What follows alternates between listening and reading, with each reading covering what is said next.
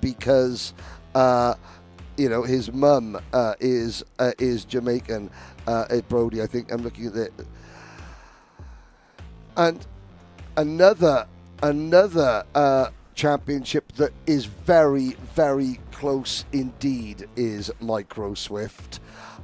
It's not about two drivers, but really it is about two drivers. There's one of them. That's Lennox Lockhart. The other, Slate Harrell. How did we get to this point? Let's find out.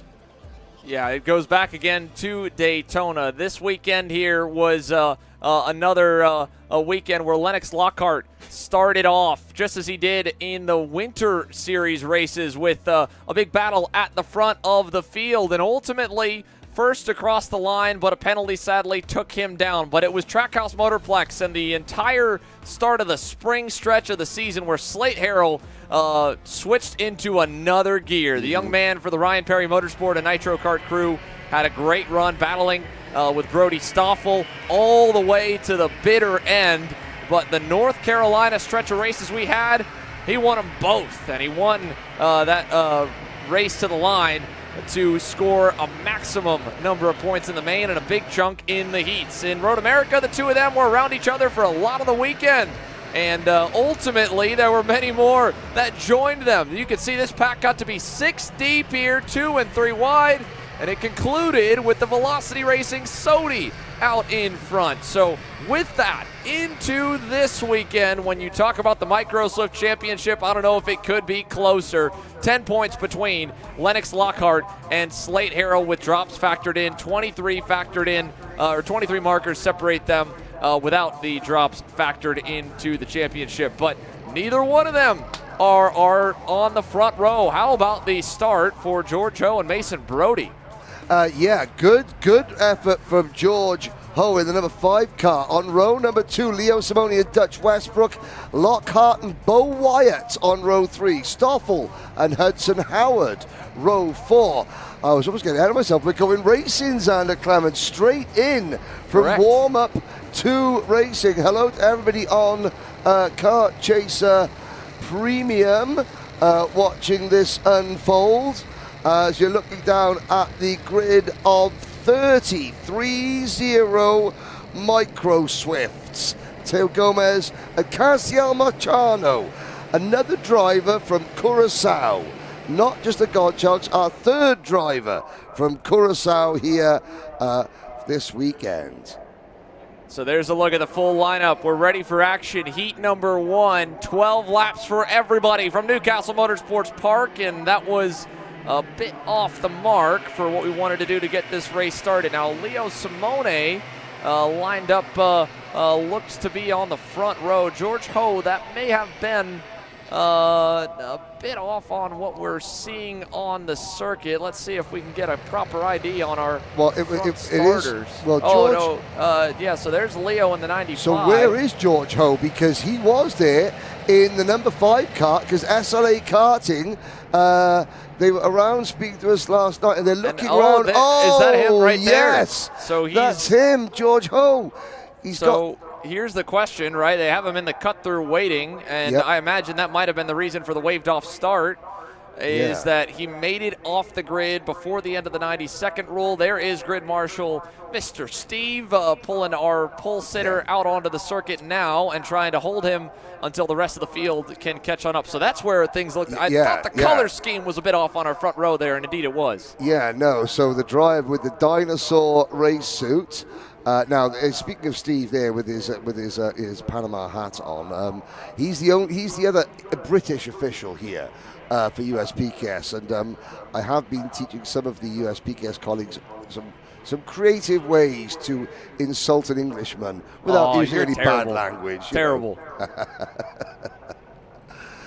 Now, they've thrown the red flag, so George Ho, again, the whole SLA karting team have got Dalton Haynes coaching them this weekend, but Haley Donaldson is down the pits. What can you tell us about the problems with George Ho's go-kart, Haley?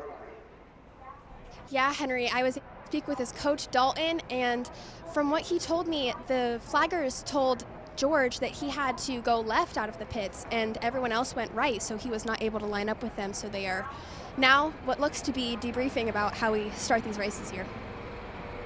Well, a little miscommunication off the bit. Normally you try to follow the leader, but when the front row goes different directions, that gets everyone a bit confused. So there is Steve with hand signaling everyone saying, hey, everybody goes this way and not that way. Judging by that, Steve, it looked like George got it right and everyone else got it wrong, because he wasn't talking to George, he was talking to everyone else. There is our sort of a last-minute entry for the Paralympic team.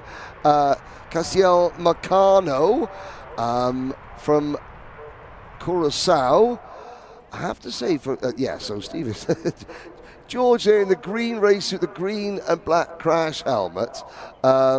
He's probably sort of thinking, I was listening, I wasn't I? I was. So now they're going to be told to, ease down and wait.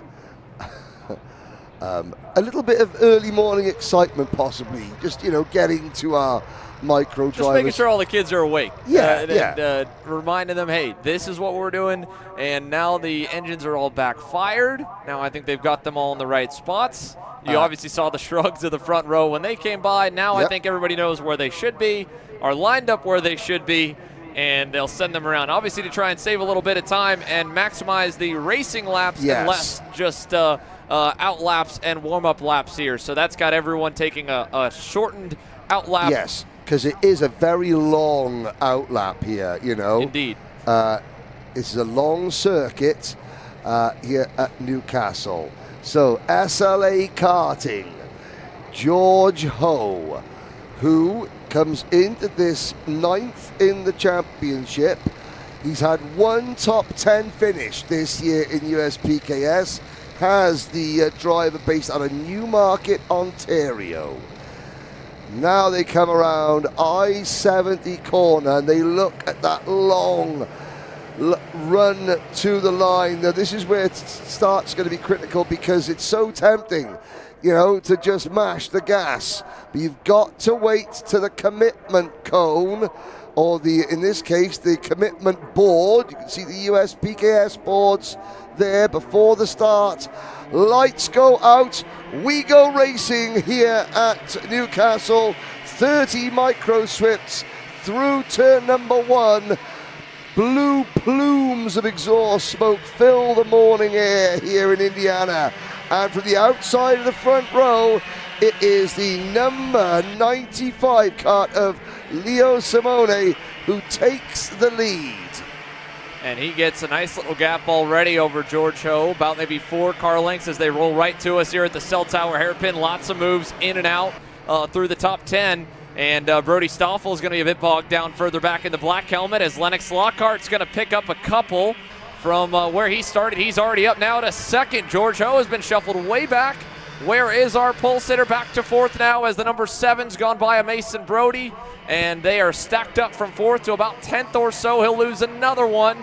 And the pole sitter now drops back behind Dutch Westbrook there in the 33. And I think that might be, it's a bit understandable. First major pole position can be a little bit tentative. The track's cold, and of course, you've had that issue, with the sort of the rolling lap that never was. Now George has got to get into his rhythm, get his head down, just hook up with a couple of the drivers. He's been forced off his preferred line around the opening lap. Now that the lead group have gone single file, he can settle into his rhythm. Is he a potential winner? Well, of course he is. Is he a likely winner?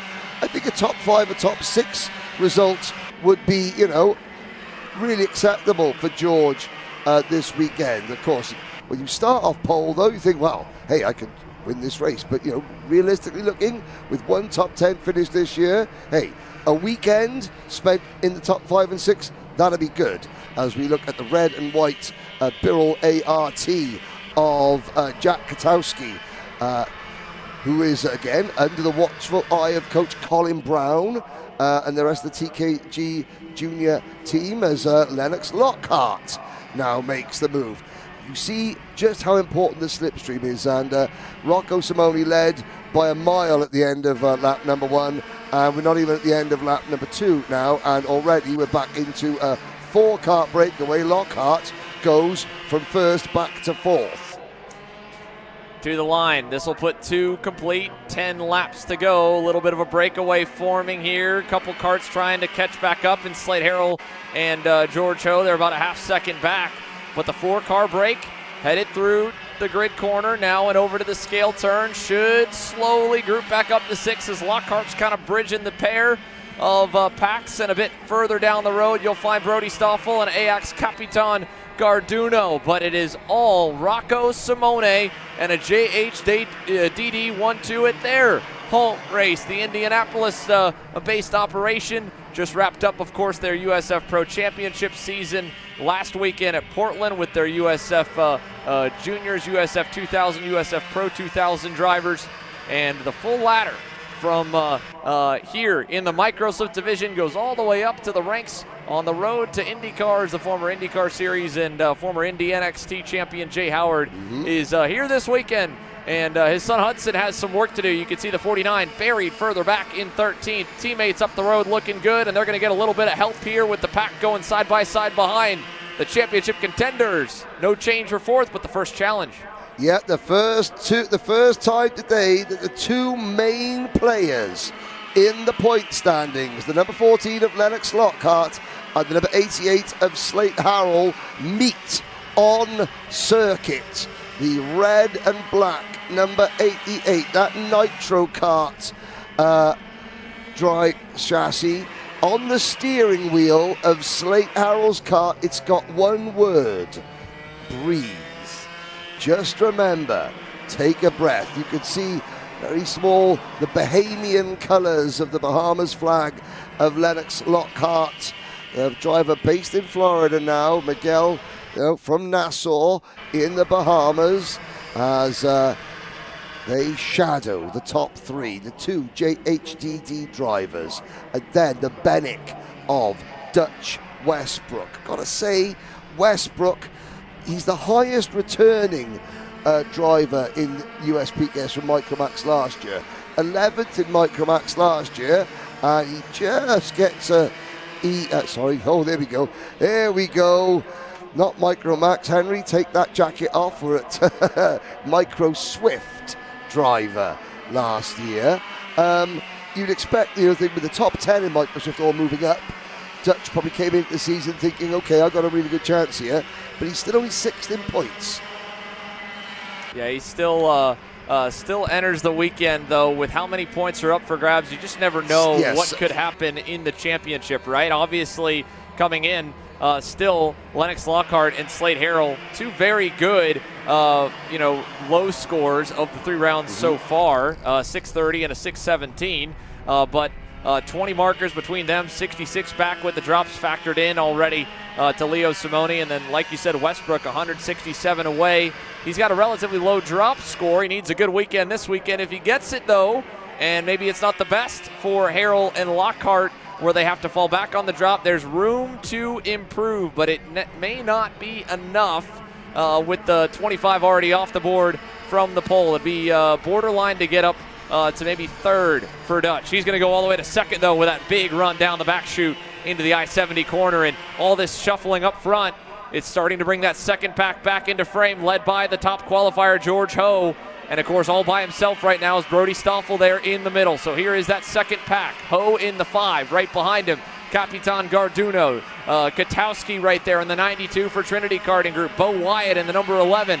That's the blue, white, and orange Bennick machine. Then it is, of course, Alvaro Medeiros and Hudson Howard at the back of the train, who just, by the way, set the fastest lap of the session, 72.752 for the number 49. Let's see if he can get another spot here. He'll go for it in the cell tower, as will Katowski. Both of them going to make the move stick.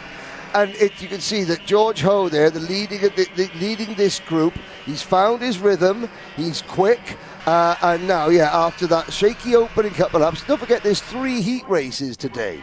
There's an awful lot of racing. So, George, he now knows how aggressive he has to be at the start, and maybe how caution doesn't always favour the brave at the start, but he is quick. And there is time, half distance here. Lockhart leads Westbrook leads Simone and Harrell. Two flags cross flags in the air to signal the halfway point there from our start line official. Through these first series of 90-degree corners at turns 1 and 2 as Harrell slots up into third position, now past the Tech Barn and Scale Corner, over the little crest, down the hill towards turn 5, a real technical part of the circuit, and there is Bo Wyatt and Ajax Capitan Garduno going side by side for 8th position. George Ho's now slipped back to the back of this group. Katowski tried to pull away. Still side by side as we head through turns 10 and 11 up to Green Corner. And there's the green roof on the Marshall post there. Lots of undulations here as well, Xander, which makes it a very entertaining track to both drive and watch. Oh, and that was almost big. Two of the Orsalon drivers coming together. Alvaro Medeiros spun around. George Ho was caught up in that. The other one would have been Ajax Capitan Garduno. Talk about the level of grip here at the circuit. That was almost, a grip up roll. It was. My goodness. Wow. A big moment that's now just completely exploded what was looming to be a 10-car group up front. And now what will that do to the leaders? It doesn't seem like it's changed their mentality at all. They're still battling it out. Lennox Lockhart now to the lead with Slate Harrell to second. And Simone now to third as Dutch Westbrook goes from second back to fourth here in that middle sector. Yes, and then behind, obviously, Katowski getting away from that incident. He's up to 7th. Wyatt is now 8th. Howard, who was 13th when we picked him up, by avoiding that. Let's have a look at the Shop 8KR replay on the right-hand side of the screen. It was Ho on the outside and the two Orsalon carts in the centre. Capitan Garduno, they're sort of getting, hooked into George Ho, and he was the cart that almost went over. He actually continued with the least time lost, Capitan Garduno, as we look at the top 4. Then you've got Stoffel and Brody 5th and 6th. A gap back to Katowski, Wyatt and Howard, the remnants of that second battle pack that we were watching. Caden Cladera for Velocity Racing now moves into 10th position, quite a ways back. And just looking at some of the other battles, we've got the inter-family battle, the Schiavos. Lanny and Lanny's sister, Liani and Liani's sister, Franco, and then brother. Liani's the girl. Yeah, Franco's the brother, Lani's the sister. Yes. They're locked together. Franco is 21st. Liani is, she just dropped to 27th. They were nose to tail. And in their race bio, they said, our surname's pronounced Schiavo. I want to beat my sister. My surname's pronounced Schiavo. I want to beat my brother. That was all they said, the TW Rate Kart Simulator sponsored duo. The two of them this weekend getting a little bit of help from the Orioli Kart Performance Group. So let's see if they can turn that speed up a notch and maybe take advantage of all the spread now across the board. You can see how big the gaps have grown off of some of the opening lap moments. Middle part of the race, really. We were already up to about lap 5 when things got crazy. And they might get crazy again up front if the battling continues. Now Lockhart back around Slay Harrell. These two know every point matters. 100 points up for the grabs here to win every single heat race, and a 5-point differential through the top 5. And again, when they're factored in to be only 4 points apart with drops, and both of them still have room to improve on their low score, that could make a huge difference, especially with how good they're running already. As they run, this will be a 90-point score for Lockhart, 85 for Harrell, so that would bolster the margin if that continued and they stayed inside the top 4, top 3 spots through the rest of the weekend. But again, that's top 3, top 4. They want the win. Here's the run to the double sticks. 2 to go. Rocco Simone in the 95 leads us down to turn 1. Yep, with Westbrook and Lockhart in his wheel tracks. You will hear us talk a little bit about tactics and points tactics in some of the other classes. Not so in Micro Swift. Every position, every point counts. So these youngsters, they won't be thinking tactically at all. They're just thinking, have to beat my rival. As long as I finish in front of my rival, that's good. There is Lockhart, Cell Tower Bend with a move. Westbrook tries the crossover. Harrell slots into line. Still plenty of, sounds strange to say it, with a lap and a half to go. That's plenty of time here at Newcastle in Micro Swift. Simone suddenly finds himself the 5-kart lead. Lockhart, 5-kart length lead. Lockhart back to P2 at Scoreboard Bend. Westbrook drafting with him, and they draft all the way up. In fact, what a draft! What a lunge from Lennox Lockhart there. Perfectly illustrated the power of the slipstream here at Newcastle. White flag, Lockhart leads.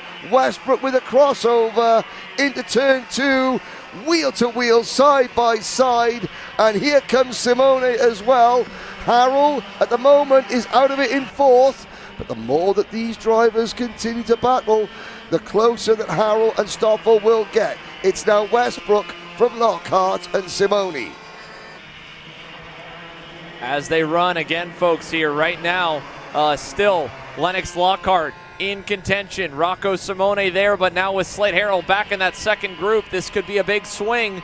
You still never know what else could happen on this final lap. Plenty of time left as Dutch Westbrook takes us out of the green corner into the scoreboard for the final time. First heat race of the day, and a big move down the inside. Lennox Lockhart goes to the lead in the 14. 2 big straightaways remain. Yeah, did he go too soon? Has he sacrificed top end speed here at the end of this straight? You can see Westbrook now goes the over-under. The crossover is on. It's going to be a drag race to the line. Lockhart, the 14, and we can get 3 wide. Big run for Rocco Simone. Will it be enough? It will. What a slingshot move. Rocco Simone gets by both of them to the line in the long 1,000-foot plus stretch from turn 16 to the timing loop. 23 thousandths of a second, and barely Dutch Westbrook hangs on over Lockhart, and that's another 5-point swing back. So Lockhart ends up with 90 provisionally, Harrell with 85. This championship fight, it will continue, and it stays close as ever with Heat 1 in the books for the youngest superstars of the US Pro Kart Series.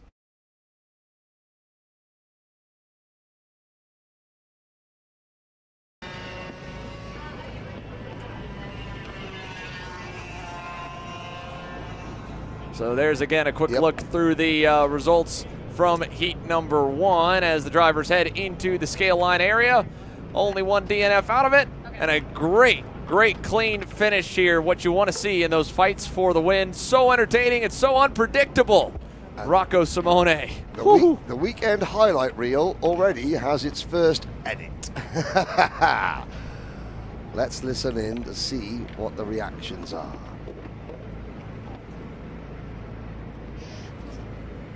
Leo, what an incredible race from you. Those last couple laps were just insane. Walk us through what that looked like from your perspective. Yeah, at the start I was leading. I got pushed by my teammate, but we couldn't really get away because the draft is really good. And then I saw Lennox, and then they all overtook, and Slate wanted to move on Dutch, so I followed through, and then I just kept on passing to the lead, and then the final lap. Dutch got a little bit of a gap, and then so I pushed Lennox to try to get to Dutch so we could win a race. That was a great first heat from you, but we've got 2 more today. What are you thinking about going into those next ones with tire management? That one obviously took a lot on. Yeah, I think if the track gets hotter, I think we might go up a little. But if the track stayed the same, we might just stay the same or go a little shorter on the tire pressures. Thank you. You're welcome. Just like that, one race to the next here as the micros quickly cleared the circuit. KA Junior Heat number 1 for 2 of the 4 groups underway. Travis Pettit off to the early lead right here as Isaac Malcutt follows him closely, and a little gap back to Nate Golseth there in the RPM Tony Kart in 3rd, right behind Alexander Vanchev. And then in 5th off a good start as well was that indeed Katowski, Big Bro Katowski here in Nico from 3rd on the grid, P5. And he might be able to get 4th as Vanchev is already on the hunt to the inside for 3rd. And Nate Golseth's going to let him go. Yeah, indeed. You had Ethan Sky Manjencic, Christopher Utsi, Nate Dupuis, Isaac Payne, Drew Jensen with the rest of the top 10 in this particular grid. Watch out for John Antonino, only 12th of the grid, and Max Christea. They'll be making their way up from the rear of the field. Well, not the rear of the field, but the mid-pack in what is in total 48 KA100 juniors here this weekend. It's hard to believe that over the 4 rounds we've had nearly 100 different KA100 junior drivers contest at least one round. We talked about John Antonino moving up. He's already up into P6 ahead of Nate Dupuis as Hurricane Trav continues to lead, but only by a whisker over Little Sizzle. Isaac Malcutt, Alex Vanchev, P3. Nate Golseth, Nico Katowski in what is 5th position. But how long Nico remains in 5th position with Antonino on the prowl behind him remains to be seen. And we've got a lead group of 8 in the draft. Back to that black and deep blue Rocket Racing Company machine, the number 852 of Ethan Sky Manjencic. So 2 laps complete here, 10 laps to go, and yes, indeed, Ethan Sky just a bit back here, but already closing up to the end of that group with a gap back from him now to Drew Jensen. Let's see what happens here in the front of the pack of it as now Dupuis gets fed a little bit there from Christopher Utsi on the 833, the privateer Tony Kart driver. In the middle of it, getting a great bird's eye view of this move by John Antonino. And Buddy tries to make it stick as they roll through 11 over to 12. It looks like he'll complete it here. Let's see if Golseth can hang on. And the Nathans make contact, and off goes Golseth. He'll lose a couple now as we go back up front with more changes. Here's Vanchev continuing the march forward. That's 2nd now for the 806. Now, can these 3 capitalize on that little bit of a brush between Golseth and Dupuis coming out of scoreboard turn and pull away? Katowski all on his own in 4th. There's Dupuis. Chris Utsi, privateer driver, running just out of one of the garages here at Newcastle with Jimmy Simpson helping him this weekend. A really strong performance, one of the very few privateers in the class. In fact, one of the very few privateers here, full stop. There are several in each division, and we'll try and highlight some of the guys and the girls here, just out here doing it, with a trailer, an easy up awning, a barbecue, couple of chairs, and plenty of sunshine. And again, I should know it's not Christopher Utsi, it's Christopher Yahtzee, because I led you off the cliff with that one. It's a great. It's, as long as you don't call him Kevin, that's okay. But Yahtzee, that great dice game. One off. Brandon Saraki. Yeah, the 809 Franklin Motorsports machine, deep in the grass here. And while we haven't gotten any inclement weather and don't really have plans to this weekend, there was definitely some storms that have rolled through this Midwest summer. And unfortunately, that took him quite a bit to get back onto the circuit. He'll continue, it looks like, with the leaders still this far away from that section of the circuit. But mark him probably all the way at the bottom of the pylon, minus any DNFs for the 809. Yeah, and looking at I think 21 drivers in this race. I think we're up to, he's down in, 24. Already, sadly, we've lost Mason Ward, one of the top Kart USA drivers of the race. Saraki will be there in 23rd position. Meanwhile, up at the front, the 3 leaders, Pettit, Vanchev and Malcutt. with Katowski, and Katowski in fourth position. Rather than reeling these three in, he has been reeled in by the chasing pack as Vanchev to the lead at I-70 turn. Will Pettit try and repass him, or will he say, okay, I'm going to push instead? It looks like he's going to continue to push as they go through turn number one. I gotta say, I really like these first four fast flowing 90-degree corners. You go left, left, right, and then left at at scale corner. Opportunities to overtake are there, but only for the brave. You can do it though. You can see quite a bit in the grid corner, especially a little less so maybe in the others, and obviously a big one right here in the cell tower. And sadly, Yahtzee is going to be shuffled to the outside, and he'll lose 4 as Nathan Dupuis goes by along with Antonino, Nico Katowski, and Manjenchik there. Now closing back up to the back of this group is Max Christia on the Jay Howard driver development Kart Republic. The 839 starting to make some noise here in heat number 1. Yeah, the 839, Max Christia, what a season he had. Started out by breaking his arm skiing, came back out of the car after being out of the car for a long time as the cross flags go in the air, and Isaac Malkut takes the lead. Christia, came back, won at Trackhouse. Then his family are Romanian, so the Beta C family in Romania hasn't been in the kart for 2 months up until this weekend. So it's been a season of, injury, victory, time away, and now back here. Here's a look at the live standings before dropped scores are taken into account. Pettit would be 127 points ahead of Max Weiland, who's not in this race. He's in the next group, and now he's got drops accounted for. So sorry, I'm getting rid of producer Riley Can, the man on the buttons, and he's got everything up to date. So Weiland isn't in this race. He's in the Group B, the Group and C with the and drops D. being factored in, right, this isn't going to necessarily change too much yet. No, not this yet. will potentially begin to shift as the day goes on, and also it's going to be a bit skewed right now on that gap because, again, Weiland hasn't scored any points. Yep. We're assuming, of course, that they're all going to do better in the finale than what they will coming into the weekend. We'll keep tabs on it all as we roll through the day. Big move to the inside now in that second group, really the third group as they've kind of split apart. Katowski and Christia going through. Now Christia trying in that grid corner, wasn't quite there, had to bail out, and that'll only increase the margin up to Nate Dogg and John Antonino as now Manjenchik feels the pressure from Yahtzee and begins to duke it out with him here with 4.5 to go. Big over-under through the horseshoe. Won't quite get it done, and indeed he will, though, at the end. And a big off for Manjenchik as he rejoins right in the middle of the cell tower with all kinds of karts going every which way. I was about to say it's a big weekend for Ethan Sky Manjenchik and entire the Manjenchik family. But they've Ethan's mum is from Sunderland in the United Kingdom.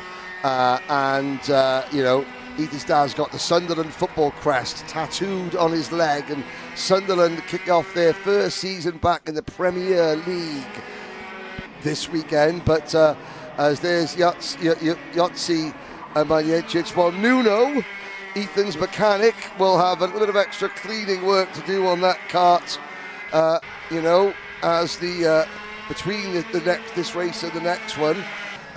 But the whole Rocket Racing Company program has really stepped up this weekend. Alan Isambard part of that, but also Alessandro Di Tullio behind the wheel. But he's been working ADT with the team a lot this year. As Vanchev at Cell Tower Corner puts a move on Hurricane Trav for second place.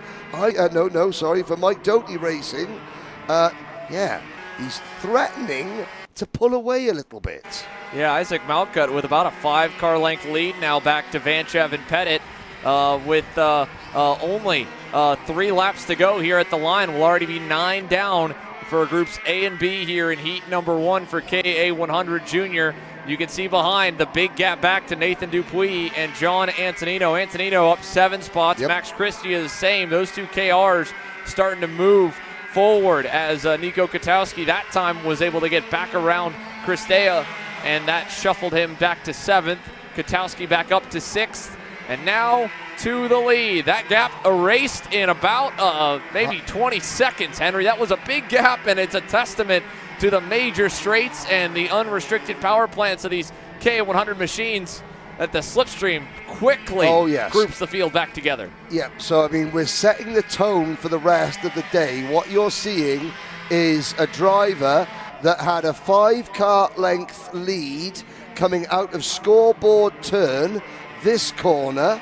By the end of the run out of scale corner, in half a lap, was not only had his lead eroded, but was no longer in the lead.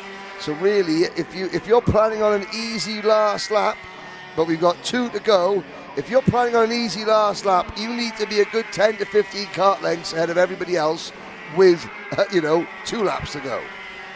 That's right. You've got to get well out in front of the gap and hope that the 2 behind aren't going to work together as well, because 2 karts pushing will just watch those RPMs skyrocket and the speed as well. Vanchev now at the front of the group here with a lap and 3/4 to go.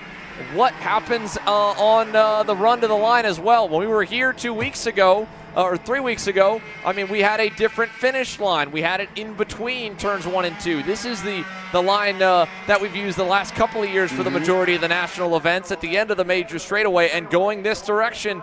We obviously saw it already in that Microsoft Heat race. It's a long run to the line. Do you want to be leading into the final lap? Are you okay in second? Where do you want to be if there's 3 of them? Right now, Vanchev obviously wants to keep it out front. He'll cover low. Pettit will cross up Malkut. That'll put them side by side. And here we go towards the white flag from Porter at the line. 1 lap to go. Big move outside, inside, looking every which way for Pettit. It's going to get him out of shape and leave him vulnerable. He'll go back to 3rd. Yeah, Pettit tried to sell Vanchev the dummy. Vanchev was wise to it. Malkut capitalized. So we've had 1 race so far today, 1 3-kart drag race to the line. In Micro Swift, it was the driver that came out of the last corner in 3rd place that crossed the line first. Bear that in mind. Now, if you're Travis Pettit, you know Malkut will try and go in deep into the final corner. Vanchev will have to try and defend.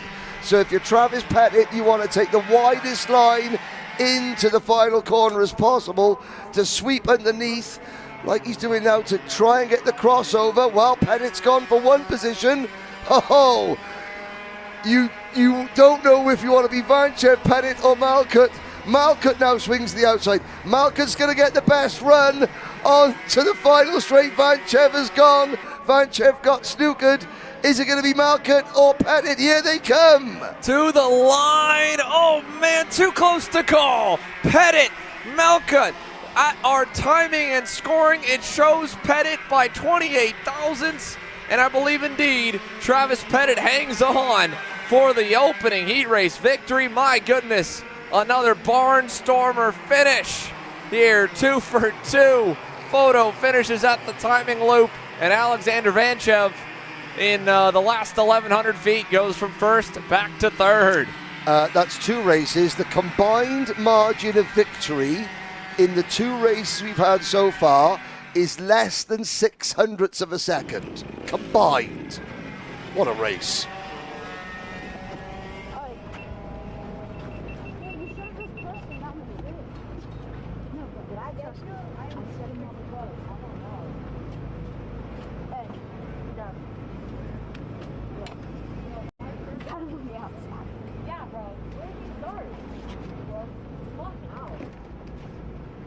Why did everybody just go to the inside?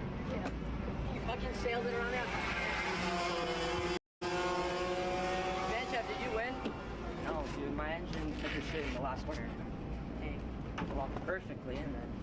Bro, we could have stayed with you in a battle for like 2 laps. Yeah, Kitowski and Wolfsack. Yeah, they were fighting. Because we were there, and then we got through them, and then by the time we got through them, they were gone. Yeah. Travis, what an incredible first heat out of you. That was what a drive, honestly. That was a really great battle between you guys. You were able to keep it clean. But speaking of the championship, whenever you're out there driving like that, fighting for the win, what are you guys thinking about? Yeah, I mean, just pulling away and making a 3-kart battle, and just keeping it smart and clean. So yeah, so we don't fall back and we just all stay ahead. What are your thoughts on the track today in comparison to what it was yesterday? Yeah, today definitely is not as grippy as it was yesterday, but I think the track will develop and get more grippy. So yeah. Thank you, Travis. Thank you. There was one half of the K100 Juniors. Now we're on to group number 2. This is groups C and D getting ready to roll. And unfortunately, it looks like, again, a bit of confusion on which way we were supposed to leave the grid. Yeah, it seems as though Julian Rivera and Braden Wagner, there's Rivera in the 824, and there is Wagner at the 894. No. There's Grayson Knoll spinning backwards, getting caught out. I'm going to quote our esteemed NASCAR driver. They zagged when they should have zigged, or they zigged when they should have zagged. Cletus McFarland. So Rivera and Wagner came out of the pit, of the W grid and zigged. Everyone else zagged. And as a result, we're probably going to have another quick stoppage, or maybe not, but our grid marshal is going to give them a stern talking to. Yeah, I think the next group here are KA seniors. Hopefully they've at least seen enough of which way they want them to go to minimize the outlap. Here's a look at what happened to Grayson Knoll as everybody was warming the tires, realizing they had more time, and he kind of got caught off guard, still side by side with the driver he was lined up next to, and that would have been potentially Luca Cariotti in the 802. But it looks like Grayson's gotten himself back into form. Looks like everybody else is as well. K Junior, Heat 1, Group C and D. We're green.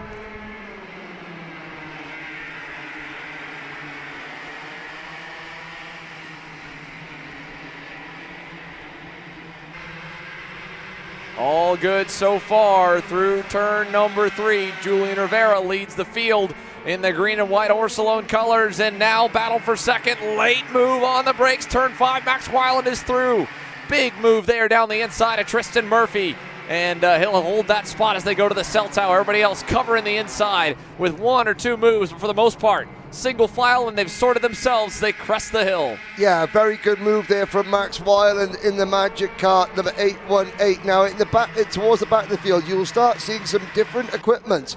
AJ Stoner in 14th place on the grid. You'll see a kart with lots of pink and purple and yellow stripes on it. That's the new gen motorsport team running the Haas chassis.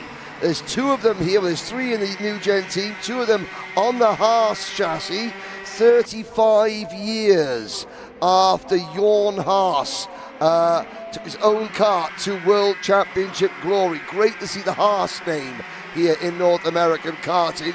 The Magic Kart name is also very prevalent now because Weiland leads this race from the second place kart. Now that's Murphy second, Valentino Santillon, Rivera and Lucas Palacio in the top 5.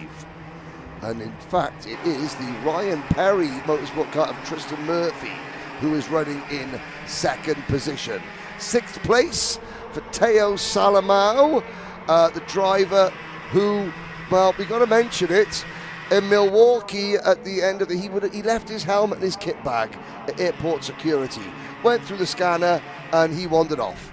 And luckily, yours truly was about 10 people behind him, and I was able to find Teo Salamao and ask him, is he missing something? And yes, airport security reunited Teo with his helmet and kit bag, and he goes, this always happens, I always do this. I'm like, Teo, luckily you're a quick driver, because otherwise you'd be a right muppet. And behind him, he's going to get a little more of a gift as well to follow up your bag there, Henry, as we see Max Christia's teammate on the JHDD KR, Lucas Palacio, going back and forth with Valentino Santillon. That's going to split the packs up for the moment. back them up to Braden Wagner and as well the Techno Kart of Dromalev, but already Salamao is going to bring him close with another move for him. Now the Orsilon machines go to second and third. Julian Rivera still pushing on Max Weiland. Did he go? Yes, he did. Green corner, new leader. And the 824 is back to the point as they roll to the infield. Yeah, the Condor from Ecuador, Julian Rivera, has the lead of this race. The lead pack now extends to 4, 6, 8 drivers. At the back of that lead group is the Techno Kart USA machine of Asen Dramaliev. Again, driver speaking a lot to his family. Asen, he's got that bright chrome silver crash helmet on. He designed that himself. It's half Bulgarian colours and then half Syrian colours. His mum watching at home from Syria. So he's got the chrome top, and then on the one side you can see the black, the black and the white with the green stars on it from Syria, and then you've got the red, the white, and the green from Bulgaria on the other side. And I've got to say, the Techno Kart team that, you know, Michael Supka, Laurentiu Mardan, Asen Dramaliev, the families are all there around. They've got a little enclave, you know, doing the cooking as the Orsilon Racing leaders change positions. Salamao said, you know, he can be forgiven for forgetting his kit bag once in a while because he makes up for it with his speed on the circuit. He passes Riviera. There's Palacio in third from Murphy, then Santillon in the Paralin kart. Again, Valentino Santillon in the number 878 machine. There's another Orsilon Racing kart. That looks like it is Juan Paramo trying to join the lead battle. So Orsilon have come out swinging this morning. They were here late last night continuing to work on the go-karts, and then obviously with the 8:30 a.m. warm-up, that's an early wake-up call to back that up, but it seems like the team's got the chassis rolling pretty well. Any other big movers or notables so far? Nothing too crazy. Nope. But indeed, OR 1-2. Yeah, I was looking there. So there's Ituraga and Popescu. Hector Ituraga, I think it is. There's two Ituraga brothers racing. And Luca Popescu didn't go out for RPG. Now, I haven't seen any incidents. I'm wondering if they got the groups mixed up and maybe missed the gate or something like that. We are rolling them very fast here. It just strikes me as being unusual that two RPG karts out very early on with no reason why. And to be fair, I mean, as quick as everything's rolling with how many laps there are in the sessions, I mean, we're right bang on time, if not a couple minutes even behind right now. The K100 seniors are on grid, groups A and B, that is. They were slated to roll here 2 minutes ago, so, you know, it's not like the session rolled early by any means. No, it's just strange, you know. Yeah. Maybe the same issue afflicting, and of course that would be a worry if there is, say you get it sometimes, a faulty batch of components that the team have all got, or maybe it was just a slight miscalculation. If it was, it just goes to prove it can happen to anyone, even the best of us, as we rattle through these races. Now there's an RPG kart that is well and truly in this race. Braden Wagner running in P6 at the moment, but good work from Salamao and Rivera.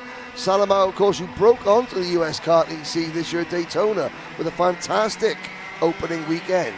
Indeed. He ran a couple of events as well in the winter stretch in January and February. Yep. Impressed there, but Daytona was another step forward. He was the only driver across both categories that seemed like could go toe-to-toe any given session with Alexander Vanchev. And when the main events rolled around, Teo went to an even higher level of performance, and he was exceptional in both categories. It's put him, of course, then through the rest of the year riding a big wave of momentum that's been maybe not as high as that bar was set, but already we're setting a pretty high one with himself and his teammate pulling the gap out over the rest of groups C and D here in KA Junior. Max Weiland is doing everything he can back there in that second group to try and lead him up.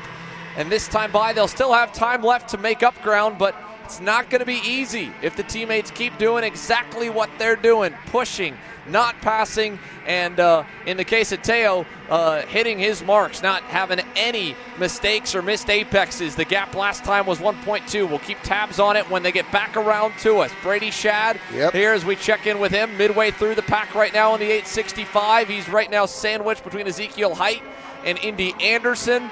That's all one kind of congested group, maybe 7th on to about 14th. Now Ezekiel Height from Mackinac Island, part of the anti-establishment motorsport car team, sponsored by Valiant Wealth Management. I was joking. I was like, yeah, we can advise you if in motorsport, how do you want to manage your wealth? Well, you put it all in karting and watch it disappear. And he is in front of that impressive, the Haas machine of the number 814, AJ Stoner. They've got that, they're the new gen motorsport team, but they got old school numbers, like the old digital alarm clock numbers that we remember when you were a kid in school. But again, good to see the Haas name out here at the US Pro Kart Series. There is the 847 just flashing through a screen. Edgar Rodriguez. 10th at the moment. Chatting with Edgar, he had a meeting. He's part of the Escuderia Telmex, a Mexican young driver academy. There he is. He's got Telcel on the front of his kart there. But Edgar was saying that he had a meeting last month with a certain Carlos Slim about, getting a part of that academy and investing in his career. So, good to see Edgar up there in the top 10. Update on Luca Popescu. He will be a scratch this weekend. Just got a note from Mr. Mike Rawlinson himself. Unfortunately, could not make it out to join us for the U.S. Pro Kart Series Indiana Grand Prix. So we're down 1. So 22 provisionally on the list for this group, if all else is correct. Sending our best wishes to Luca Popescu. Hope to see him at the racetrack once again very soon. Hopefully he's and I'm sure that his RPG contingent are missing him, and hopefully he's being able to check in throughout the weekend with how the rest of his teammates are doing. Braden Wagner's still sitting nicely in 6th. We're checking in now here with Tristan Murphy. This is the 811. Ahead of him right there in the blue helmet and the white, red, and black Paralin machine is Valentino Santian. They are pushing Max Weiland, trying to close the gap. Now they're going to trade 4th. Murphy to the inside with 3 laps to go. They had just made up a little bit. It was 1.2 and some change, down to 1.1 only barely, and with 2.5 laps to go and now being separated on a couple of these mini straights on the early part of the racetrack, it will be very tough. But at some point, Julian Rivera will want to make the long track worth it here with a good start to Saturday, being top of the Orsilon contingent in this heat race by passing Teo Salamao. So you want to stay close enough for when that happens to maybe capitalize. But as we've seen, he could wait all the way till the last straightaway, and if he does, it'd be very tough to split the duo from 1st and 2nd. And of course, pre-dropped scores, Rivera is 2nd in the point standings. Salamao, even though he had that win in Daytona, he wasn't in the top 20 in Trackhouse. Remember, he got involved in a last corner incident, I think with John Antonino maybe, that dropped him out. So Salamao's only 4th in the championship. This is going to be a really good case study. The gap is still 1.1 seconds. How much time? 2 to go.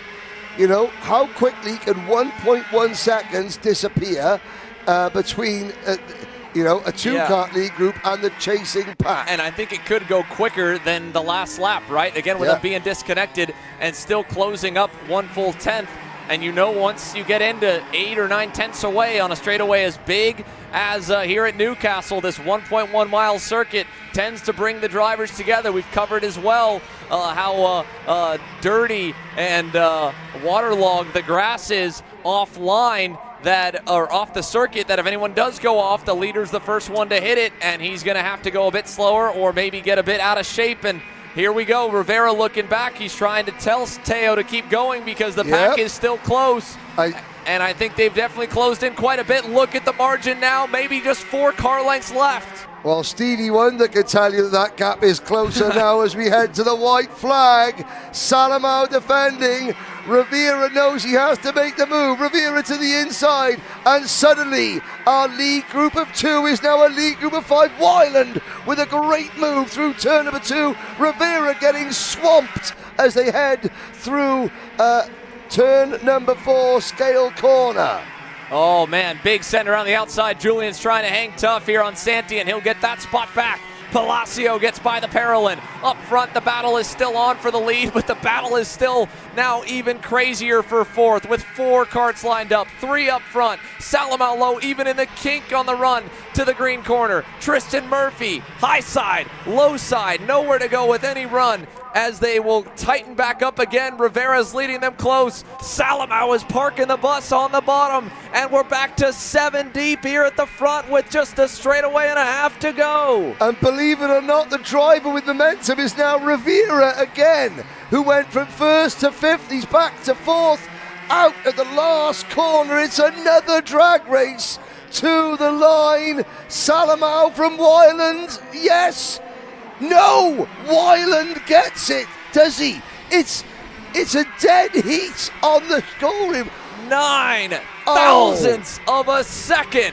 Closest one of the day. Max Wyland, Mad Max, with a furious run out of I-70 to close the gap to the leader and steal it on the final lap. What a finish to the KA Juniors C and D opening heat race. Max Wyland heads up move in turn 3 to go from 3rd to 2nd. Stayed with the pressure on Salamau afterwards, and he wins the race to the line to kick off Saturday morning.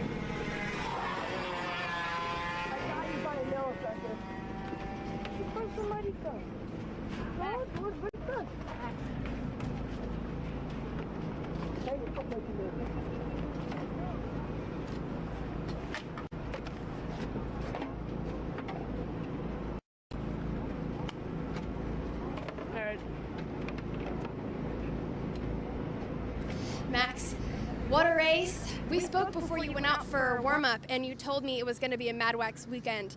Clearly this was that. Tell me about that race for you. I realized that I got shuffled back at the start, so I needed to put my head down. So I put my head down, got to 3rd. They started battling. I got to 2nd, and then they started blocking. So I followed him, trying to get a toe at the line, and I ducked, gave it everything I could at the line, and got it. Are you thinking that we're going to see more of this from you this weekend? Yes. Thank you, Max. Thank you.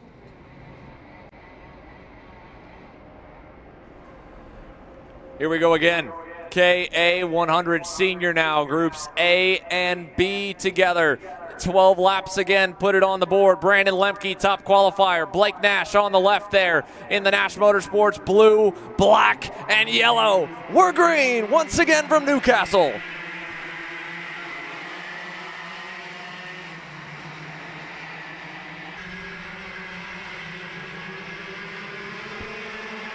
Little bit of contact through the middle of the field, but we're going to get them all in the run over to the blue corner. Brandon Lemke leads on a weekend that he needs to dominate to be able to leapfrog from 3rd in the pre-drops or in the drop standings to ahead of the BJR duo of Paulie Massimino and James Overbeck. That was a nice start for him here. Mick Gabriel able to slot up and into 2nd, and Paulie Massimino knowing that the pressure's on to at least maximize his weekend, but take points off the board from his competitors. Tries to go to 3rd, loses it a corner later, and back and forth we go here with the top 2 getting a bit more separation. ZCD on the cusp of them as well as they go to I-70. A few love taps. His teammate is there. Colin Lloyd in 6th off the jump, and Ben Gaunt fell back. It's now Quentin McPherson to 7th and up for the lead at the end of lap 1. New driver to position 1. Mick Gabriel takes over. Yep, Mick Gabriel in the number 932 AEM karting machine. Here's the chasing pack.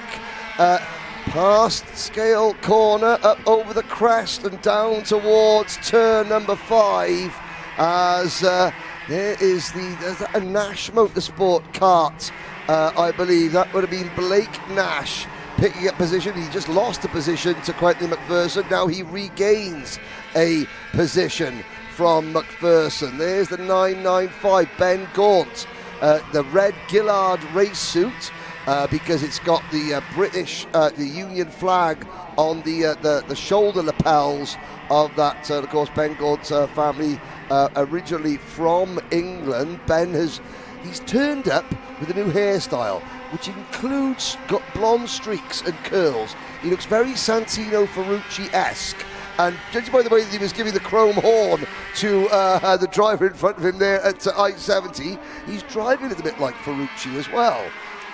Yeah, a bit aggressive, but these heat races in the opening couple of laps, as long as they are, still feel very frantic because the packs can split up by a big margin very quickly. You're already seeing that now. Eli Warren out of Louisville, Kentucky, leading this group here in the Holtz driver development colors, and you can barely even see there's karts in front of him as behind him. That was Connor Ferris trying to move on Shane Reddy. Didn't work. Now he'll cover from McPherson.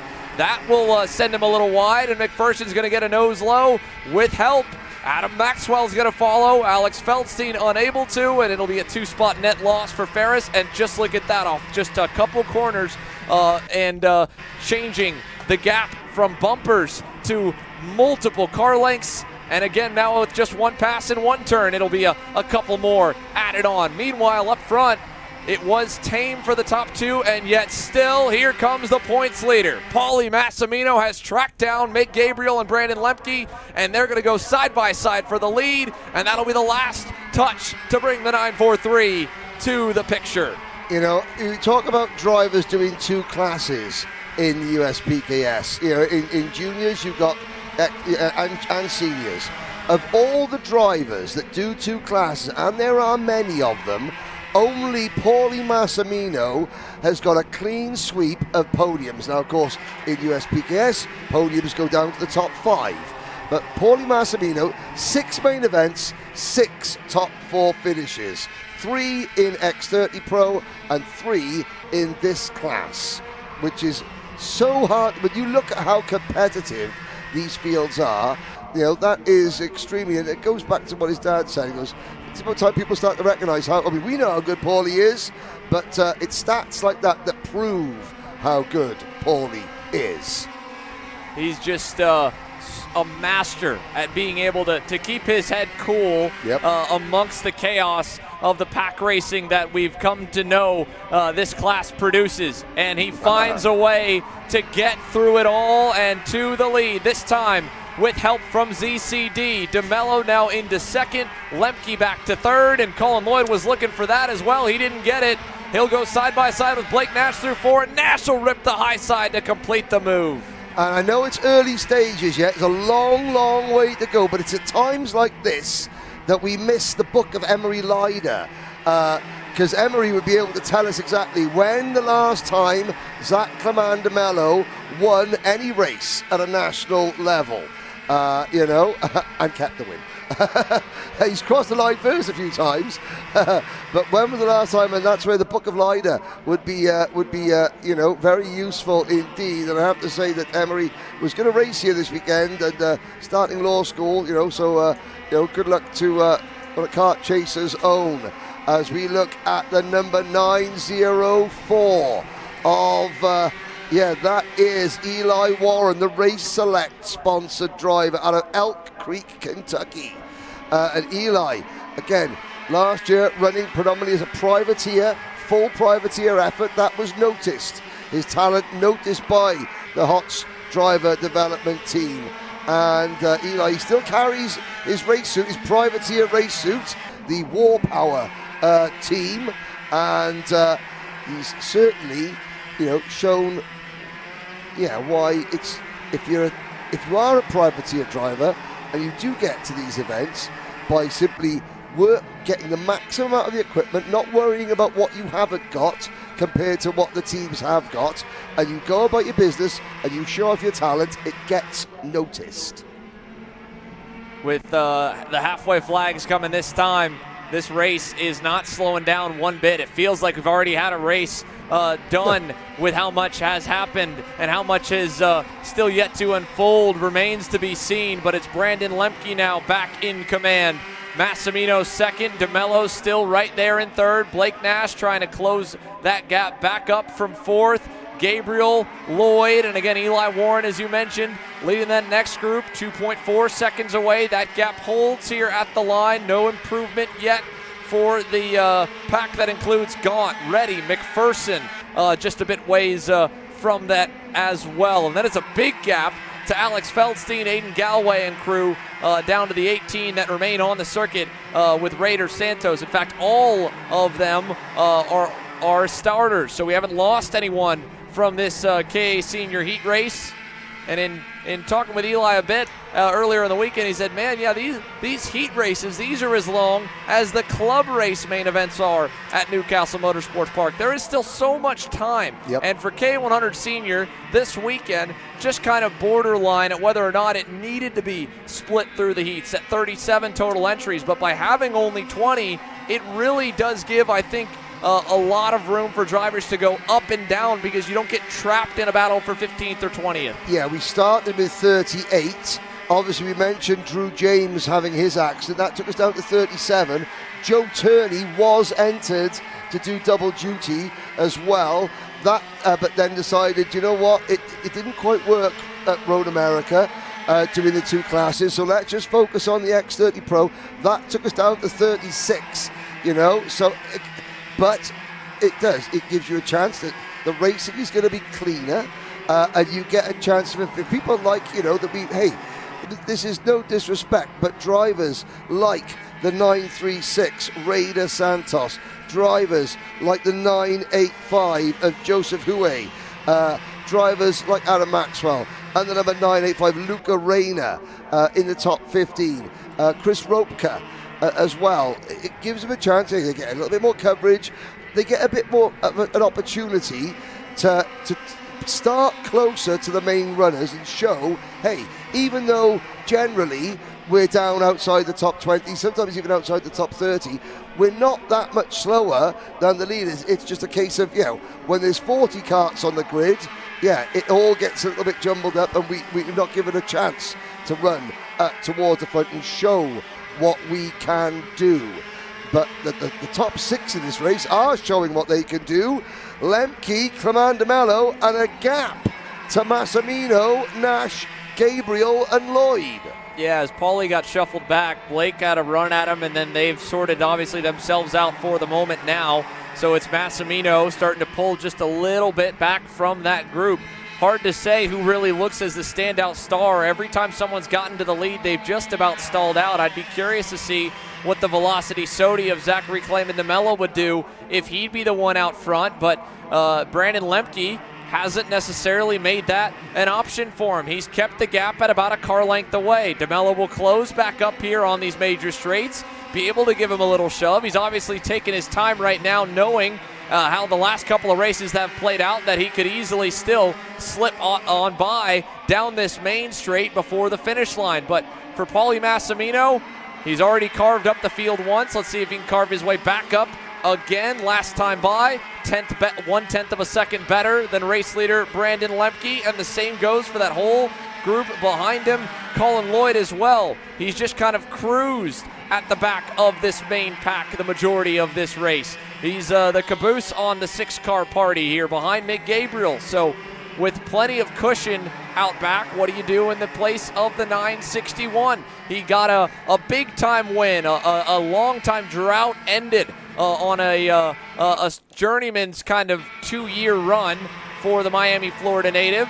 His last win before the summer stretch here in 2025, where he got the job done at Quaker City Motorsports Park with the Star Series, came 2 years prior at the SCUSA Spring Nationals in Salt Lake City, Utah. He's never won a U.S. Pro Kart Series main. That could change if he has a good run through the heats and he stays close, and I'm sure it's got to help having a teammate like Zachary Clemandomelo up at the front to continue to trade intel and data with. And now, well, DeMello's going to go all the way to the front. A move here with 2 to go to take over the lead, and now Massimino goes by Lemke, and the point swing continues. Nash with a look down low, won't quite happen. Yeah, Massimino may be thinking, okay, I think that DeMello is the danger man here. I need to be as close to him as possible. Think about, have we had a driver that has led into the final corner win a race yet? I don't think we have. Maybe we'll have to look back at this. But certainly, leading the race going into the very last corner isn't necessarily the ticket to victory lane here at the moment.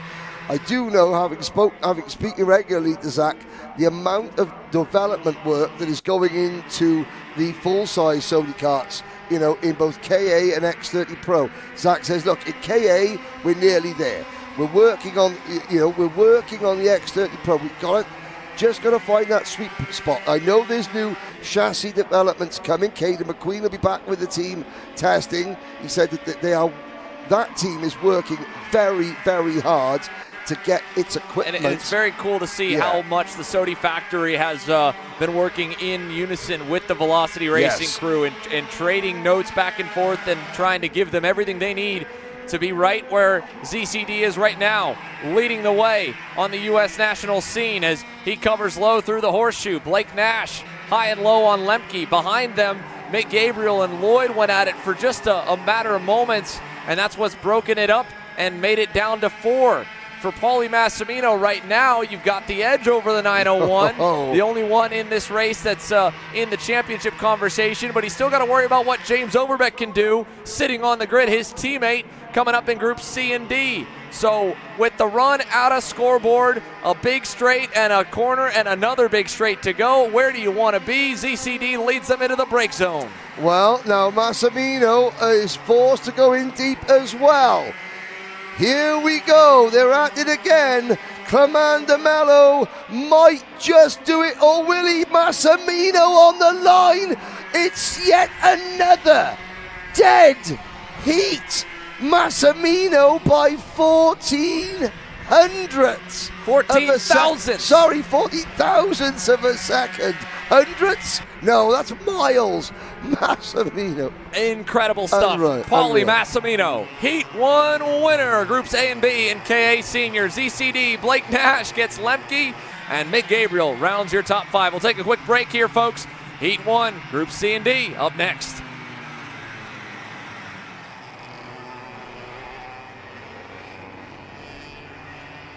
Paulie Massimino wins the Wisconsin Grand Prix. James Overbeck on start number 2 gets win number 1 in OKN Stars.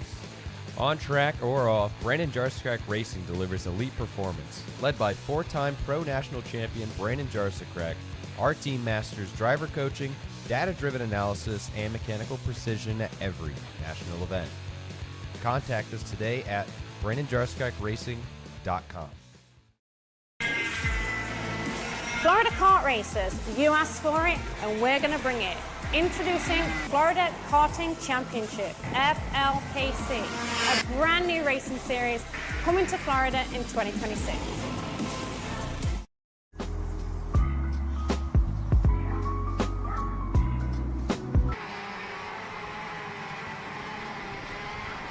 Karts onto the circuit now as we get ready for the next one. Groups C versus D for KA 100 Senior. 12 laps the distance, and let's get to it. Caleb Gaffera on the inside. Hotes Driver Development Gillard on the outside. Alan Isambard in the Rocket Racing Company LN Kart. It's time to crank it up again. 12 laps on the board for the second of the 2 opening heats for Brandon Jarsekrak Racing KA Senior. Let's do it to turn 1.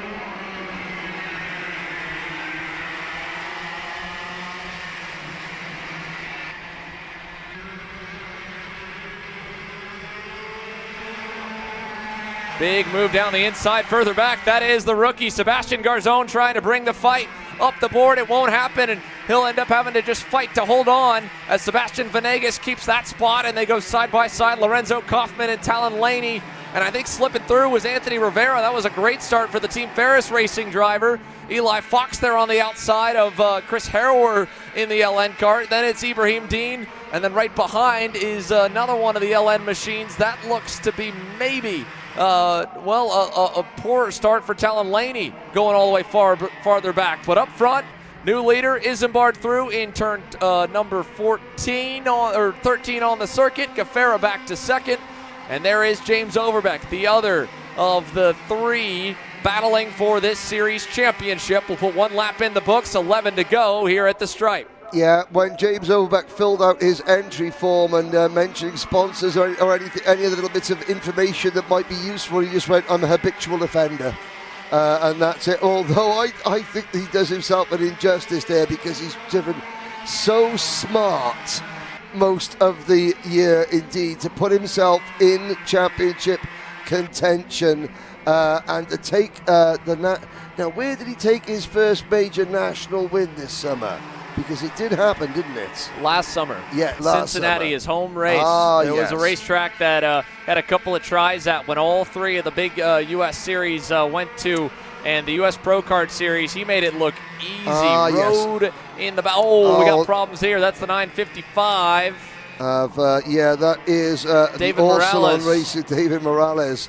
Out, yeah, and I think there's another one that was slowing further back. Not sure who else got back going, so there may have been a secondary victim here on the second lap. Alan Isambard looks like he's all good, though, obviously out front of about 6 as we put 2 down.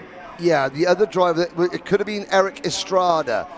There's one all plain white kart. Estrada, the third member of the new gen team, as we go side by side there with the Garzon passing Venegas. The third member of the new gen team is on a Kart Republic chassis that they bought for the Trinity Kart group. That chassis is plain white, no graphics, nothing on it. It's you go from looking very plain to looking completely unique with no graphics. But Estrada looks like he has also been involved and dropped back a little bit. As we look now at the race leader, Alan Isambard, Caleb Gaffara, James Overbeck following closely. Then Ben Cooper. Talk about, the young guns, the old guard are also refusing to lay down for the next generation. They want to prove that, nothing beats experience. Ben Cooper is living proof of that. There he is. Family man, kids, new wife and what have you, down the main straight. For Cooper, Garzon, the 5th, Venegas, Talon Laney, had a bit of a slow start, but has now come back into it again. His first major start as a senior driver. Then you have the number 925 of Anthony Rivera, Lorenzo Kaufman, only Inter-MS driver here. I was speaking to the Inter-MS team owner yesterday, saying it's okay, a quiet year, but we got lots of drivers, on stream. We're going to be coming back. We'll have more drivers, towards the end of the season, and they're looking to be back with a bang next year as well, which will be good.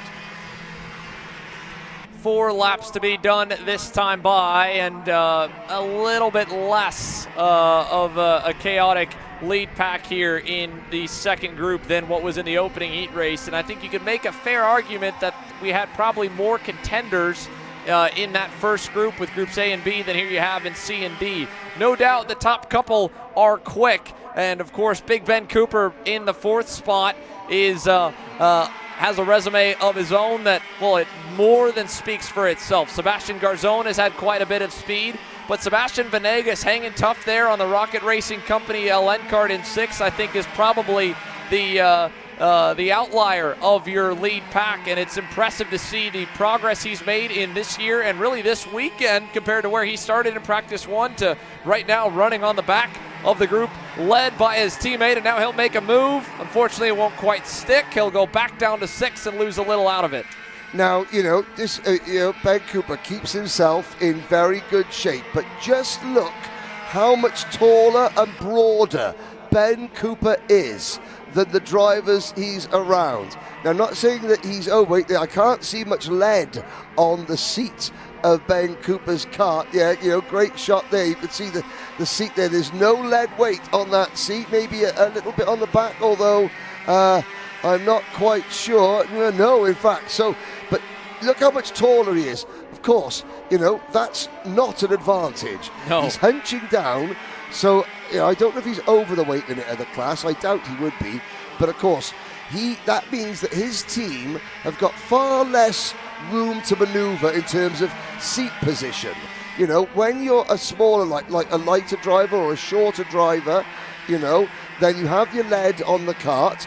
You can position that in certain areas to help the handling of the machine. And of course, coming out of slow corners, the more weight that's over the back axle, and of course there is more weight over Cooper's back axle because his seat's so far back and his butt's sitting in it. That's going to hinder you coming out of slow corners. So you have to be absolutely on the money in terms of being smooth, consistent, hitting your marks, keeping the engine rev range slightly higher so that, you're not getting bogged he's basically down. a big parachute on these major straights, and he's going to be a sitting duck if and when he's able to get to the lead of a group, and that's why he's already been swallowed in that second pack by Garzones. We got problems. Alan Isambard has an issue, hand in the air, and a slowing Rocket Racing Company driver now pulls into the infield. Heartbreak at the halfway point of Heat 1 for Groups C and D, and as he takes a look over at the motor, I would have to think at the end of the straight it would have been a broken throttle cable. It's either that. I mean, you're at the end. You're literally maximum revs. The engine is screaming. It wouldn't have been a chain that come off because you would have seen it. Look, the way he was looking down at the engine made me say that something decided to go clunk in that power unit, possibly. But also throttle cable. He certainly was able to get his hand in the air. If it was a chain that suddenly came off, that could have spun him round, but he got his hand in the air. So, but disaster for Isambard. And we were talking about how the whole Rocket Racing Company team have been on the money this weekend in terms of an upswing in performance. Yeah, disappointment there for Isambard, but he certainly does have the pace to come back from what will be a lower grid position than he would have hoped for tomorrow. And hopefully, of course, the team will get that fixed today for the next two races. Here we go then. The 925, Anthony Rivera for the Team Ferris organisation. Not got the traditional sort of, silver, black and deep blue that you used to see with the Ferris karts. He's on the Kart Republic chassis. There's Lorenzo Kaufman passing Talon Laney. For Talon, first time out as a senior. Let's learn. Yeah, we're quite quick. We've 18, top 20 in the juniors. We're moving up for the Brandon Jarza Crack team. Let's take a step back and just gain the respect a little bit of our new rivals. Show that we can, someone you can trust. You can race with us.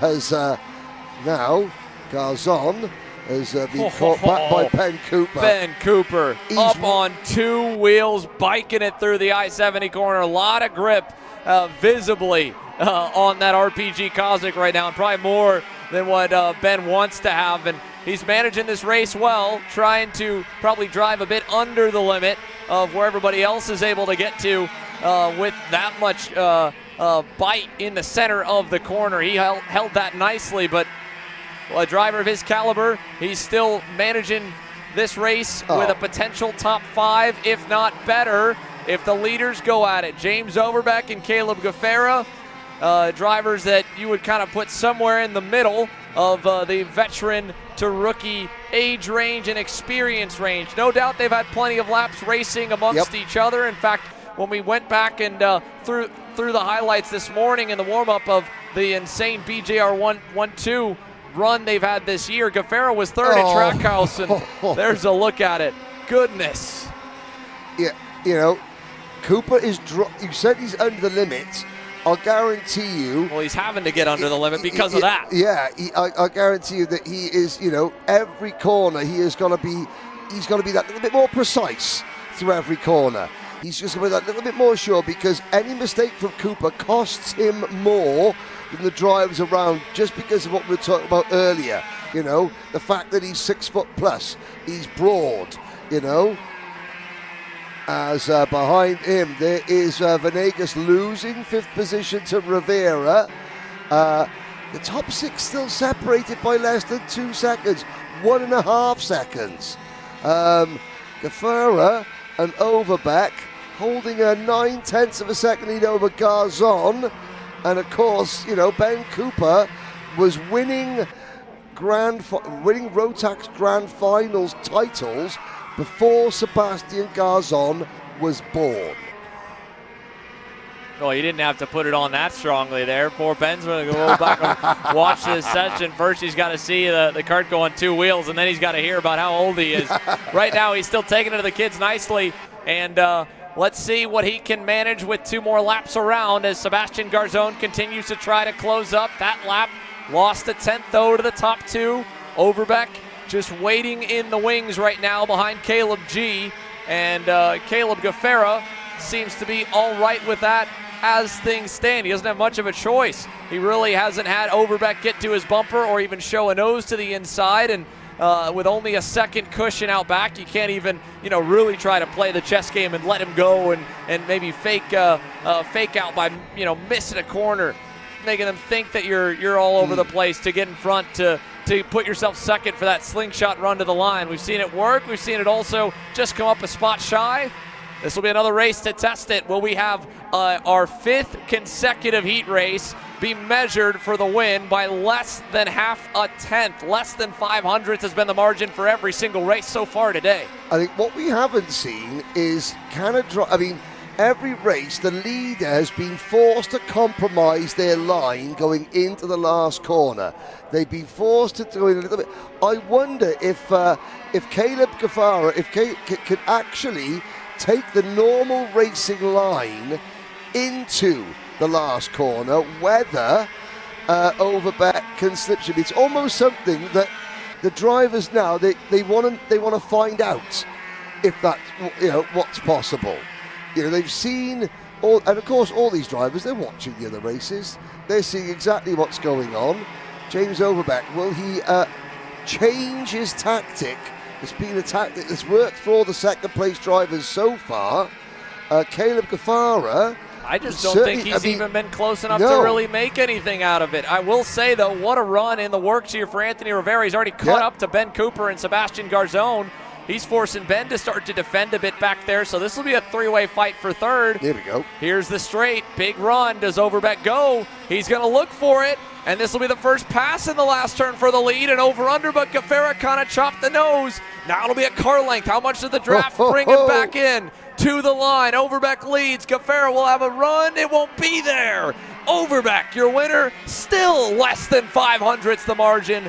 49 thousandths separate your top 2 at the line. Okay, Caleb Gaffara took the normal racing line into the final corner, almost opened the door for Overbeck, because Overbeck just parked at that fraction on the apex, spoiled Gaffera's run on the start finish line. That was just enough. And it came down to the fact Caleb was trying to set him up to cross him over before. If he would have maybe just, instead of pinching his own exit, followed James out and stayed closer to him, that last 49 thousandths might have been eaten up. But nonetheless, James Overbeck, of the 3 drivers entering the weekend, he needed the most points, and the pressure was on more than Lemke or Pauly by a lot, and he just scored maximum points in heat number 1.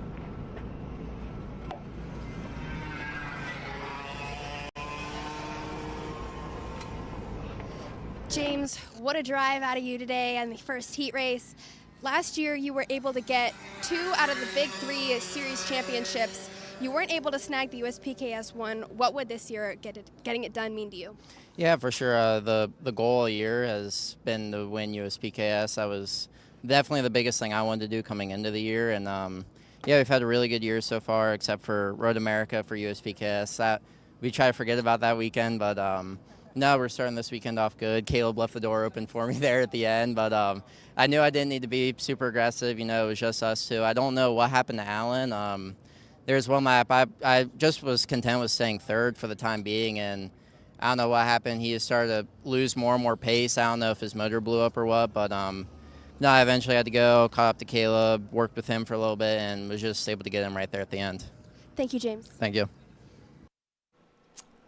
Are you allowed to gloat now, Xander? I think that might be just insult to injury, so I'm not going to gloat on that one, but I'll take that one on on the resume for sure. Heartbreaker for Alan Isambard, indeed confirmed. A snap throttle cable for him at the end of the front stretch running down to turn number 1 is what sidelined the Rocket Racing Company driver. By the way, as well, it was still obviously a pretty crazy run to the line for third. We were focused on the leaders, and that was definitely a worthy battle to talk about. But in terms of the battle that we started to kind of catch at the end, Sebastian Garzone ends up third, Ben Cooper hangs on for fourth, and Anthony Rivera ends up fifth. Lorenzo Kaufman, fastest lap of the session, 66.797. He won't go as fast here in this group, but we'll still go pretty quick. Velocity Racing, Sodi, Mini Swift onto the racetrack all together for 25 off the entry list. It'll be Liam Nachawati, another start back stateside for the internationally traveled number 180 J. Howard Driver Development Kart Republic. Enzo Di Gennaro will start on his outside. It'll be Lawrence Perriman for BJR on the inside of row 2. Maxwell Matcha, one of our 2 championship contenders in the closest drops factored points fight this weekend so far. 4 points between him and the driver starting right behind him on row number 3, Jaden Francisco. It's Santi Orioli on the inside in 5th. Manalio, Johnson, Gaddis, Austin Taylor, your top 10. Here we go again. Velocity Racing, Mini Swift, 12 laps. And not happy enough with their first try at the start here, so we'll send them around. Yeah, let's have a quick look back at some of the other contenders. Obviously, you've covered the top 6. Jake Manalio, Cameron Johnson on row 4, Dominic Gaddis and Austin Taylor on row 5. Row 6 sees Dominic Nagel up from Micro Swift and Colton Brook. Dalton Sears and Flynn Fallon, Paxton Romero and Colton Schniegenberg, Kai Park, Clayton Stiles, Eric Wachowski and Oscar Gus Wunderley round out your top 20. Kai Park, the Hawaii-based driver, now living in Florida, I believe. Dor Ehrlich, George Zeminski, privateer driver, George Zeminski, there towards the back. So we will try once again in Mini Swift. 12 laps on the board. Liam Nachawati on the inside in the white and blue. Enzo Di Gennaro on the outside in the black, white, and red. This start is good enough, and it will get them underway with a lot of contact and one driver up and around. Wachowski. Big-time spinner right off the start. Yeah, Wachowski there. He's got the Franklin Motorsport team. They've got their black and their green, but then there's a third color panel, and they allow their drivers to choose what color they want that panel to be. Wachowski is the one with the blue color panel. Cameron Johnson, you can see that he's got the orange color panel in the number 110 kart. And I was speaking to the guys from Franklin. They said, look, we want our drivers to develop their own identity, to put their personality into their karts, which is why we keep the 2 out of the 3 colors for the team identity, and they allow their drivers on the chassis and their bodywork to choose their favorite shade. It also helps mums and dads and race announcers as well. But Wachowski, his race over. Here's 2 identical looking karts. This is the MPG duo. Dominic Gaddis, Austin Taylor down the inside. Jake Manalio will cross them up in the white helmet. He'll go side by side down the main straight, as will his teammate. And the 2 points leaders trade positions. Jaden Francisco makes it stick on Maxwell Matcha. That was for 4th. Matcha right back on him, though. What a heads-up move in turn 2. Yeah, and again, there's no tactics here. It's just, beat your rival. Don't think about anything else. Just keep your nose in front of the person that you are fighting for the championship with. Nachawati for the J. Howard Driver Development Team, leading Enzo Di Gennaro. Lawrence Perriman still in 3rd position. Then it's this group of karts led by the 174 Paralink kart of Maxwell Match. Now Ben Cruttenden for the Paralink kart group. He's brought over Mansell Smith to help this weekend. Mansell, British ex-driver, engineer, used to run the factory Sodi kart race team in Europe for many years. Extremely experienced set of hands here to help with the whole Paralink team. Data and things like that, data and setup and what have you. Great to see Mansell in the US paddock. Little look there for Jake Manolio on Dominic Gaddis. Didn't quite go down at turn number 1. 10 laps to go, 2 laps complete. We've started to see the field begin to shake out a bit and calm back down. Nachawati's lead about a half second back to Enzo Di Gennaro and Lawrence Perriman. Then Macha. Then, no! Orioli! And, well, that was a weird moment. I think the replay will probably show us a bit more. It looked like right as he was about to get a shove from Cameron Johnson and crew, and Jaden Francisco, he had just barely hung the right rear tire off the edge of the asphalt, and the grass and the exit curbing is a tick below it here at Newcastle Motorsports Park, and it was just a perfect or imperfect timing combination right there. Let's take a look here in parallel, and you can see just as he gets the love tap, he was also just starting to skirt the green. Yeah, I obviously, I don't know whether he would have gone around if he wasn't being bump drafted. It's tough, but of course there is that drop off going into that corner. It was half a wheel. It's all it took. New leader, Enzo Di Gennaro. Nachawati back to second, Perriman in third, Macha now fourth, make that Maxwell Macha up into P3. The die's being cast. He's got a teammate in the form of Enzo Di Gennaro up there at the front. Now, Jaden Francisco's also got a teammate up near the front, Jake Manolio in the number 191 kart.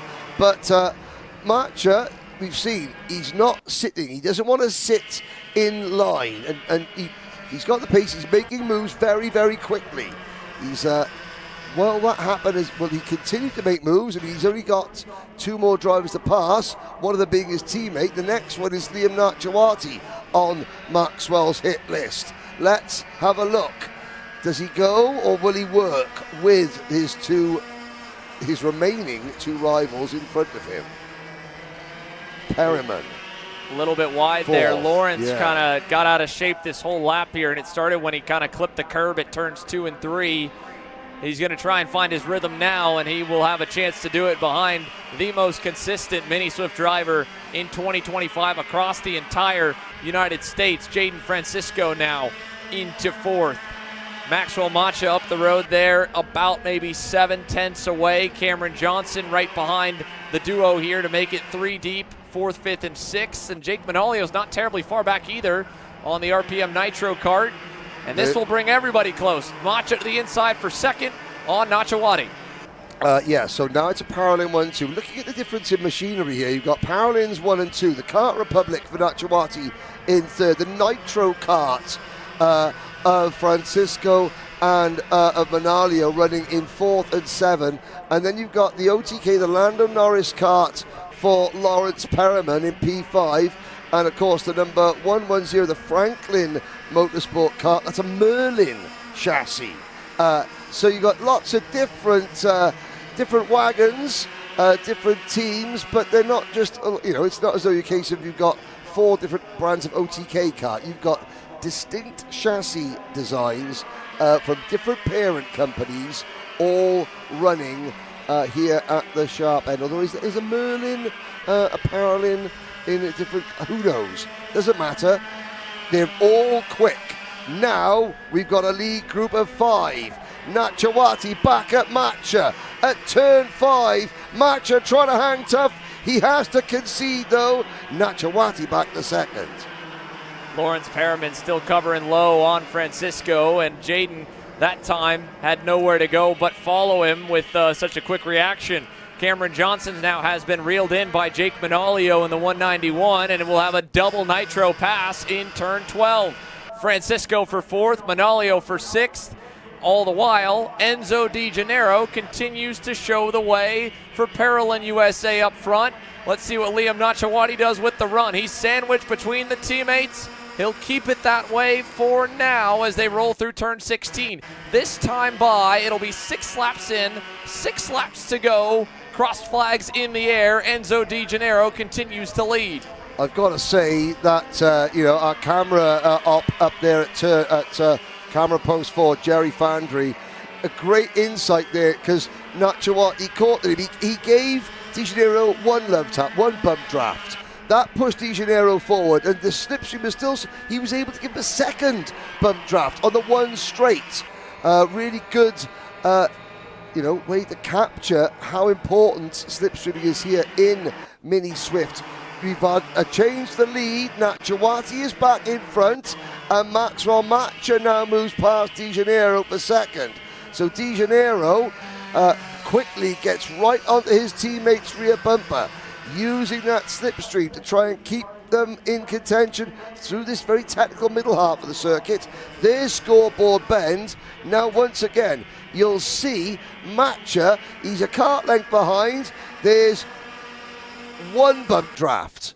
And now we'll wait. We only get the one going into that corner there. Down the main straight, already Matcha is on the rear bumper. So all this time, he's literally, you can almost see the back of Nachawati's head move forward a little bit as Matcha, again, makes contact, but it's by design. And that will just help increase their speed and improve lap times. And of course, it's like a DRS train in Formula One, only about 1 million times more exciting. Yeah, quite a bit more. Yeah. Lots of action. All 12 laps so far of nearly every single heat have been something to watch, and I don't think we're going to see anything change here as we work through the middle part of the rotation. Liam Nachawati, captain of a 5-car lead pack with 2 more on the way. Jake Manolio and Cameron Johnson. It's a hefty gap back to Dominic Gaddis there in the 8th spot. Then Dominic Nagel in 9th. Colton Bruck in the 10th spot. A shout out to a couple big movers here in this bigger field. Oscar Gus Wunderl up 8 spots from 20th on the grid now to 12th. And when you look across the board, I believe he will be the hard charger by quite some margin. Nobody else making up nearly the ground that he has here of the 22 that remain on the circuit. Sadly, we lost, of course, Clayton Stiles, Flynn Fallon, and Eric Wojciechowski in the opening circuit, and we watched Orioli go around earlier. He spun and then continued for a couple of laps before eventually pulling for the scale line. So 21 remain. Here's that middle group now. Dominic Nagel, 9th on back, and this is a mad scrum here. Teammates as well. Benix, 9, 10, 11 now as Colton Schneegenberg falls to 12th off the last lap on the Nitro kart. Then it's Austin Taylor there, a fellow red and white machine in black colored MPG Kart Republic in the 1-2-4. And then a short gap back to Jack Katowski. Side by side now as Schneegenberg tries to get one back, and he feeds a wheel to Paxton Romero, who will go way back now from that group. And of course, I got to say, credit to Dominic Nagel leading this group. You could sometimes, I would assume that he just got too big for Micro Swift. Age is there because he is his best result in Micro Swift at the USPKS. He had a top 15 at Trackhouse, but he's made the move up, and already the extra power of the car is just suiting Nagel style, running in the top 10 in a higher class. You'd expect Nagel, who, in the car doesn't look, demonstrably like he's had a growth spurt. In fact, it's Oscar Guswunderle in the second of the Bennett karts, you can just look at there, that looks physically the taller of the two drivers. But credit to Nagel, new class, moving up a step and straight onto the pace as De Janeiro repasses Matcha. We've got 4 at the front, and Matcha's title rival, pretty in pink, Jaden Francisco, on that red and black Nitro kart for the Ryan Perry Motorsport team, doing what he needs to do, sitting in Matcha's wheel tracks, following his every move, making sure that there's not too many karts between him and Matcha at any given time, so that if Matcha does gain points on him, it's the minimal amount as De Janeiro takes the lead into turn number 15 on the circuit. That's turn 16, that flat out kick. 2 flags in the air, 2 laps to go. 4 still together here. Enzo De Janeiro leading the way. Liam Nachawati, Matcha now looking for second, not quite going to be able to get there. And now Francisco will take advantage of the broken momentum and slip by the championship rival of his for third.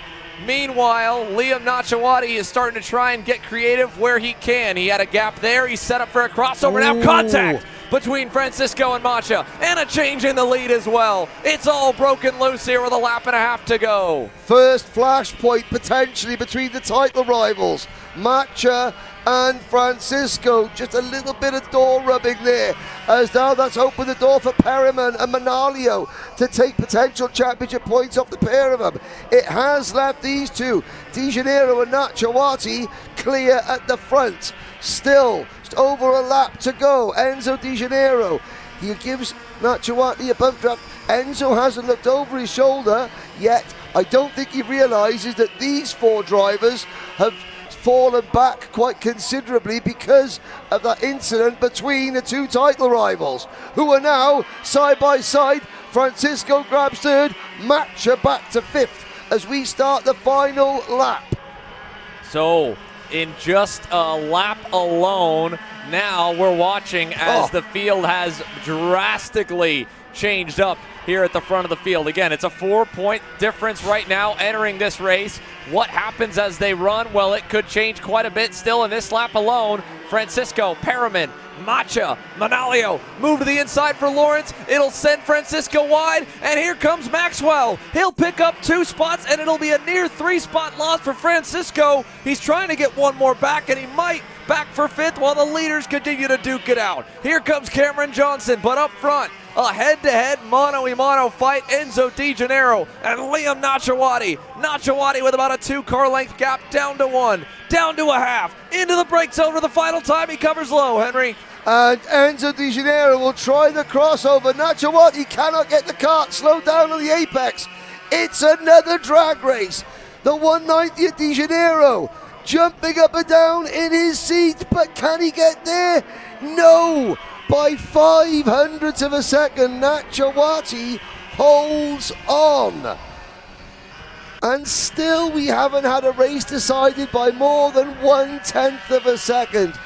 Whoever decided at USPKS to put the start, to revert to the traditional start-finish line, that someone buy that person a beverage, an adult beverage at the end of the day, because that decision has created an entire morning's worth of highlights. Fantastic racing. And you know what I think it's also created, Xander, as we look at the results? It's created a lot cleaner racing, because everyone knows, hey, I could be 3rd or 4th into the last lap, into the last corner and still win. So let's keep everything nice and clean.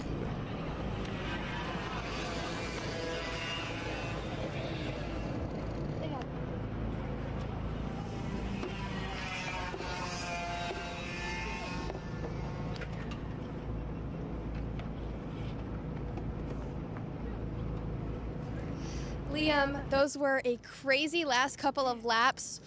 Walk me through what it looked like from your perspective. Obviously, I was controlling the race, but at the beginning, I don't know how I got a gap, but it happened. And then I think Max and Enzo were pushing, so obviously they're gonna catch me at this track. Macha got by, and I think I had Francisco behind, and the laps were closing down, and I saw the flagman with the 2 laps to go, so it was questioning the trust in Enzo there, but definitely trust is higher now for Enzo as he pushed me around. At the end, I did have to defend, but thankfully for my Walcher motor, I got it at the end. Well, you were able to talk about the motor, but let's talk about the overall kart. How does it feel? I think the kart was really good, honestly. I mean, at the beginning, it wasn't even sliding. It was very good the entire time. Tire pressures were very optimal, and I think we'll do something similar for the second heat race. Thank you, Liam. You're welcome. There you have it from Liam Nachawati, your provisional winner from heat number 1 for Mini Swift. 3 heat races remain for those of you enjoying the action so far here on the morning. And the update on the points there in the Mini Swift changeover, a 9-point difference now. Macha, if this race ends up being a better point score for himself and Francisco, that was a 5-point swing, so from 4 to 9. We switch gears now to X30 Junior, and you saw, again, probably a bit more confusion continuing the trend of the day of what we're doing getting off the grid with the water-cooled class. I think the plan was to give them the full-out lap to get the engines up to temperature compared to the air-cooled classes we've seen so far, but I believe our off-pole sitter Alexander Vanchev may not have gotten that memo. No, it wasn't Vanchev. It was a different RPG Cosmic. Vanchev following Weiland around, but it looked like someone went through the cut-through. Royce Vega, third, I believe, was the one that went around. So whether or not this was meant to be a completed out lap and then the cut-through, which is what my suspicion would be, we will probably see the 733 going nice and slow and waiting on the field to catch up to him as they begin to warm the tires up. And we'll take you through the full lineup. Mad Max Weiland, already a heat win on the day in his group in KA Junior. He'll get set to lead your field to green alongside Alexander Vanchev, who leads the points after missing out from round 3 on the championship. With Vegas slated to start in second, and a phenomenal qualifying effort, I believe a best on the season. Yes. For Kalamazoo, Michigan's Jude Thermalaswamy from P4. Yeah, indeed. Lucas Palacio and Mini Swift graduate Parker Ives. A very impressive 6th position for young Parker on his Junior X30, I want to say debut here. No, 10th in Road America, but he won the Mini Swift race at Trackhouse. John Antonino and Rocco Simone. Rocco Simone 8th after a big crash in Happy Hour. Ashton Woon and Jackson Porter rounding out the top 10 on a 30 kart field. Good entry to see the season out in Junior X30, and we are underway. Everybody's able to make it through turns 1 and 2 nicely. Through turn 3, 2, and nearly 3 wide to the grid corner. Up and over the crest we go. Single file up front, and already the fight to get to the inside before turn 5 rolls off with Lucas Palacio. But the top 3 are comfortable, and they're going to get a big gap now as they roll through the horseshoe. No, pass for second. Vanchev back around his teammate in Vega. Yeah, and now the 2 RPG karts, they will try and hook themselves up, work together to just prevent Max Weiland from pulling out the gap. Palacio defending 4th position from the very, very impressive Speed Concepts kart of Tharuma Laswamy. We had a good chat with Jude. It's an Indian name. His family are from India. Going how to pronounce it. Tharuma Laswamy. Tharuma Laswamy, he was saying. He's in front of, or Jude, as his friends like to call him, is now being pushed back a position. Yeah, he was 4th off the line, then 5th, now back, unfortunately, 7th. His teammate Ashton Woon bringing John Antonino by. Weiland leads, a 4-pack up front, but not long. Will he be able to stay there? Vanchev with a slider down the inside in turn 5 takes over, and that one move backed everyone up. And we're 7 deep for the lead, maybe more. Look at Sarah Bradley there in her new RPM colors, and right behind her, good start as well for Rocco Simone.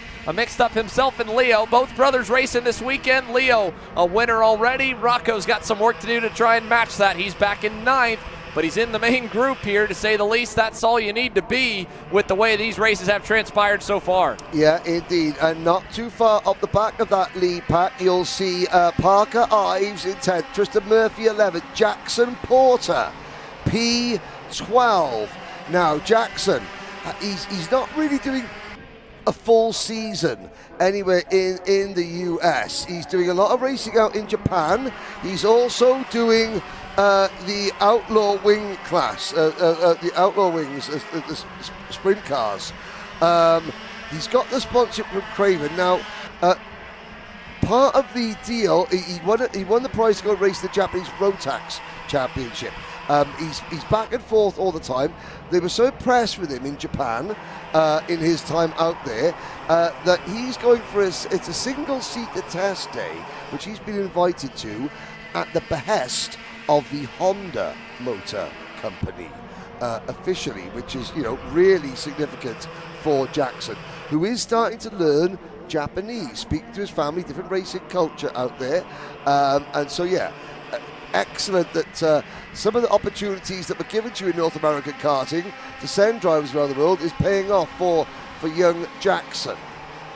Jackson, a second-generation racer. His father, a former pro outdoor off-road truck racer in the 4x4 category, I believe, with the crazy jumps that you'll see. It's a big discipline of motorsport out in the Southwest, especially where the kid hails from. And right now, as we watch them all through turn 4, 3 laps complete, 9 to go. Alexander Vanchev leads this 5-car group, and the battling continues. That's Rocco Simone down the inside.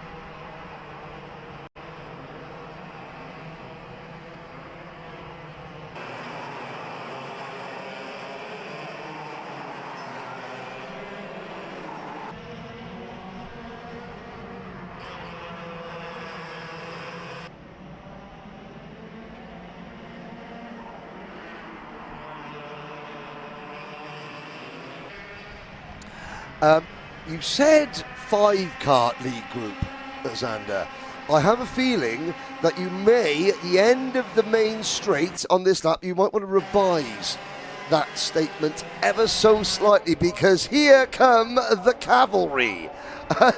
Over the hill, still 5 in the lead group, but Bradley, Palacio, Simone, Thirumlaswamy, Ives, Teo Salamau, Murphy, Katowski, Marco Samet, who's moved across from KA Junior to X30 Junior, Travis Petit. Oh, and somebody up. Is that Parker Ives with the very distinctive silver crash helmet? Indeed, that was. Yeah. Parker Ives down the board now as the fighting rolls on up front here. John Antonino with a look, and there was Tristan Murphy and Travis Pettit, and more going wide. Ives will pick up some spots. Murphy back, so that was Murphy there with the broken side pod, and that was he was right around Parker Ives, so he faded back. Ives obviously back as well.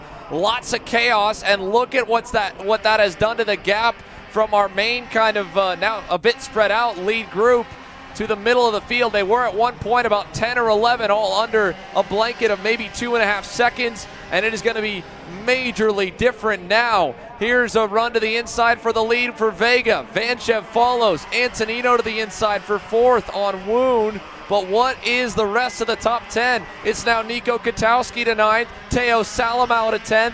We're still yet to get to halfway, but these X30 juniors have been running this race like it's sudden death overtime right now, Henry. Indeed, it is. A little bit further down the order, just Darren Kidd in Kart 747, as we've got a new second place driver. It's Max Wyland.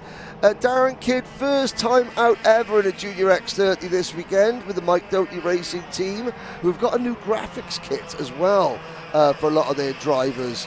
New colours for the Mike Doty Racing team, but Darren, brand new kart, brand new class, really enjoying it, just at the fringes of the top 20 behind Grayson Walcott for the Paralympic USA team, as you're looking now at John Antonino picking up a place on Ashton Woon, Sarah Bradley, as well. And now we get to half distance. Grayson Walcott put a new frame down yesterday in practice, and instantly something wasn't right. So the team had to revert back to the old new chassis that he had to get him comfortable. I said, what happens if there's a problem with that one? And his mother goes, he's stuck with it. I ain't putting another one down. There you go. The boss says so. So yeah. Nonetheless, he's at least in the middle of it all right now. Maybe 7 again. Will we see it in the lead contingent? Royce Vega and Alexander Vanchev are teammates. They work together to get to the lead, but you kind of saw Vega go a bit wider than what he wanted to going into the green turn. That kicked some dirt up in front, and let's take a look back as well with the replay of what happened here. So that's Ives on the inside of the 794 of Rocco Simone. It sends them both wide. Big dust cloud as Parker goes right through the dirt. And then further in the lap, right here, it looks like just too many karts in one location. Down the inside, that was Porter trying to make the move stick. Yeah. 3 wide, and I don't think the outside karts knew he was there, and it just bottled everyone up. And now another off. Antonino a little wide. He'll be now under pressure. Here comes Bradley and Palacio. These two are teammates for the weekend. Lucas Palacio, the Williams F1 Academy and Kart Republic driver, both of them supported here by both the Kart Republic factory and, of course, the Kart Republic North America camp, and under the same tent at the MPG Motorsports compound in the middle of the paddock area. 4.5 laps to go. 7 strong still up front, even with those two shuffling for 6th. I love looking back at the Shop 8KR replays there. The start of it, though, it looked like Parker Ives had a problem and initially, that, or maybe had already been given help to the outside there. The way that Parker was looking down away there made it seem as though there was more to that than meets the eye. Although it was great to see those multiple angle replays there from the Shop AKR replay and the production team here at Newcastle Motorsport Park. They've got their hands full in the production truck, I have to say, because every single way you look, there's a highlight reel moment happening here at USPKS. We're on lap 9 out of 12, and a lead group of 7 drivers, nose to tail, including the 3 championship, the 3 main championship protagonists, as well as a certain Williams Formula One Academy driver. And Royce Vega, maybe a wild card, first season away from his ancestral home at Benwick.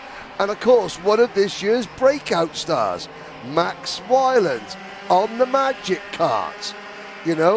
Max went from, last year when I was out working at the various events in Kart Chaser, Max Wyland found every single way to lose a race possible, even as far as the last couple of corners.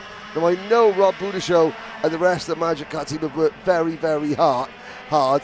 It's come good for Max, and I notice when I'm in and out of the awnings, a lot of the drivers, when they're not in the kart, they go and sit down at the hospitality area in the tent, they sit on their phones and they look. Not Max. Max is around the go-kart, learning more. And he's about to learn that if you don't concede at turn number 1, you eventually run out of asphalt and hit the grass. Great moment. Great angle as well there by, my goodness. Grace Overbeck with a close angle of the right rear tire, just hanging off the edge, slowed down by the production team, and now Max is already making it look like, well, didn't matter. A little bit of help to get Ashton Woon up the racetrack in the I-70 corner, gets him to 3rd now. Let's see if he gets it back in spades. How about John Antonino making the outside work with a little bump off the curb? Can he hang it tough on the inside into the next corner? No, he couldn't quite do it. That would have been very, very brave from John Antonino. A lot of trust between those 2 drivers there. Bradley now runs in 4th. The 2 RPG karts, Vanchev and Vega, have clean air between themselves and Wyland. Wyland in turn has got a little bit of clean air. Is it enough clean air to keep him away from these 4 drivers? Bradley, Antonino, Woon and Palacio. 7 separated, yellow flag waving in the background. We'll catch up on who that might be for later, but they're going to come to the white flag next time around. Vega, again, not a championship contender. He's 29th overall, joined this series at Road America with 14th. Vanchev is. Will Royce Vega do the good team game and sit behind the championship contenders? Will he have a choice, or will he be forced to go for a move because Wyland is closing in? Does Vanchev have a rear gunner or not? We're going to find out now. Yeah, half a lap to go. Sarah Bradley to the inside of John Antonino to defend that spot back there for 4th. That'll basically seal it, that it'll just be these 3 at the most. Royce Vega, he's about a good foot shorter in the go-kart than Alexander Vanchev, and that matters with being a much smaller hole punched in the air down this long final straightaway run, and even the run up to it. but Vanchev hasn't put a wheel wrong yet. We saw in that KA Heat between Caleb Gaffera and James Overbeck, the leader didn't protect and underestimated the toe. The X30 engines do have a rev limiter, but you also don't anticipate a pusher, and so there, Vanchev covers low. Vega follows. Now, what happens here in the run to the line? Vega might be a bit too far back. I think he is. Vanchev, first non-photo finish of the day. Heat 1 winner. Whoa, and they're 3 wide behind him. What a steal at the line. Thermalaiswamy gets the spot from Palacio and Woon by a combined 3-way margin of less than 0.05. Yeah, and we have our first margin of victory over a 1/10 of a second. And it took us how many races to get there? Yeah, we're it feels like about 20 of them. Marco Samo in 9th, Nico Kotowski 10th, Teo Salamo, Jackson Porter, Edward Kennedy, Tristan Murphy, and William Vita, the Harley Keeble coached driver for J. Howard Drive Development team, in 15th position. It's clear though, Vega helping his teammate, giving Vanchev the impetus towards potentially a championship, as you look at the rest of the finishing order.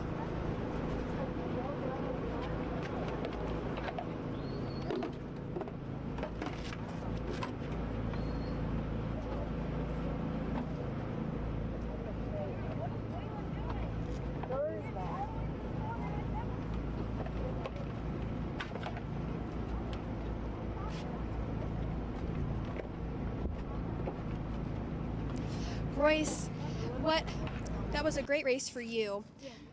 You're not necessarily in the championship this year, unfortunately, but as a driver who's still going to finish well this weekend, what are you thinking about going into these heat races today? Just stay consistent in the top 3. Make sure to just not get pushed out in all the passing and stuff, and just kind of stay in the front group. And how are you feeling about the kart? Yeah, it felt good. Maybe it was sliding a bit because of all the blocking. Other than that, it was good. Thank you, Royce. Yeah.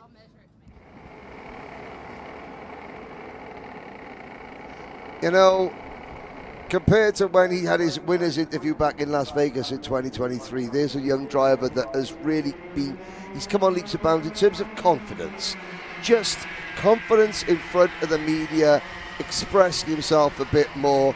You know, these youngsters, not every driver turns up in the paddock when they're first in karting ready to embrace being interviewed. There's shyness, there's people get awkward, but it's great to see that a lot of the drivers, the strides they're taking in terms of being able to promote themselves, their brand, their teams, talk about their racing very, very eloquently a lot of the time is great. And credit to Royce Vega on that. That's something that he has worked hard at, because it didn't come naturally to him initially. Yeah. Well, you can never stop learning in go-karting on any stretch, and these are the masters. They're still learning, and it looks like we have got a new leader, Mario Barrios. What a story for Barrios, coming back from a horrible, horrible injury at Orlando at the start of last year.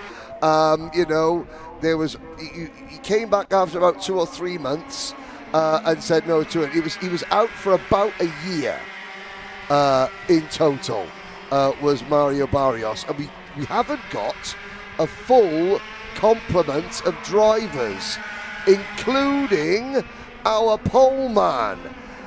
So, drama here, number 417, Tyler Prestel, not taking the start.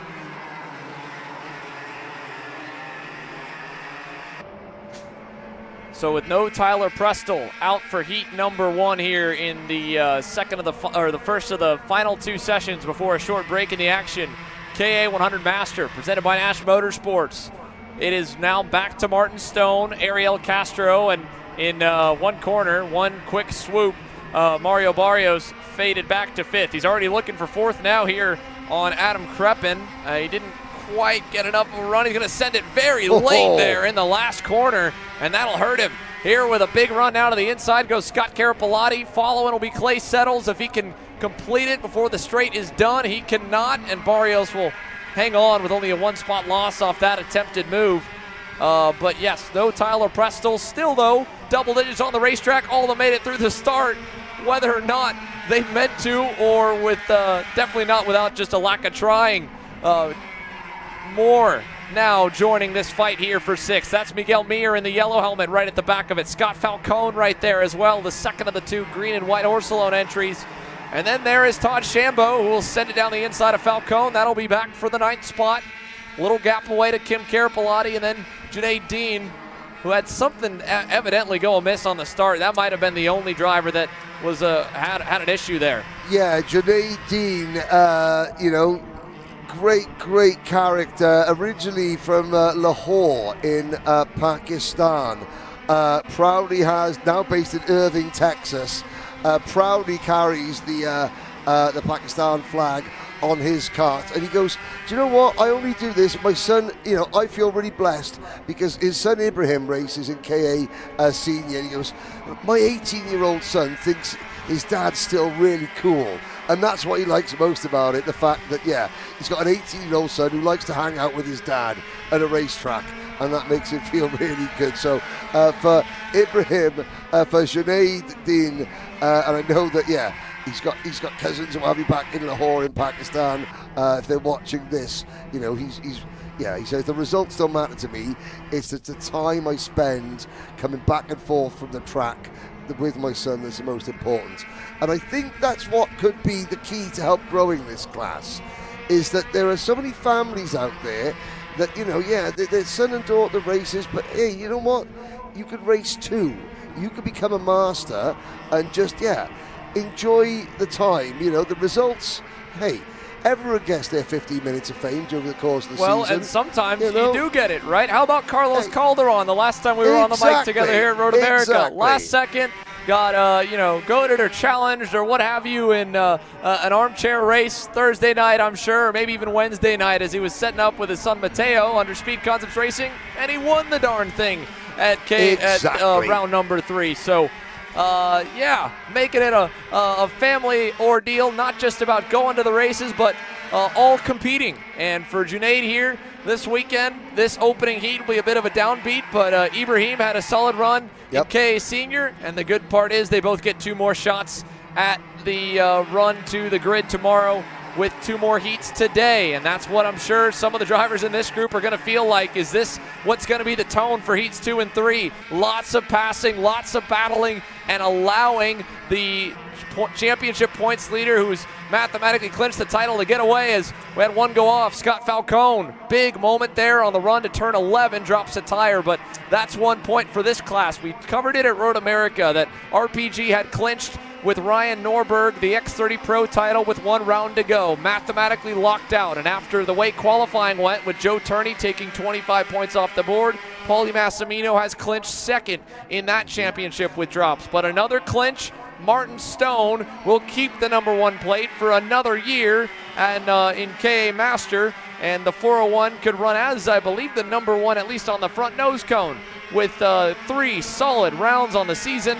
And so this race, it's still up for grabs, 2nd on back in the standings. We'll keep tabs on it, but it's more than anything with the mixed bag of entrants through the year about going for the race win, as we see Clay Settles now trying to make something happen here on Ariel Castro. I know, I said hi to Clay. I said, how's it going in practice? And he went, well, I'll let you know once I put a transponder on. But that Top Kart team, those Top Karts, they look really smart, I've got to say. It's good to see the Top Kart team here. They got about, I think, 3 or 4 drivers across the board. Settles to the inside, and he makes another move there. The green and gold of Adam Krepin, Bob's Sons Racing Team, and there's Mario Barrios to the inside of Ariel Castro. And he is not happy with his teammate. There may be some choice words between the two under the 10 after this one. Another look to the inside this time. It won't even be debatable. Barrios finally gets the job done on Castro, and now the question goes to Adam Krepin, who is just watching this unfold, trying to measure the aggression level of the 2 drivers in front, who both at times already in this race have gotten their elbows out. And again, we've only just gotten the cross flags from the front straightaway. So 6 down, 6 to go, and all the while we've covered about everyone in the top group minus the man in second. How about Romania's own Laurențiu Mardan? Last time by, 2/10 faster than Martin Stone. He is closing in for the race lead as they change for 5th there in the green corner, but Mardan now down to a car length away from the unofficial champion right now here in K Masters. Laurențiu last year went head-to-head with Martin's boss, if you will, here at the racetrack. Mike Rollison competed in K Masters in 2024, and it was him and Larry trading the top spot, it felt like, every other session.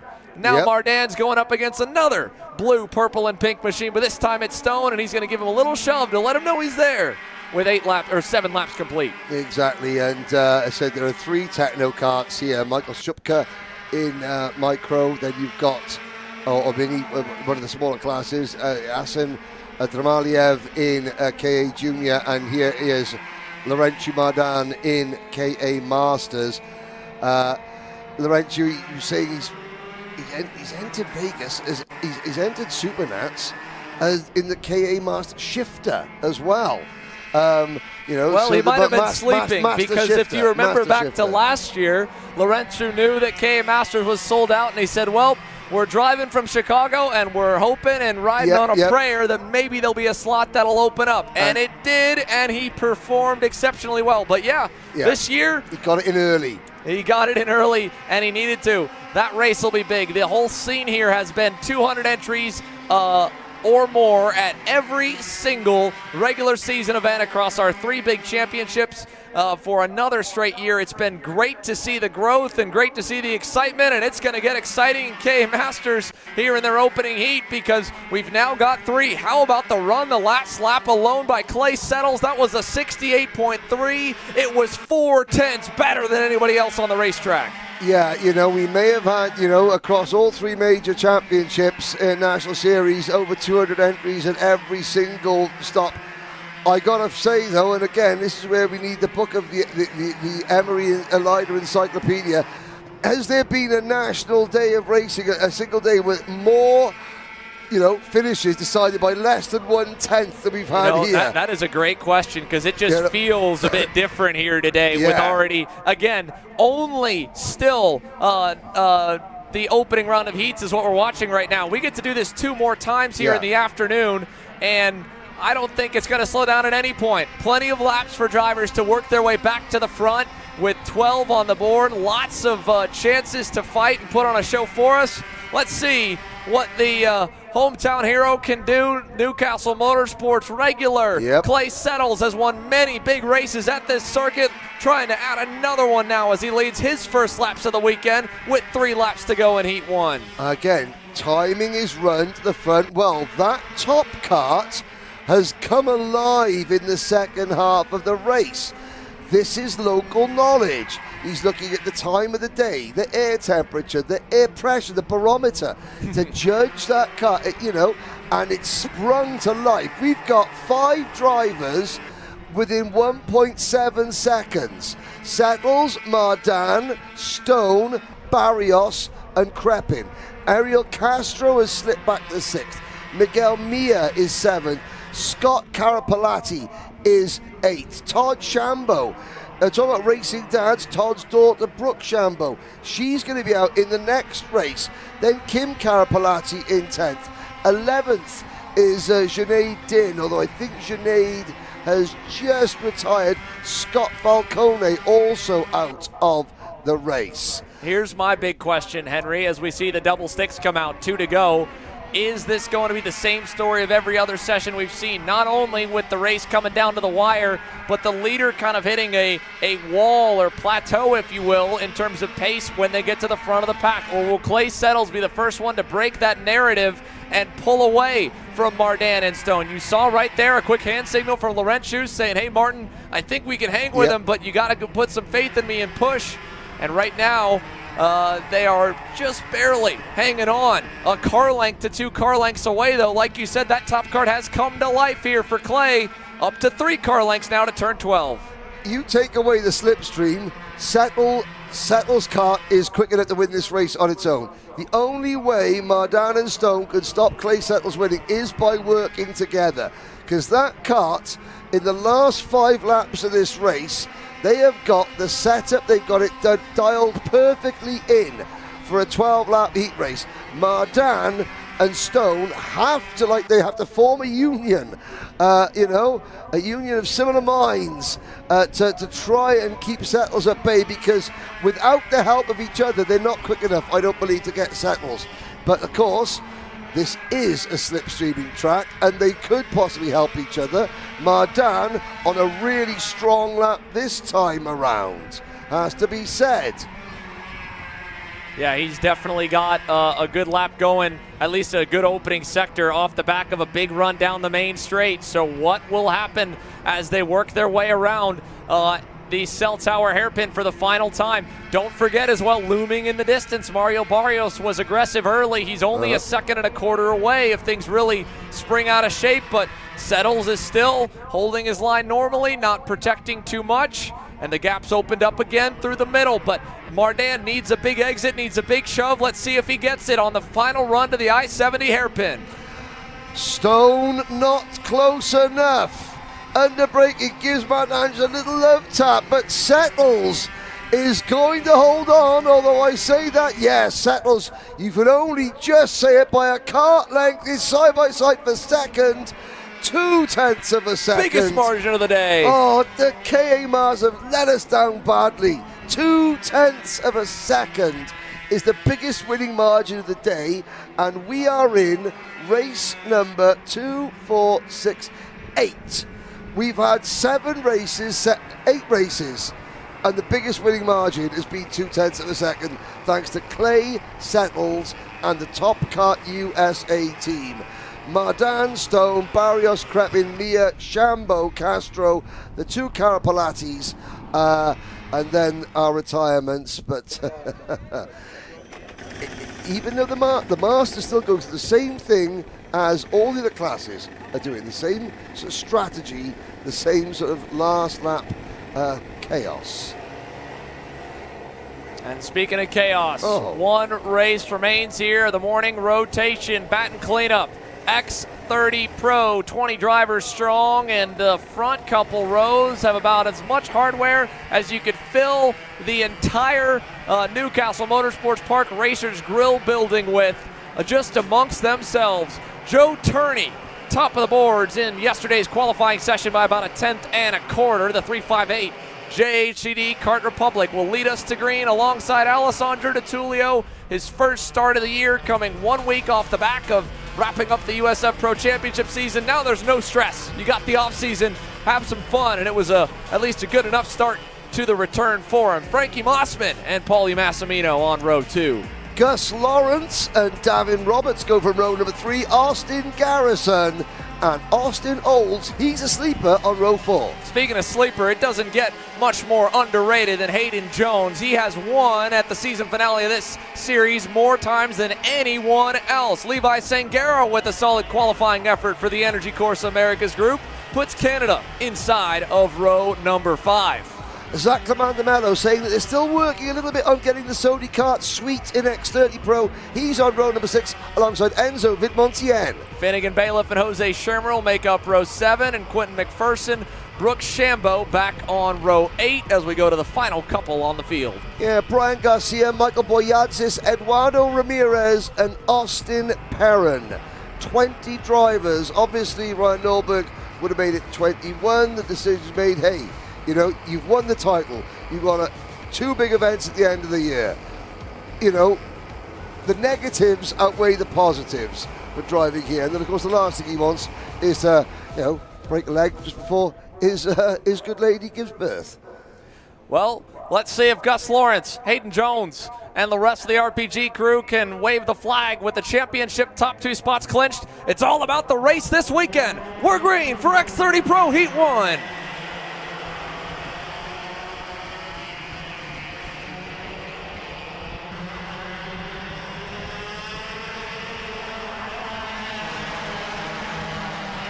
Everyone's going to make it through nicely through 4 and 5. And how about fast Frankie Mossman making a fast move into turn 5 to take over the lead. Turney back to second right off the rip. DeTulio third. And Gus Lawrence gets a good start away from the third row. He'll move into fourth. This race will set the tone for the rest of the weekend. Will we see the pro drivers settle down and try and sort of thin the herd, as it were, by being in a single file? Or will they say, well, if it's going to be a bun fight coming out of the last corner, then it doesn't matter what we do the first 11 and 3/4 laps. Let's just go for it, put on the show, and it looks as though they're choosing the latter option. I think the show is all about taking Joe Turney out of the equation here as so early as they can. That was DeTulio with the move for second. The battle in the midfield pretty strong still. Hayden Jones had to protect pretty hard down the front stretch as he tries to get away. And it's tight up here in the front as well. Gus Lawrence giving Turney some time as they roll through 2, 3, and 4. Paulie Massimino, Austin Garrison also kind of just taking their time and conserving, as Frankie Mossman and Alessandro DeTulio are far from rookies, but are vastly less on the years raced at the highest level than the 4 drivers lined up behind them. So with Mossman at the forefront here through the green corner, 6 deep. Garrison a little wide back there in 6th. Everything stays neutral further back, and we start to finally see moves in that group as DeTulio takes over. See, this is what happens when there's no championship on the line. It's just a lot of purse money. And you think, okay, let's just go for it. There's the 392, Austin Garrison. A couple of weeks, less than a month shy. Oh, Garrison to the inside of Turney. Had to back out of that one. And, you know, you look at that. Austin Olds and David Roberts, the back of this lead group. You know, Garrison, less than a month away at the site of one of the most emotional, high-drama, nerve-wracking races, I think, possibly of the year. You know, and not to mention as well, this track has statistically been very good to Austin Garrison over the last couple of years, and very good in general to Speed Concepts Racing. Last year, this was the site where he clinched his first X30 Pro title in the US Pro Kart Series, and the year prior to that, one of the only wins, one of the only other winners on a weekend that Turney was on the entry list in an unprecedented level of dominance that we witnessed in 2023. Those two right now are still far from the top of the pylon. They run currently 4th and 5th. Although Joe is starting to roll. Here he is on the cusp of Massimino. Let's see what he opts to do at the end of the main straight. Nothing here. And the top 2 keep the gap at 8/10 back to the rest of the field. Alessandro DeTulio and Frankie Mossman, they are skirting away early, and I think Joe Turney, realizing that and seeing Massimino may not have the strength to go, is going to go on him soon enough, but he's showing still a lot of restraint, and Paulie, to his credit, hasn't put a wheel wrong. I just don't know if he's got the speed at this moment to catch the top 2. And to me, this is like showing that, you know, even looking at the press conference yesterday between DeTulio and Mossman, they were relaxed. They're joking around. They're laughing. They're smiling. Yeah, their main season in the USF Pro 2000 Series is over. This is work for them. They're both coaching lots of drivers. They're both, you know, professional drivers being paid to be here. But hey, there's no pressure on their shoulders, so they can express themselves. They're having fun. Yeah, they're racing for purse money. But again, sometimes that's what happens. When you take the bit of pressure off these drivers' shoulders, it just releases that little bit extra. And Austin Olds has got past Gus Lawrence. And Gus Lawrence now finds himself with Davin Roberts right behind him. I think I got to eat my words a little bit here. Massimino ate about 2/10 out of the gap to the top 2, but I think really what Turney and Garrison are seeing is they've got different strengths, 3rd, 4th, and 5th to each other. They're working nicely, and like you said, how about a shout-out to Austin Olds, 8th in qualifying. He said when we had brought him over to yesterday to talk to him, I don't know why I'm over here, guys. I mean, I was nowhere near the front of the field yesterday, but the last time that we were here with Austin was at the Stars Series event, as Davin Roberts now goes by on Lawrence. And Austin Olds was the driver to beat from the first practice session there in OKN Stars. He was exceptional start to finish. He didn't get the main event win he wanted, but he was good, and this weekend's kind of been a bit of the opposite with the way Heat 1 shaping out. A slower burn on the start, but he's getting better and tracking in the right direction, and the same goes for the kid with a shot at third in the championship back there, as now third on the racetrack changes hands. Turney through. Yep, Turney picks up a position on Massimino. Garrison closing in. People forget, Austin Olds works full-time in the MPG shop. He does online schooling in the evenings, but he's there working at the coalface, as it were. So the equipment that he's on, even if he doesn't drive in it as often as others, he knows it intimately because he's putting it together day in, day out. And sometimes that knowledge of what you're of everything around you, or what you're sitting in, can that can work better than just doing it kind of forces you to study a little bit more, right? When you're around it full time, and as well, being at the racetrack on weekends you're not racing gives you a different perspective, and it changes. And he talked a bit about that last night, and that's something these two here, Austin Garrison and Paulie Massimino, a credit to the both of them, have continued to flourish on their coaching businesses back home as well. Garrison based at Orlando Kart Center, Paulie based at Trackhouse. Halfway in, halfway home, and the gap up to the top three is closing. Turney on the way. Mossman still waiting there. Further back, a couple movers up the board. DeMello up to 9th. Enzo Vidmontien also rolling with them, who was as fast as the leader last time by. Yeah, I say, you got the top 8 back to the end lines. Then there's DeMello and Vidmontien working really hard. There was a group of 4 drivers chasing the top 8. DeMello, Vidmontien, Jones and Bailiff, with Sanghera also in that group. DeMello and Vidmontien have managed to drop Hayden Jones, Finnegan Bailiff and Levi Sanghera, who are now 11th, 12th and 13th, ahead of McPherson, Garcia, Sherma, Shambo, Boyadzis, Perrin and Ramirez. Clement, DeMello, and they're working really hard. You can see. Now let's look at this up front here. Joe Turney's closed into Mossman. He'll look for second right here, end of the straight. Frankie will let him go for the moment. He and Alessandro DeTullio were quick to try and shuffle him back. Did they go a bit too early, or will they be prepared to bring the fight right to him again as he's now arrived on their doorstep? Austin Garrison behind. You saw him give a little wave there to Paulie Massimino. Those two, I think, were really just kind of trying to figure out who's better to lead the pair back forward as they've watched JT drive away, and now have Austin Olds, Davin Roberts, and Gus Lawrence driving back up to them with 5 laps to go. Again, these 12 lappers at a 1.1 mile circuit, they are long. You're talking 13, pushing 14-minute races here start to finish. That's a lengthy heat race, and they've got to keep in mind tire management because they've got to make them last all the way through Heat 3. Yeah, indeed. And again, we saw Davin Roberts make a move on Gus Lawrence. And, speaking to Davin's parents last night, they say it's noticeable how the older drivers, they're prepared to follow Davin now. At the start of the season, or when he moved up into seniors, the minute that the experienced drivers got behind him, they would go, get him out of the way, move. Now they're prepared to sit behind, work with. They're not just saying, who's this kid, get him out of the way. He's earned the trust, and that is so important. Enzo Vidmontien is going through the same process. Yeah, there's kind of 2 ways to go about it, and to be honest, those two couldn't have gone more in those 2 different directions, right? You earn respect off either a mix of admiration or a bit of fear and frustration, right? If you, again, in Davin's case, take your licks, but still at the same point, continue to arrive on the scene, continue to be fast, and continue to play smart, you'll get that respect more on the admiration side. Enzo had a handful of run-ins, but then unfortunately he hasn't been able to kind of show them that he's still up there and they've got to deal with him and they can't push him around because a lot of this summer has just been mechanical issues, bad luck, or just miscues on one part of a race weekend that has kept one of the brightest stars out of the junior category from 2024 from really lighting up the scene here in 2025.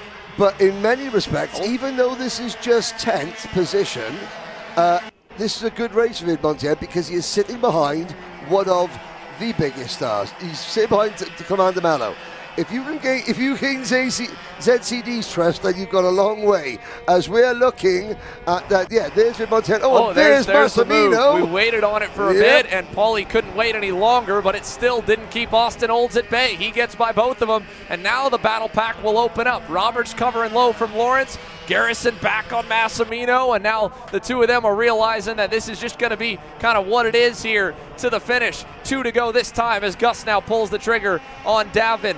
Up front as well, there was a moment in turn 3 right at the grid corner we just barely caught the end of for Joe Turney last lap around, where he was starting to make inroads towards the Tullio, then dropped the left sides off the racetrack, put him out of shape at turn 4, and the gap's now opened up 3/10 as Garrison goes back by Olds. So this fight for 4th continues, and the lead has yet to change hands. This time, Joe, a little bit closer towards the inside of the racetrack. Here's a look at some of the moves. Back on the circuit again. Paulie to the inside of Olds right there. Olds back in on him in turn 5. Back and forth we go. Yeah, and exactly. But it's just reactionary stuff. It's like go, go, go, go, go.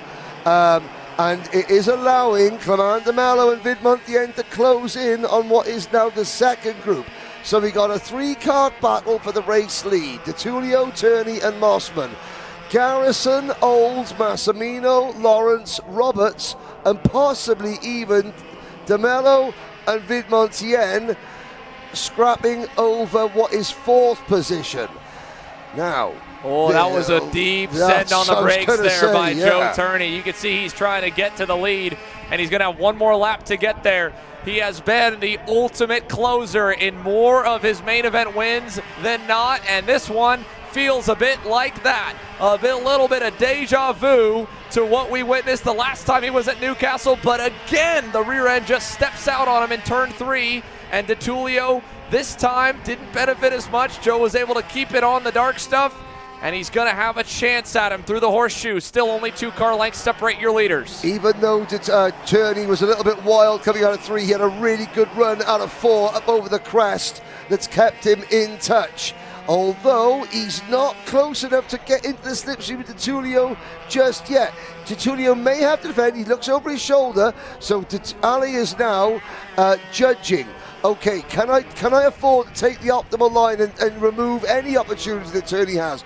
I think ADT may have done enough, but Turney's under pressure. Turney's got to defend. Indeed, he had to drop back there, a little wide as well. Here comes Mossman with a run. Alessandro DeTulio, Heat 1 winner. The run to 2nd. Turney will hold. Mossman 3rd. Garrison, Olds, your top 5. And at the very last second, how about that? ZCD and Vid Montien arrive. DeMello's able to pick off Lawrence at the line.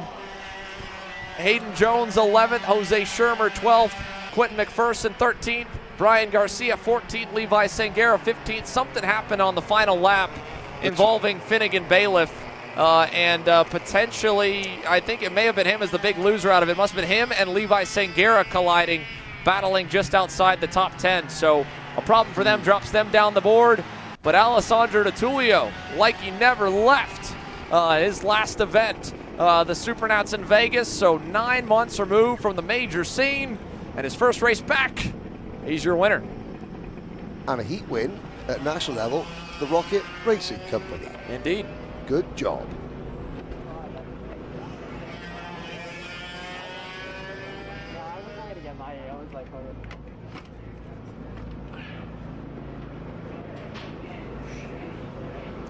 Ollie, we talked a little bit this morning, right? First couple of sessions on the weekend took you a little bit to even figure out what you were doing, but I think it's safe to say you're quite up to speed, right? Yeah, we're there. I mean, the speed is great. That heat was tough, especially physically on the body. My ribs and my back are a bit sore, but yeah, we're there and the pace is good. I think it was a bit of a breakaway, I'm not sure. So yeah, we're looking good. Just fine-tune some things and keep getting the points. Pace looks good, right, out of you guys. Like you said, it was a breakaway. And my next question, I think you kind of answered it. How are you feeling, right? Your first weekend fully back into the kart, 12-lap heat races. They are quite long, hot outside as well. Yeah, it's tough. I mean, the car is physical on the neck and the shoulders, but this is quite physical on the forearms and the ribs and the back. So that's currently what I'm struggling with, but kart's fast, so that's good. I just got to hold on, fine-tune the kart a little bit, and yeah, pace is good. Perfect. Thank you, Ellie. Thank you. once again, Alessandro D'Attulio. A great point about, again, the physicality of this different discipline. And, yeah, the heat, the humidity, you could see it across the drivers. X30 Pro caps off our morning rotation of sessions. We'll take a quick break here with a word from our partners and get ready for a full afternoon from a very sunny Newcastle Motorsports Park in the Indiana Grand Prix here for the U.S. Pro Kart Series.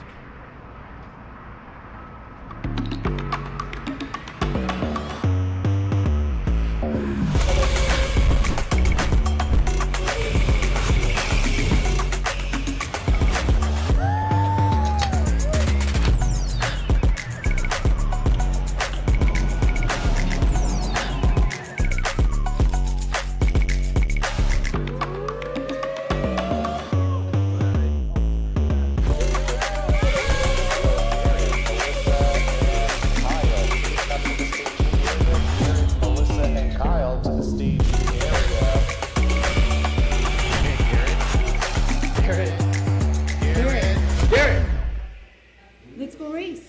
Come on, man. Cat food marketing. $9.99 a month. Dude, Caleb, wake up. Dude, we're live in 5 minutes. Let's go. Come on.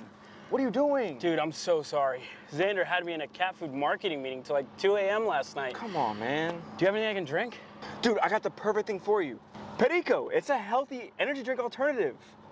Perico, non-GMO, gluten-free, kosher, magnesium, B12, B6, Yeah, it's good. B5, biotin, and zero sugar? Pericazo! Try Perico, made with natural ingredients, organic caffeine, and supports your metabolism. Try the new official energy drink of Kart Chaser.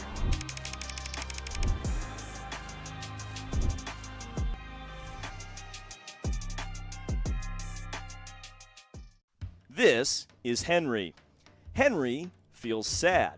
Henry feels sad because it's time for his next big race and his go-kart is in bits. Henry doesn't know that Acceleration Kart Racing is the United States' #1 shop for all of your karting equipment needs. Henry also doesn't know that Acceleration Kart Racing can deliver anything from tires to race suits and even wheels directly to your front door or to the racetrack itself quickly and efficiently, with tech support available 6 days a week. Poor Henry doesn't even know that Acceleration Kart Racing offers free shipping to mainland USA on selected product if you spend $200 or more. Do yourself a favor. Go to accelerationkarting.com and make sure that you are never left stuck on the pre-grid with Henry. Be smart and don't be like Henry.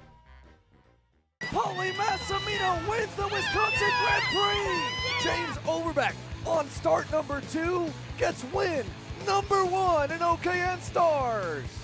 On track or off, Brandon Jarsekrak Racing delivers elite performance. Led by 4-time Pro National Champion Brandon Jarsekrak, our team masters driver coaching, data-driven analysis, and mechanical precision at every national event. Contact us today at BrandonJarsekrackracing.com. Florida Kart Racers, you asked for it and we're going to bring it. Introducing Florida Karting Championship, FLKC, a brand new racing series coming to Florida in 2026.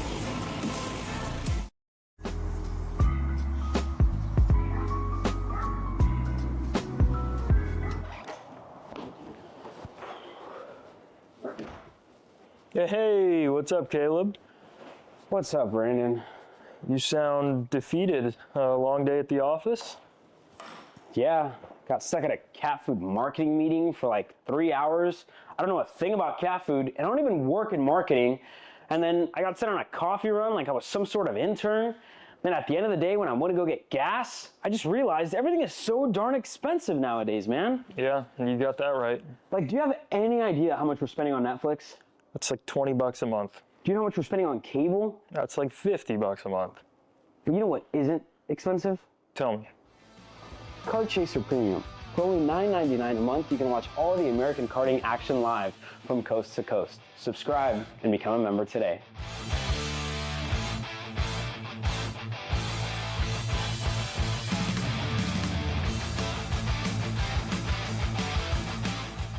Paulie Massimino wins in KA. Paulie Massimino is a winner in OKN Stars. Take your driving to the next level with one-on-one coaching from 2024 OKN Stars champion Paulie Massimino. Kart rental options are available if you'd like to keep yours at home, and drivers in all classes are welcome, from Briggs 206 to Mini to KA100 and X30. With in-depth data analysis, onboard video footage review, and lead-follow on-track sessions, each private coaching session will see you end as a more complete driver than when you started. Book your coaching session now. Florida Kart Racers, you asked for it and we're going to bring it. Introducing Florida Karting Championship, FLKC, a brand new racing series coming to Florida in 2026. Champions aren't just born on the kart track. At SimShop, we deliver professional-grade simulators with the best performance-to-price ratio in the industry. Founded by racers who understand what you need, our SimMagic and Moza equipment is powerful enough for the pros, yet affordable for everyone. With unmatched customer support and a thriving community, we're your racing partner. Visit simshop.com today. Are you ready to get behind the wheel? From Formula One to NASCAR and IndyCar, all the pros start here.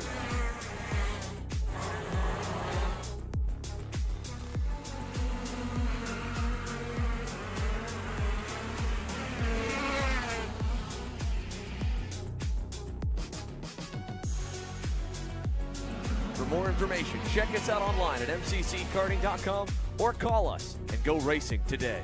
Are you stuck with your kart racing? Not sure the ideal kart setup? Or going to a track for the first time? Well, Kart Class has the answers for you. Our online portal has a wealth of experience and knowledge to help your kart racing. From kart setup advice to track guides that are targeted specifically to your circuit, or the driver coaching aspect with mindset, racecraft and driving techniques. If you want to take your karting to the next level, visit us at kartclass.com.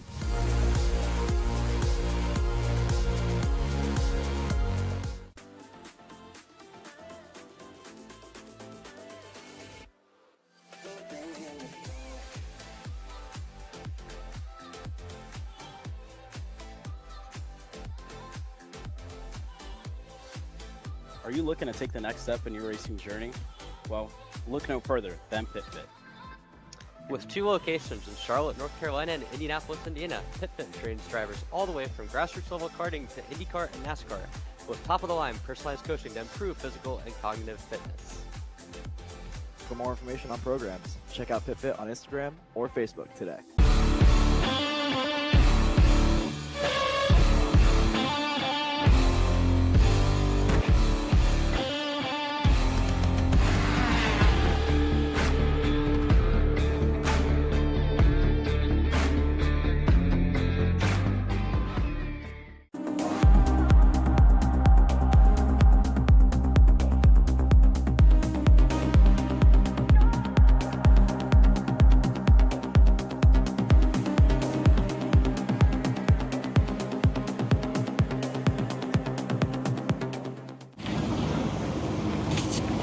Kyle, what are you doing? It's got my new Greyhound seat. You don't even have a cart. Doesn't matter. I have a Greyhound. Who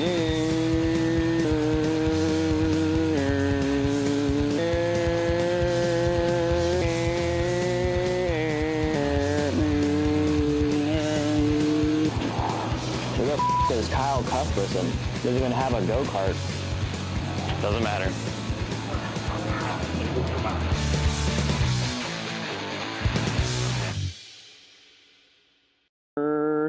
Cuthbertson through on Turney. Turney in the dirt. Cat food marketing. $9.99 a month. Dude, Caleb, wake up. Dude, we're live in 5 minutes. Let's go. Come on. What are you doing? Dude, I'm so sorry. Xander had me in a cat food marketing meeting till like 2 a.m. last night. Come on, man. Do you have anything I can drink? Dude, I got the perfect thing for you. Perico. It's a healthy energy drink alternative. Perico, non-GMO, gluten-free, kosher, magnesium, B12, B6, yeah, it's good. B5, biotin, and 0 sugar? Pericazo! Try Perico, made with natural ingredients, organic caffeine, and supports your metabolism. Try the new official energy drink. of Kart Chaser.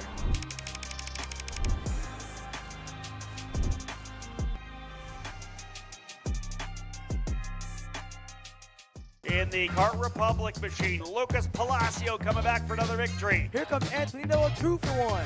Incredible. John Antonino now to second. John Antonino around Melcut. Into the final turn. John Antonino wins in Newcastle.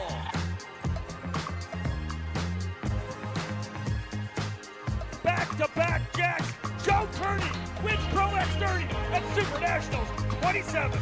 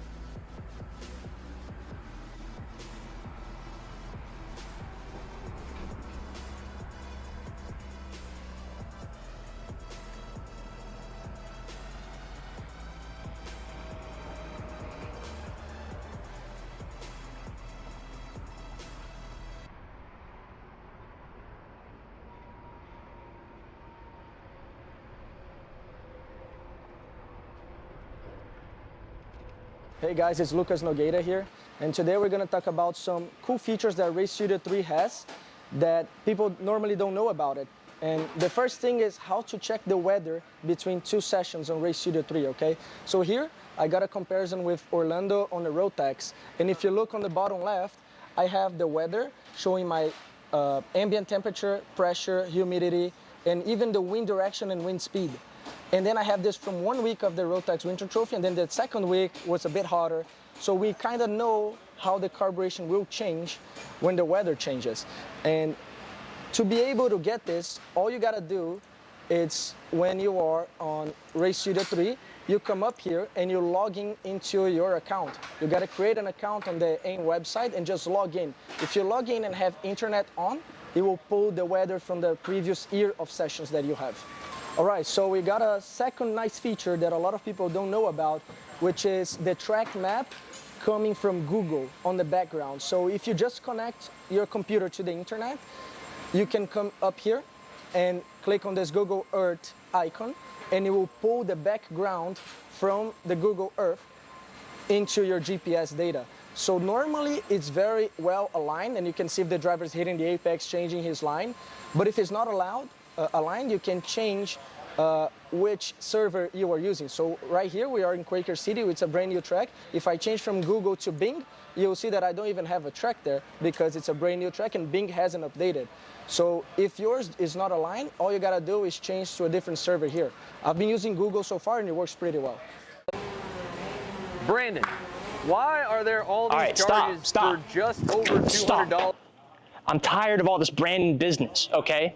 Brandon this, Brandon that. Why are there all these expenses on AKR over $200? We know, okay? Take a walk with me.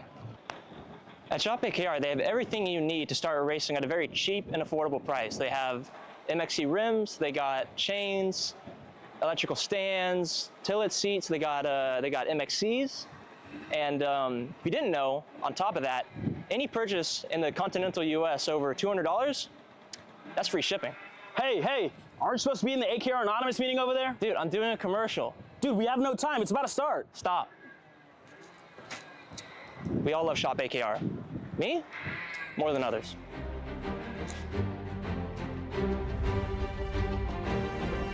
What do I get at Shop AKR? MXC rims.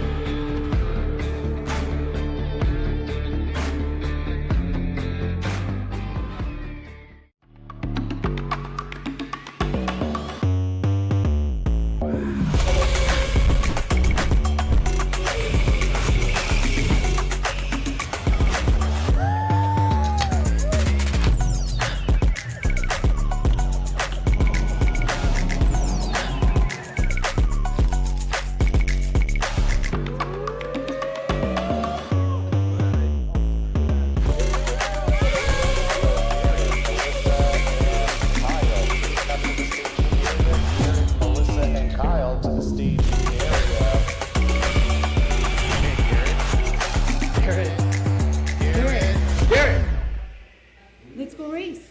Come on, man. Cat food marketing. $9.99 a month. Dude, Caleb, wake up. Dude, we're live in 5 minutes. Let's go. Come on. What are you doing? Dude, I'm so sorry. Xander had me in a cat food marketing meeting till like 2 a.m. last night. Come on, man. Do you have anything I can drink?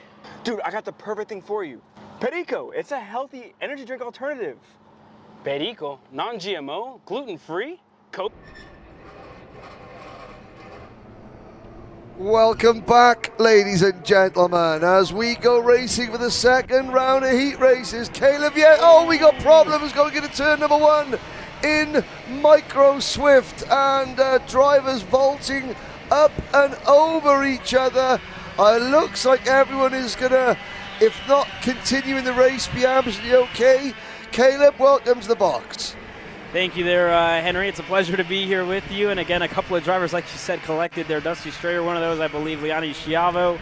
another one of the drivers there in that incident, but nonetheless passes up front. Lennox Lockhart gets himself up to second, and I must say a much better start for George Ho this time out, but again, losing some positions to number 5 back to 3rd here, Henry. Yeah, a learning experience for George Ho, who's going to get muscled wide there. That is, well, the number 7 car, Mason Brody, opening the door, and Ho now losing several more positions. We'll try and get you updated onto those drivers that got caught up in that chain reaction.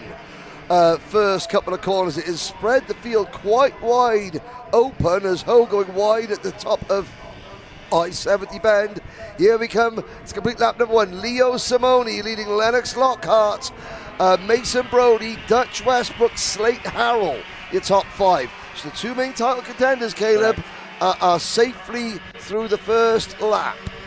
And again, a very good start for those 2 drivers here as far as championship goes as well. Leo Simone with a good gap back, but even then finds himself further back. Here's that replay, and it just seems like everybody gets out of line, Henry, and I mean, there's not enough drivers simultaneously vaulting up over the back of each other. I did see something fly off one of the carts. Maybe it was a bit of tape or something like that.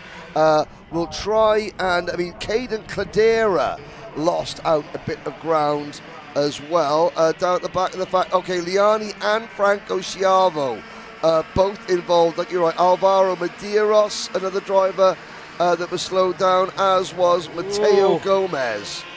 Big passes here. Stoffel looked to go on Slade Harrow and just wasn't able to get through clear, though Lennox Lockhart was able to get himself on by, and he continued to go side by side. Stoffel looking on the inside. He's clearing a turn 1, and Katowski looking to go by as well. Slade Harrow goes around into turn number 2. That is huge championship implications here, Henry and Micro Swift. And who was the driver on the outside? It was the number, was it the number 11? Wyatt there, it looks like. Yeah, who literally had to turn sharp right as the track was going left to avoid Harold coming back across the circuit. Major moment, like you have said. Now, we're on lap 3 out of 12. I think let's have another quick look at this. So Harold and Katowski rear wheel to rear wheel contact, but it's the number 11. What a save from 11, Bo Wyatt. He's a Detroit Tigers fan, and that was, that was a batter's reaction to a 96-mile-an-hour fastball, if ever there was one. New leader, Dutch Westbrook. Now, obviously, Xander he's got some other things to attend to for a little while. You've joined us in the box here at the perfect time, Caleb Vieska, as we watch Lennox Lockhart lose a couple of positions. Because, what do announcers like more than good go-kart racing? They like treats. They like treats and snacks. And Jackson Porter has arrived here in the commentary box. Jackson wants to come through to hand us the goodies. Yeah, so we'll see. We continue to work our way by. I guess we'll save that for later there as well, Henry. But nonetheless, I mean, again, this race has kind of opened up a whole lot. You saw the start that, didn't go the way of, that some drivers may have wanted. And then as it progresses, right, you talk about Slade Harrell, like he just dropped the tire there on the exit of turn number 1. And there's a huge drop off there as well that you don't see much on the cameras. But even then, there's I guess a huge hole that kind of gets dug in at the end of the rumble strips, and that looked like he just hit that, got launched up in the air, but we got some changes up front. Mason Brody looking for a move on the inside on Westbrook. He gets through with a little bit of help from Leo Simone, so it changes up your top 3. Now working their way through, and again, for Hudson Howard, he's having a much better second heat race. Talked to his dad earlier on today. They struggled a little bit with power and qualifying. It looks like they're finally on top of it now. Gets himself into the top 5 ahead of Brody Stoffel. Well, George Ho, our pole sitter, is down in 10th position. Enzo Ramos, and there is Dutch Westbrook getting sent wide at turn number 4 over the grass at the exit of Scale Corner.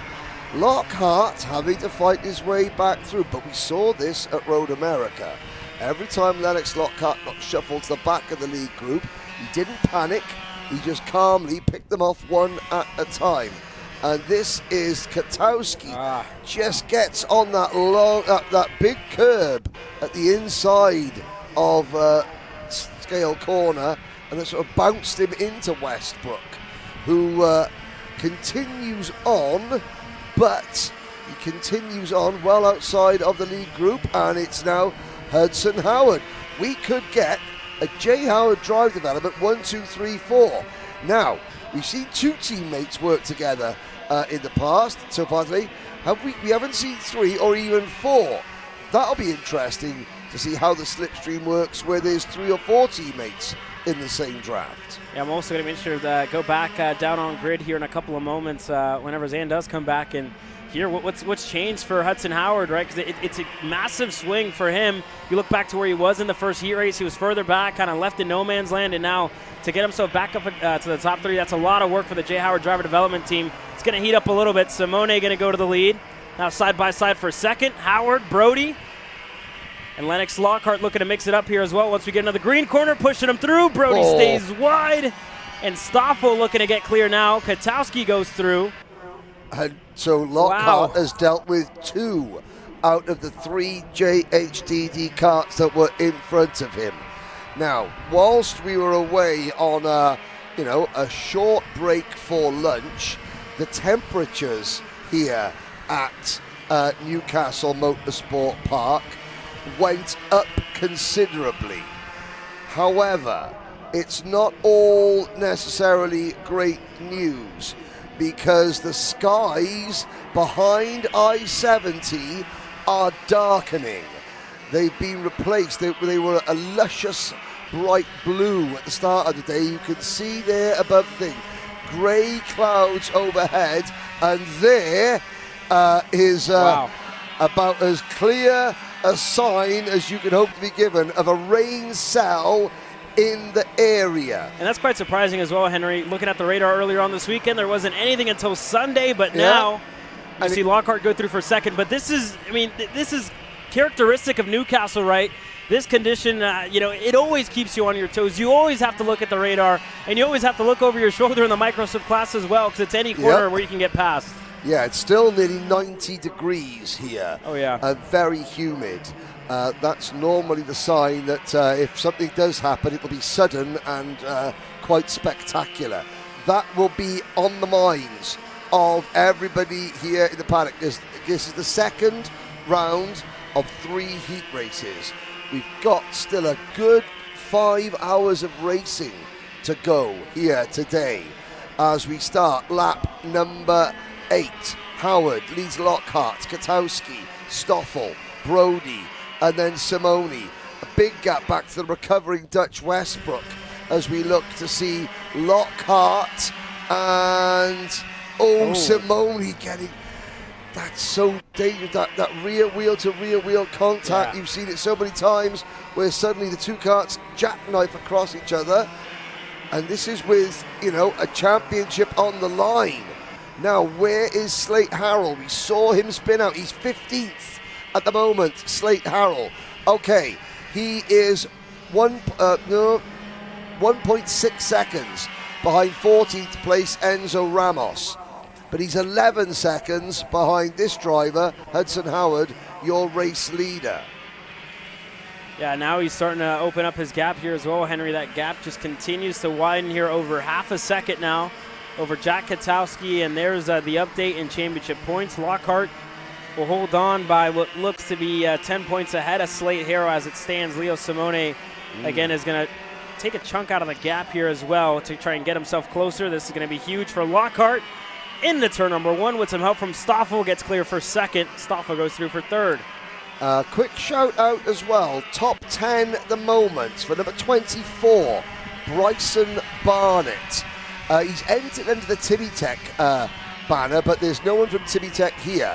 But he does have Martin Pierce working with him. They're running essentially as privateers in the field. Mum, Dad, camper van, 1 go-kart, and Martin Pierce. And we continue to fight for second as well here, Henry. The gap to Hudson Howard continues to open up. Stoffel, Lockhart. Stoffel, I think, tried it 2 corners, tried it in the cell tower hairpin, it as well in the 90-degree left-hander. So So hang on a second. This is the It biggest opens lead. up. Yeah, this is the biggest lead we've seen from anybody in any class all day. Hudson Howard, dare I say it, we haven't had a race decided by over 0.2 of a second. It looks as though Katowski and Lockhart have got the memo, however. They're now working head down with Stoffel, 4th position overall, pushing the TKG Birrell Art and the Velocity Racing Sony Kart forward. Hudson Howard's lead 0.7 of a second at the end of lap number 9. We start lap 10. I don't think these 5 drivers you're looking at now are out of this one yet. If I was Hudson Howard, I would run and hide because the cavalry are approaching. Yeah, I'm not sure. It's going to be close on time, like you said. They might just end up running out of laps as well, but we've seen the huge play in the draft as well, especially in this micro class, on how big it's been, with the, if you will, this weekend, not running the shark fin. That added straightaway gives you, another huge slipstream effect, huge draft effect, and 2 karts are always going to be faster than one at a track this big, Henry. Ah, yes, the shark fin. That's the kink that would slow drivers down on the straight up from scoreboard bend before I-70. Or the Monza, if you will, takes many names, but you're already starting to see, right, this gap closed down by a significant margin. So 2 laps this time by 2.6 in the air. It was about 0.6 the last time around. I think that's going to be under half a second this time. Yep. And I think Lockhart might even have a chance once we get to the white flag. 0.3 was the gap that they took that time by. Well, Hudson Howard's going to be even more susceptible because these 4 have got momentum. They've got that extra turn because they are hooked up around every single corner. So, like at a NASCAR race, sometimes at Daytona or Talladega, the leader doesn't want to get too far out in front because the slipstream factor is even greater because they got, all they got is air around them. No other drivers. Howard looks over his shoulder, realizes, might be in trouble here. Because, yes, Lockhart has brought the train with him and they have caught Hudson Howard. Now, will they go straight past Hudson Howard, or will Hudson throw a block and he will have to defend to keep them behind and stall out their momentum? Oh, and that is Grayson Kennefick out of the race. Kennefick out of, he was outside the top 20, he was 22nd. Here we go, game on, white flag in the air. Howard did throw the block to the inside. Somehow he hangs on to the lead. Look at Leo Simoni. Oh, Lockhart and Simoni. That's another massive championship moment. Lennox Lockhart spins out of the race after contact with Leo Simoni. Will he get going? His rival, Slate Harrell, is down the order but recovering. He's 12th, is Harrell. Here's the battle for the race win, however. It's still Hudson Howard leading. Now he opens up with teammate Mason Brody getting himself to 2nd. Stoffel sits 4th, looking to go on Katowski, but like you said, huge implications. Look at Simoni, that over-under, that would have stuck. That would have been the move of the weekend, maybe even the move of the year for a heat race victory, and just contact with Lennox Lockhart sends him backwards and into the grass. And in the same corner, both of our championship points leaders coming into this race out of it early, but side by side for 3rd. And you see the championship update here in a bit. But this is the battle for 2nd. Hudson Howard checked out. Katowski holds on a 2nd over Brody, and Stoffel goes side by side. Well done, Hudson Howard. Well done. Is it going to be 2nd? Howard takes the win. Well done, Jack Katowski. P2. And I know Colin Brown has been working very hard with the youngsters in the TKG tent. And Jack Katowski, he's had a 9th, a 6th, and 2/6 this year.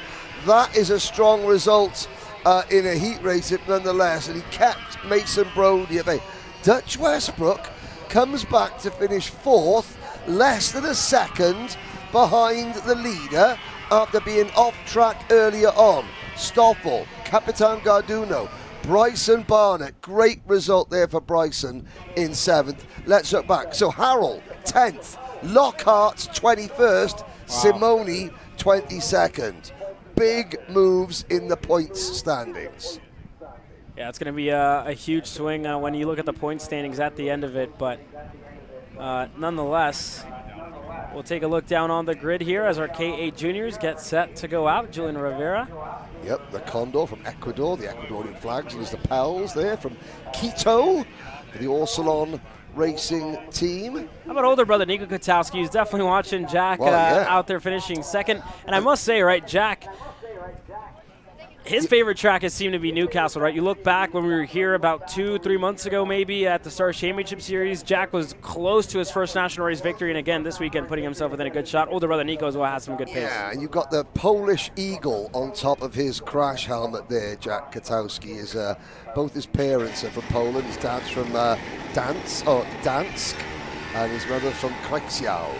Here we go. Oh, someone there just remembering to put their neck brace on at the last moment. So this will be... Got issues further back for one driver, it looked like. Yeah, and someone at the back of the grid, and I think... who's not got going? Maybe it...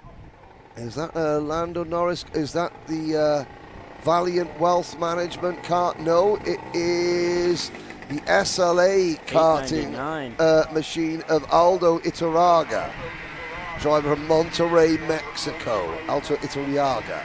So this is Group A and Group C in KA100 Junior. Travis Pettit and Julian Rivera, row 1. Nico Kotowski, Tristan Murphy, row 2. Alex Vanchev and Max Weiland, row number 3. Now, they are going to come to the line. Are we going to see a start this time round? No, we aren't. That's going to give driver who is struggling to get away, Iturraga, a chance to catch the field. They'll go through the cut through, so that minimizes the time loss. Who else to look for? Max Weiland 6th. Well, Lucas Palacio down in 10th. Max Cristea down in 13th. You can expect both to make quick progress towards the head of the field. Now, I have to say the skies have lightened a little bit, but still, you wouldn't want to bet your mortgage on it staying dry for the rest of the day, would you? I mean, I wouldn't, that's for sure. No, yeah. Now, but here we go. Second time around for Travis Pettit. Rivera on the outside for Orsalon. For Speed Concepts Racing, Pettit looking to continue this dominant run he's had in the last 2 months. Issues further back for one driver. Oh, and Valentino Santillon just ducking out of the... we're going to go around again. Now. And I'm not sure if we're going to change the front 2 rows because the issues do seem to be further back in the starting order, Henry. They just... Normally, this is where if you're on the front row of the grid, you're getting a bit nervous. Because, you know, it's down to the front row starters to control the pace to the line. I'm not too sure it's their fault, though. However, it looks as though the front of the grid isn't the problem. It's everyone in the middle of the pack. Now, the back of the pack, so Luca Pescu has had to draw. Hector and Aldo Iturraga, I hope they're both out there. Mason Ward, Jackson Baldus, Davis Henry, Grayson Knoll, Giovanni Antonio, Easton Kubinski, Thomas Anthony, Ezekiel Haight towards the back of the pack as well. Third time asking, Caleb Fiesta. Let's bring them to the line. Let's do it. Pettit on the inside, Rivera on the outside. Oh, goodness me. Yeah, they've let him go. I think we got it.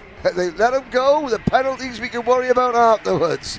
Not the cleanest start from the midfield pack. Somebody going grass tracking, but it is Travis Pettit who has the lead. Poor start from Julian Rivera from the outside of row number 1. He's down to 5th already.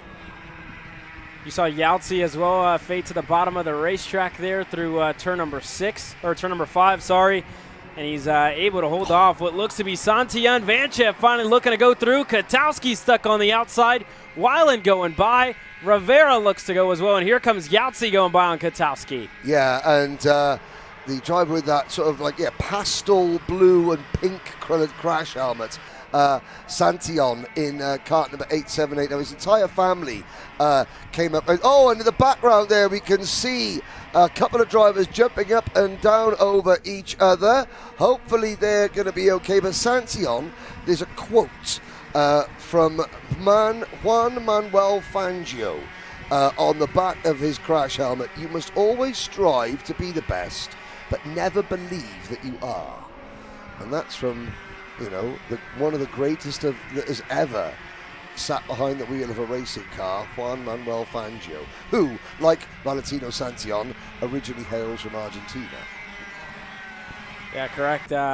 Again, huge shoes to fill, right, in the young career for Valentino Santillan. Nonetheless, though, very antsy start, I would say, in this midfield, just right behind the top three, and everybody, again, looking for a little bit of room, looking for some time as well to stretch their legs. Yautzi looked to have a go on Murphy, wasn't able to get clear. We go side by side, Max Christia, as well as one other driver, and here's a replay on the three drivers that are out of this race early. Let's look at the 860 at the back.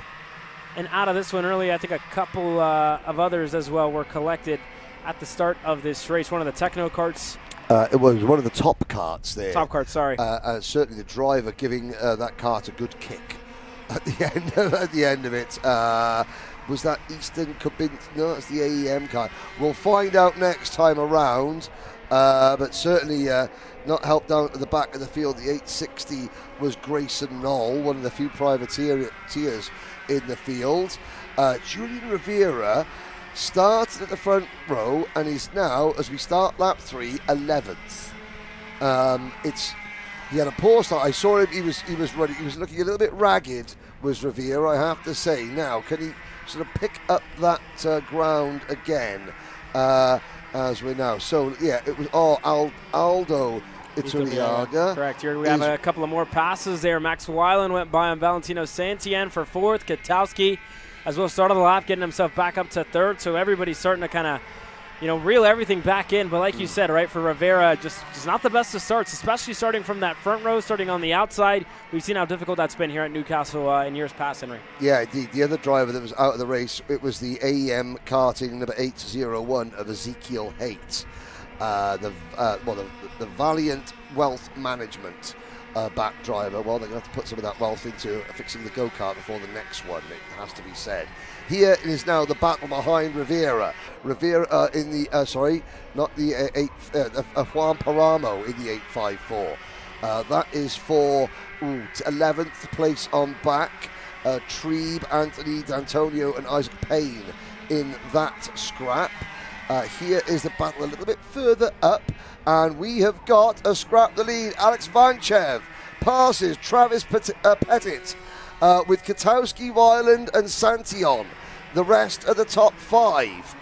Max Weiland, he's obviously looking at Vanchev. He's not discrediting any of the other league contenders, Caleb, but he is concerned that Vanchev is the danger man. Every time Vanchev makes a move, then Weiland makes a move of his own, although he's now getting trapped in a battle with the 892 of Nico Katowski, which is costing all three of these time to the lead duo.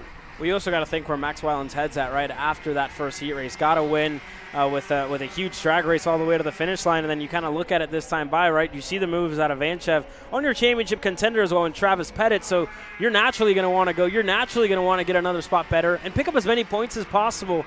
Put yourself in the best position whenever you are able to get there if those two drivers in front of you continue to fight. So this is huge for Max Weiland right on.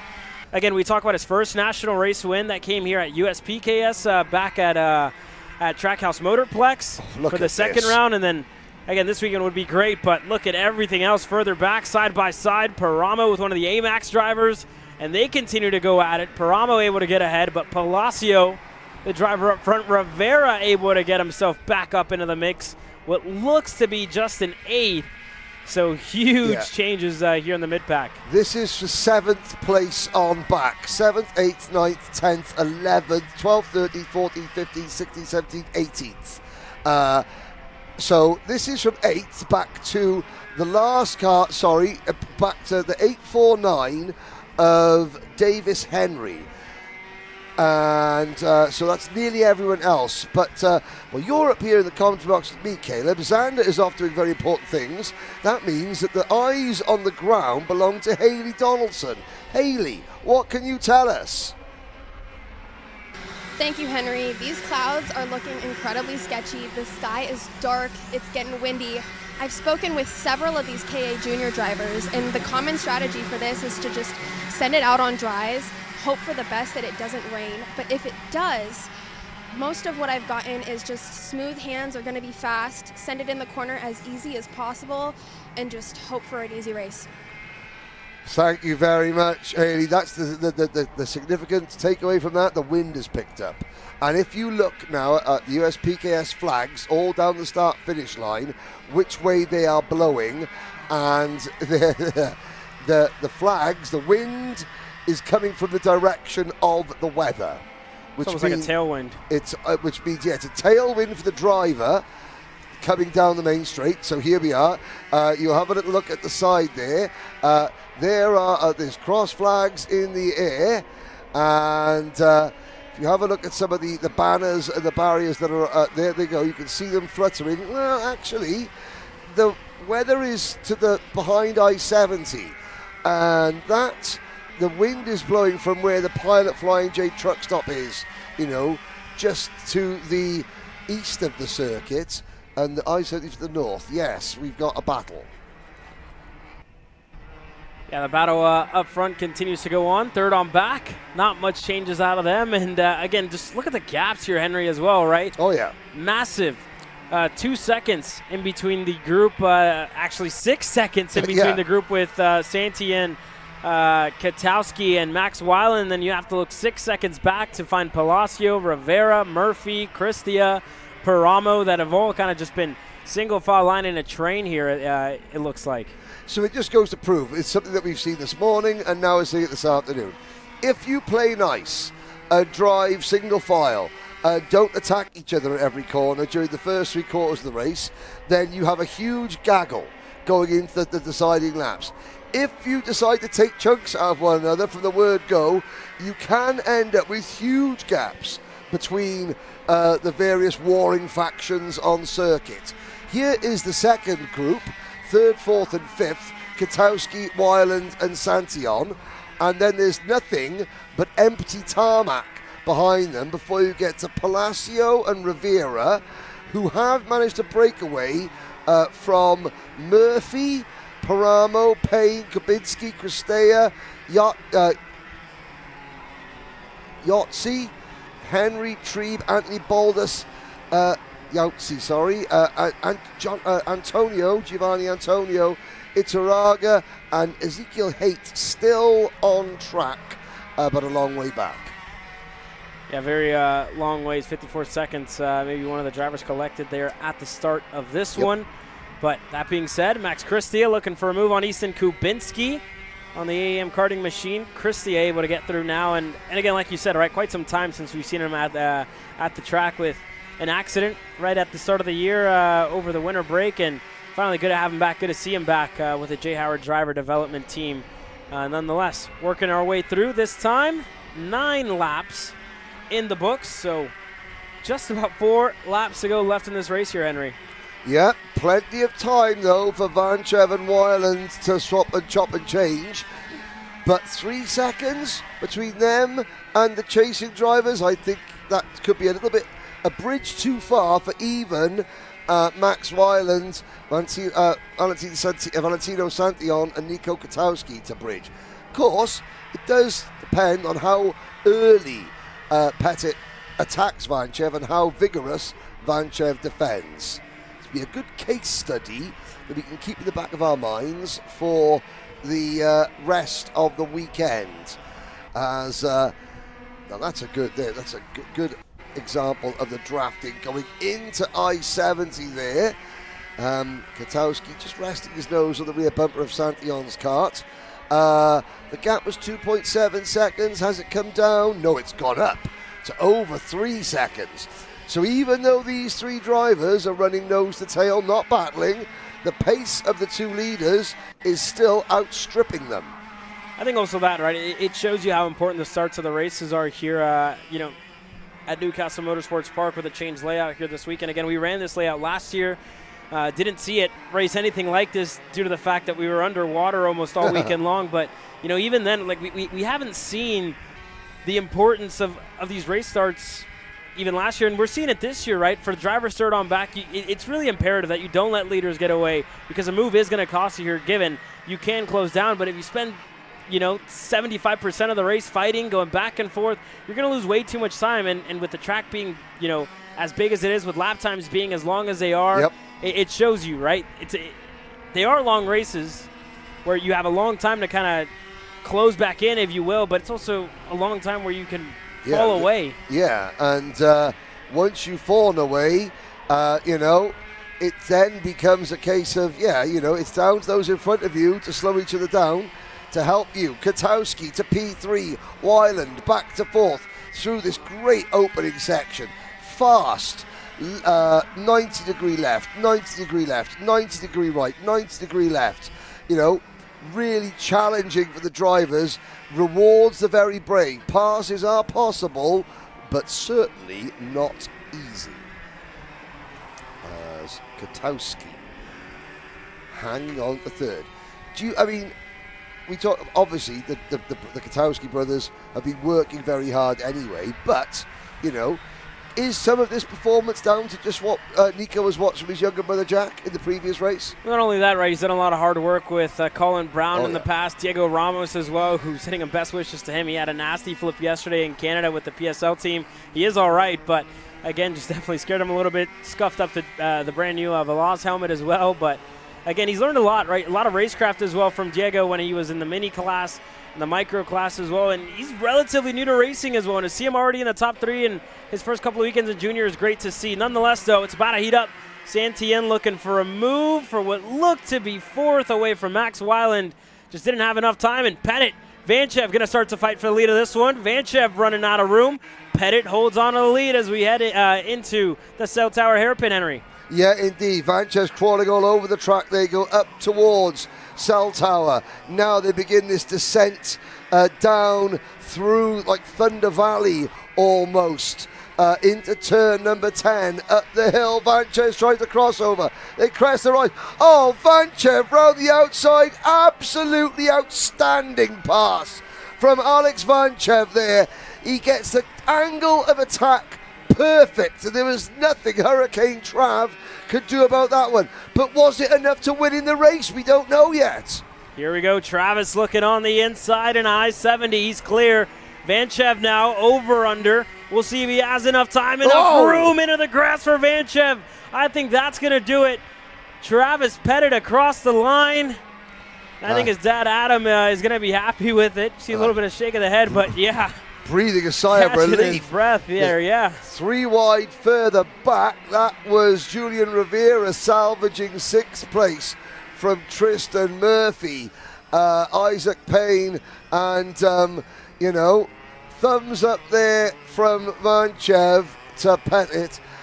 I mean, I'm curious to hear what they got to say to each other. I'm not sure I want to listen in, but that move from Vanchev was the best move of the day so far. A full Slim Shady on the outside of the last lap, and it didn't even win in the race. Ridiculous.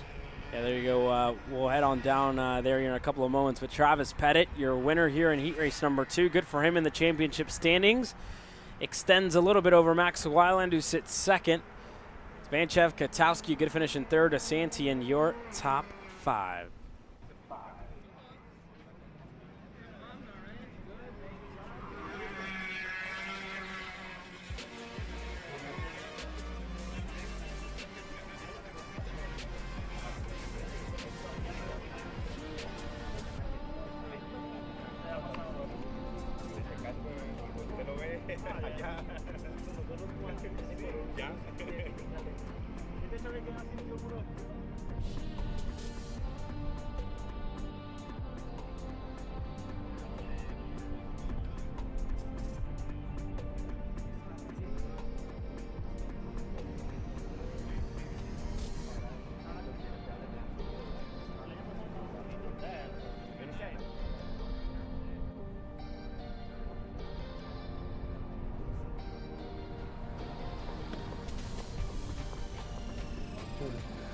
Well, here's a look at the second group of KA 100 juniors. Dalton Haynes driver coaching with the SLA karting team here. That's Edgar Rodriguez.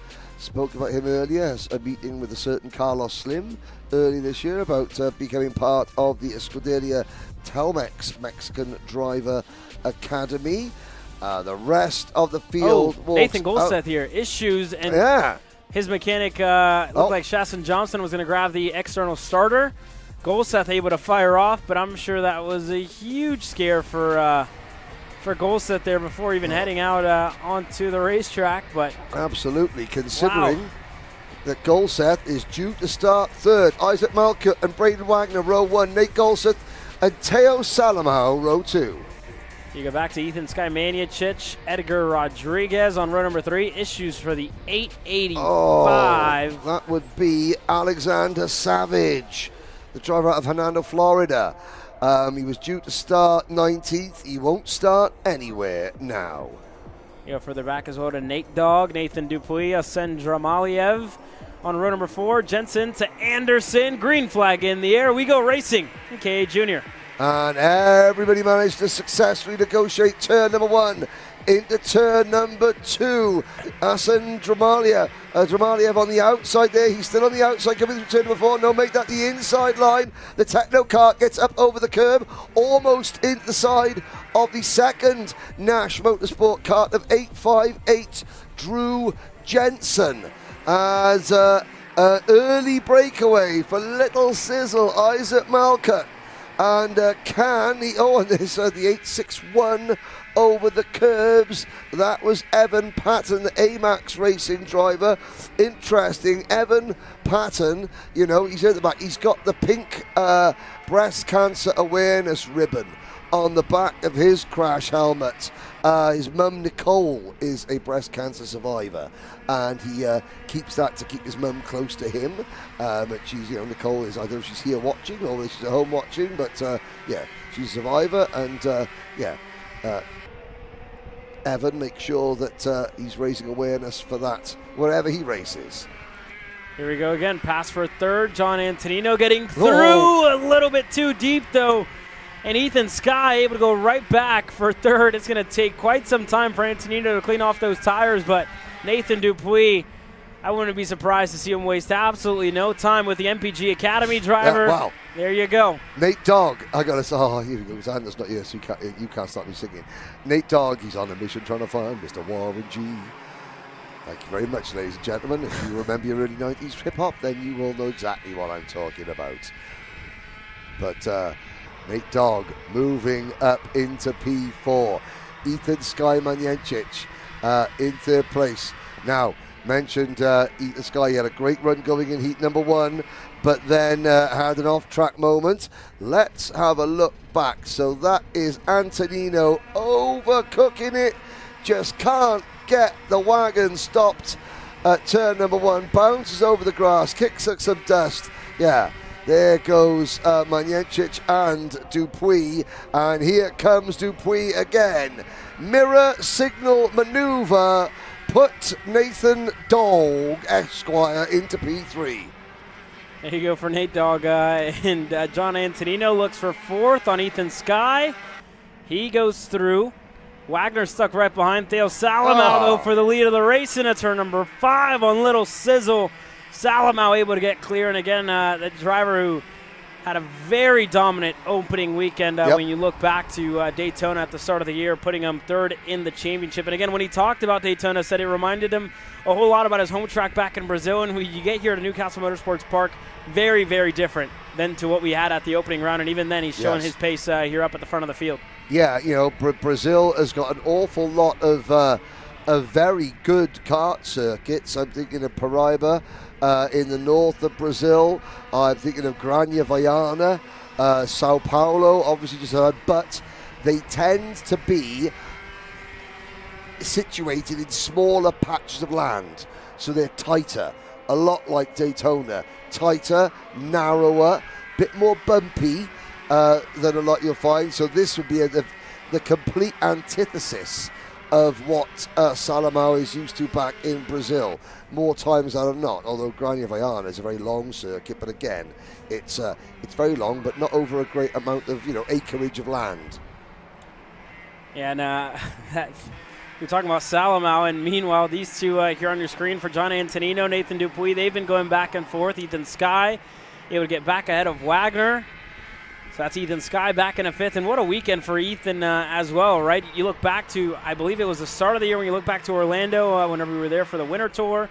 And again, Ethan Skye went up and over, and that put him out of action for a little bit of time. And you look at the flip of the switch, right? The development throughout the year, the improvement throughout the package for the Rocket Racing Company as well. You talked to ADT a whole lot on everything he's done for the team, and saying that being in the seat this weekend has given so much to the team, has given so much to the young drivers. And even then, he goes out, finds a setup on the X30 side of things, and applies it, in a KA translation, if you will.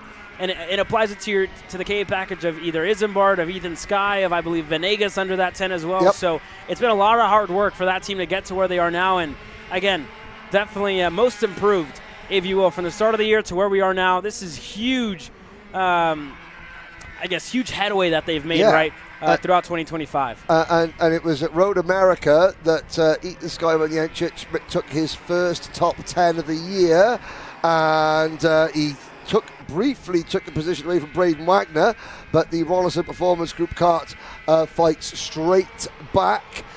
Now, these two leaders, they're not getting away that much because Antonino and Dupuis are not letting them. They're working together.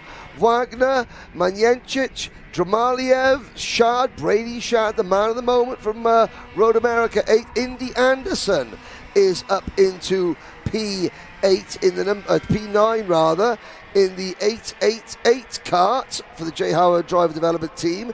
It's been, the last time we saw Indy in action in USPKS in the top 20 was Daytona. And then you've got Edward Kennedy, Edgar Rodriguez, AJ Stoner, Nathan Golseth. After starting from the back of the field, he's made his way up to 12th. Drew Jensen, Rodolfo Levin Jr., Luca Cariati, Brandon Siriaki, Andrew Avalos, Robert Lash, and then Evan Patton. Top 20, 11 seconds separate them. Halfway through this race. Antonino, should be, gotta say, there should be a sign in front of Antonino saying, like you put up in your front yard, beware of dog, because Nate Dogg is right there behind him. However, he's playing nice at the moment. They're just following. I'm just waiting till the point where you run out of those out of those dog jokes. Never. For Nathan Dupuis. But here we go. Cross sticks in the air, halfway through, and for Salamau, for Malquit, I think the two of them happy to push each other along, push each other away from the rest of the pack of John Antonino, Nathan Dupuis, Ethan Skye, Wagner, who again I think took a little bit too much curb there on the exit of turn number 3. Putting him a little bit out of shape, but didn't lose too much time. Dramaliev further back in 7th to Shad, to Edward Kennedy and Indy Anderson, your top 10. But again, the separation's been massive in this field, and we're going to have to wait as well until we get to the end of the weekend to see everybody on the racetrack at the same time and see how it plays out there as well, because it's going to be, again, a little bit more congested, a traffic jam at 4 o'clock on I-70, if you will. And yeah, but that's a good thing. We'll see how it turns out. That's a good thing that they're keeping the field separate, because how many drivers entered? There were 48 drivers in total. Now they're all I think they're all going to start. Just looking there, we don't have any. We don't have any last chance qualifiers. So 3 heat races with 48 karts in each. To me, sometimes that can be a recipe for disaster. Ethan Skye Manjencic, he's gone past Dog, he's gone past Antonino, and he's now put that number 852 Rocket Racing Company machine. It's an LN kart chassis under the bodywork. He's put it up into P3. He now leads the chase to Teo Salamau and Isaac Malkut. It's 2.5 seconds he's got to make up, but he's got 4 laps to go, and just look at the way that Manjencic is pulling away from Dupuis, Antonino, Wagner, and Dramaliev. Yeah, Shad was able to get by on Dramaliev that time by. We just saw it there into the I-70, into the cell tower hairpin there.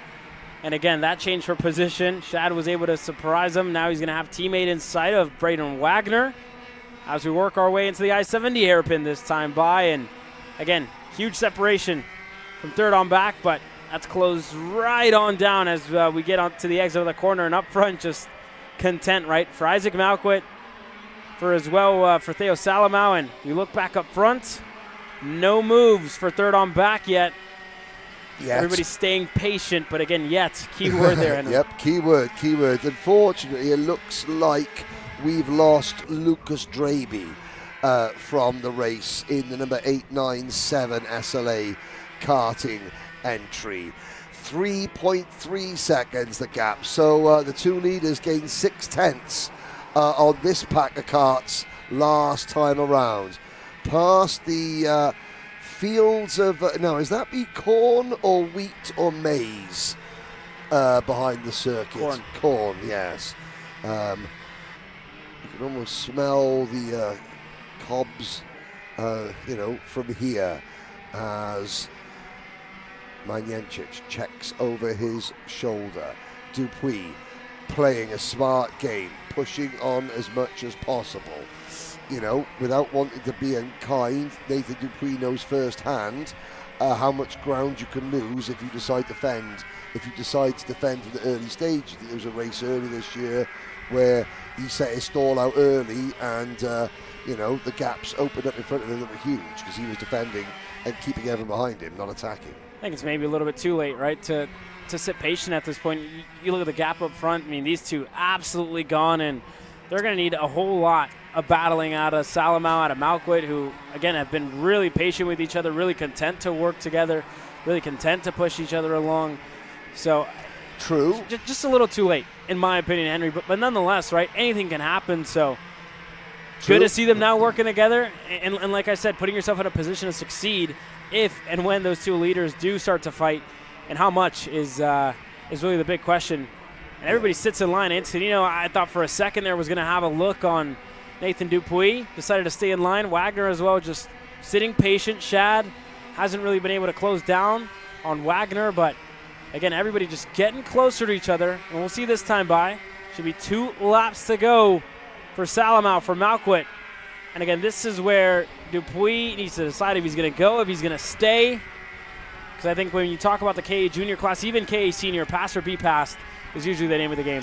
Well, I mean, from Nate Dupuis' point of view, if I make a move now on Ethan Sky Manjancic with 2 laps to go, then it's going to be an all-out war for the next 2 laps because Antonino and Wagner and Shad are right there. If I try and just keep pushing Manjancic away for as long as possible, when I do make my move, and I will, then I won't have too long to hold off because the minute that Dupuis moves offline, Antonino's going to shove his nose up the inside at the gap that is created. And that will then, lead into, like, again, a 5-kart scrap, positions chopping and changing. Salamau being pushed along by Isaac Malquit into I-70 hairpin. Brave photographer in pink sitting there. Ken Johnson there as well. You can order your photos today at Studio 52, the official series photographer for the United States Pro Kart Series. But if he's not careful, he won't make it to Studio 53 sitting there too often, although there'll be great photos. There's a great move. Malquit surprising Salamau in turn number 3. Takes the lead and gives himself a slight gap. Yeah, that was massive, and like we were saying, right, expecting Dupuis and Manjancic to sit patient. Antonino just went for 4th, so Nate Dogg back to P5, but that was a very timely move for Isaac Malquit, right? Got it done in a corner where he knew Salamau was going to have to get on the brakes, check up, and ultimately lose time, period, right? Yeah. And that really gave him the opportunity to pull away and to extend his gap like he has here in this one. So this has been great for Isaac Malquit as we work our way through. Ethan Sky looking to hold on for 3rd. Dupuis goes back. Dramaliev threw on Wagner and Shad. I think that's probably what ignited that battle further back just on the edge, just outside of the top 5 as Dupuis now looks to go on Manjancic. He's through. Antonino within a shot, but up front, checkered flag in the air. Isaac Malquit takes it away in heat race number 2. And who's going to get the drag race to the line for 3rd? It's Dupuis by 0.02 of a second over Antonino. Ethan Skyman Jencic, top 5, but that for me was the most accomplished performance I have seen from the American-born driver with one English, one Serbian parent. I accidentally called them Slovenian before, and that was not good. No, all joking aside, really, really good performance there from Ethan Sky Manjencic. Nate Golseth from the back of the field to 10th. That's impressive for Golseth. Ahead of Rodriguez, Stoner, the new gen, Haas Kart, AJ Stoner. 12th. Out of Indy Anderson, Drew Jensen, Luca Cariati. I didn't realise that Luca was one of a pair of twins, fraternal twins. His brother, he's not older brother, his twin brother has to race in seniors because they're both very tall. Cariati finishing in 15th position. Siriaki, Rodolfo Levine Jr., Robert Lash, Evan Patton, who managed to get past Lucian Laser and Andrew Avalos. I'll tell you this here, Henry. Okay. Just kind of looking at a couple of texts coming in now that there are raindrops on grid, raindrops as well on the last corner in the I-70 hairpin. Well, you know what? And it looks like all the karts are on the ground here, but then very, very light. Very, very light drops. I really don't think you're going to see that change over to the wet weather tires, but no, but it's all. I mean, even then, it keeps you on your toes. What do raindrops do, Caleb? Keep falling on my head. Dun, dun, dun, dun, dun, dun, dun, dun, dun. KA 100 Senior out on track. And this will be Group A. No, that's a lie. It'll be Group A versus Group C. Brandon Lemke and Caleb Gaffara, row 1. Mick Gabriel and James Overbeck, row number 2. We go back to Paulie Massimino and Sebastian Garzone, ZCD, and Lorenzo Kaufman on row number 4. Quinton McPherson and Anthony Rivera round out the top 10. Shane Reddy, Eli Fox, Alex Feldstein, Chris Harrower, Joseph Huey, Wrigley Keys, Luca Reyna, Eric Estrada, and Connor Corsi. Those are your 19 starters. Lights are out. A shrug of the shoulders at the back there from Wrigley Keys, but they all get going under the threat of rain. Now, if there's going to be an issue, it's going to be on these first couple of corners before the drivers are able to get their tyres fully up to temperature. CCD. Now, if there's... off goes the RPG car of Quinton McPherson. Hand in the air, and that looked like it was a mechanical breakage. There's the all-white kart of Eric Estrada, and at the back of the pack, the 985 of Joseph Huet. You shouted at him yesterday for coming through the kart chase complex and look at the fence at the back. He was very, very upset. I had to calm him down and say it's okay. Caleb will give you $100 hush money at the end of the weekend. We just can't walk through here, right? We're close to scales, so again, we got a lot of wires, a lot of cables going on. So just you were merely acting as an OSHA representative, looking after his own safety. Yeah.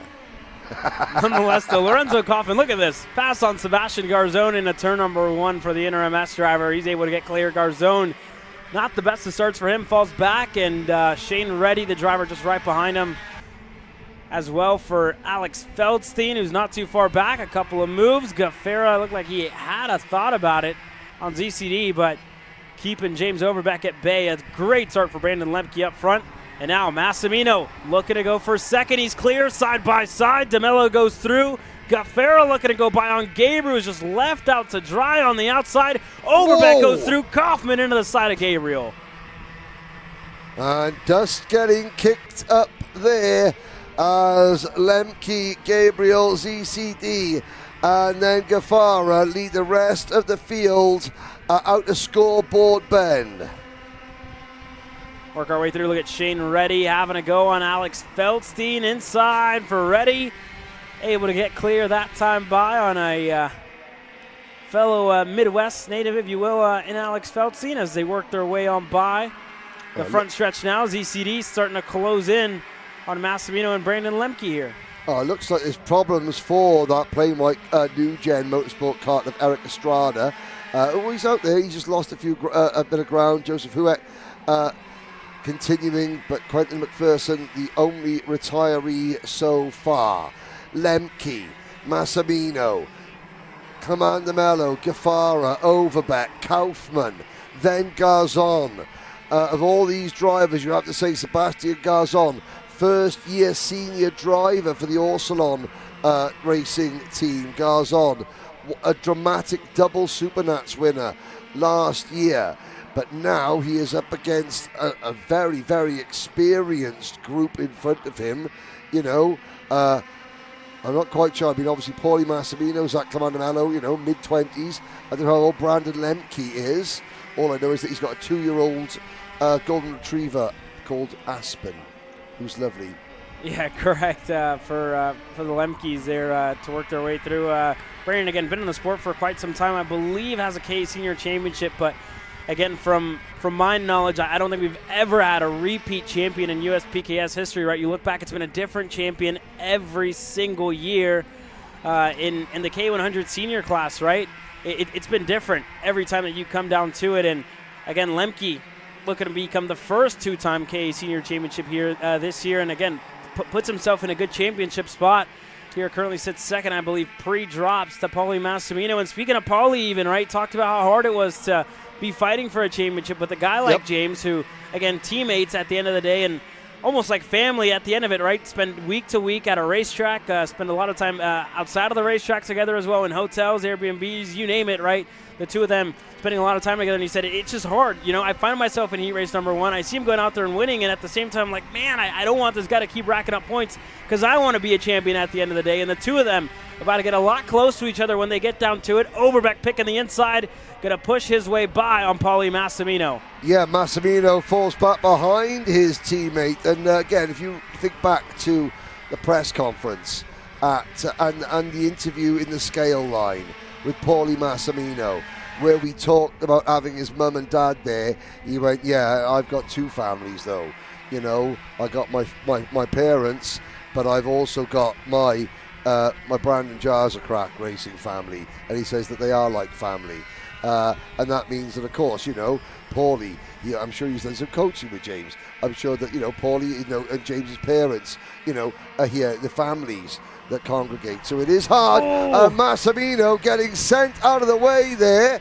Lorenzo Kaufman, the Inter MS driver, getting very, very aggressive, and also Mick Gabriel doing that. So that all went from being very calm to being, well, the aggression level certainly got ramped up in the space of about 2 corners amongst all 5 of those drivers. Yeah, it just absolutely exploded as soon as Kaufman got there to 4th, and Massimino looking to regain position a little bit, goes by on Caleb G on the front stretch. That'll put him up to 6th, but yeah, Kaufman definitely looked like got into the rear of Paulie Massimino there, just coming into the scoreboard hairpin.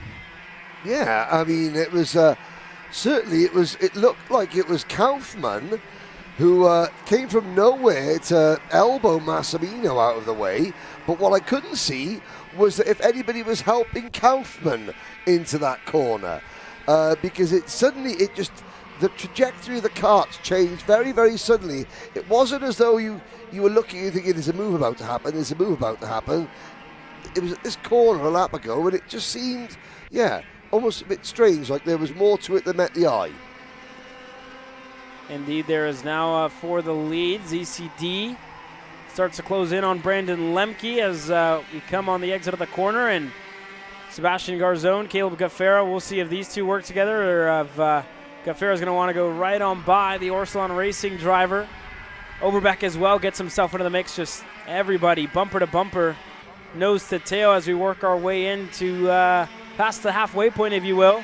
Just reached it, starting lap number 7 now, Henry. Yeah, indeed. Here are your 3 leaders. Lemke, the 901 Speed Concepts racing machine. He has got that Vulture engine on the Carlos Sainz 55 chassis underneath him. Then you've got the Velocity Racing Sodi kart of Canada, Zach Clement de Mello. Behind them, the Brandon Jarza Crack Racing Lando Norris chassis of James Overbeck. Kaufman, has Kaufman just lost fourth position to Mick Gabriel? I think he may have done, you know. Gabriel could be up with the P4 with Kaufman, Massimino, Garzon and Gaffara in the next group. There is Gabriel.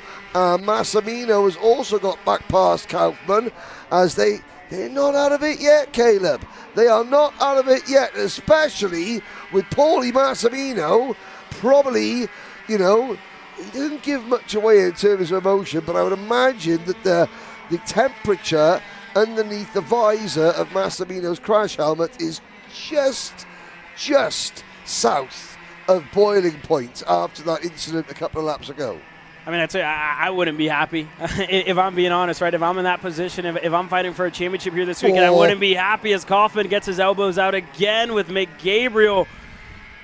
And Kaufman just setting the tone, right? Setting the tone for you know, for the moves he's been making so far in this second heat race. You know, but to be fair to Lorenzo, you know, he made the move, and you know, if you're gonna live by the sword, sometimes you've got to die by the sword.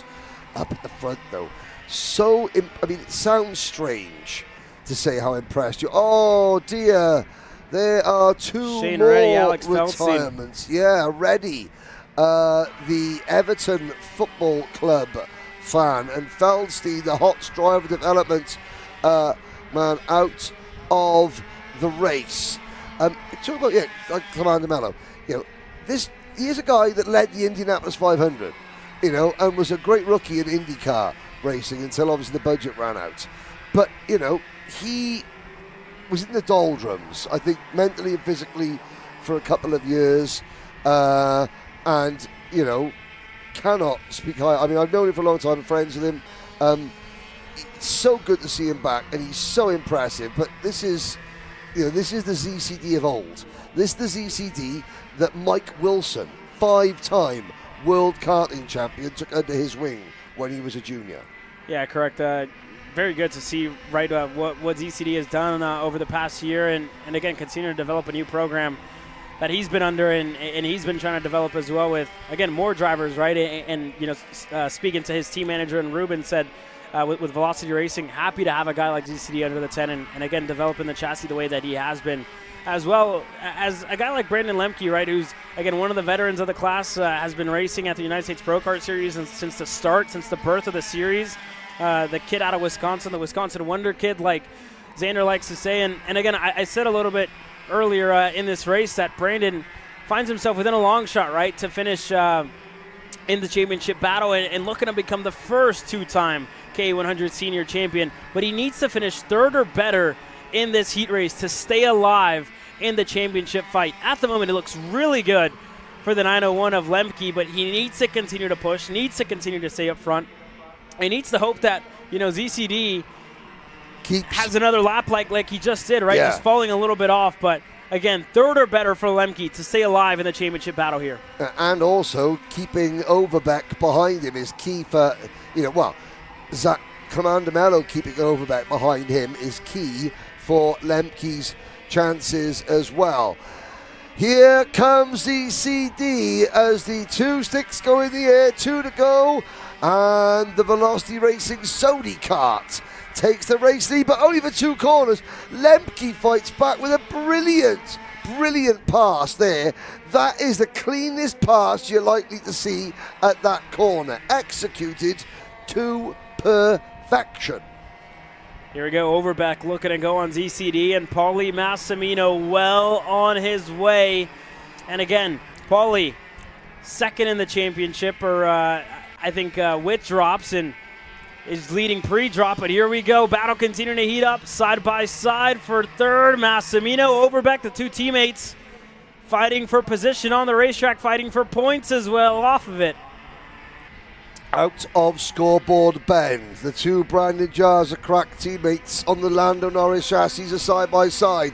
Clement de Mello on the outside line there. Oh, and Lemke broke early, almost through Clement de Mello off his mark. We are coming to the white flag. Lemke on the inside, Clement de Mello in the middle. Clement de Mello tried to go around the outside, brilliant. He runs a bit wide, he went up the middle and tried to slice through the sandwich, and it didn't quite work. Here comes Caleb Gafara. Caleb G out of nowhere putting himself back into the mix, but for the lead of the race.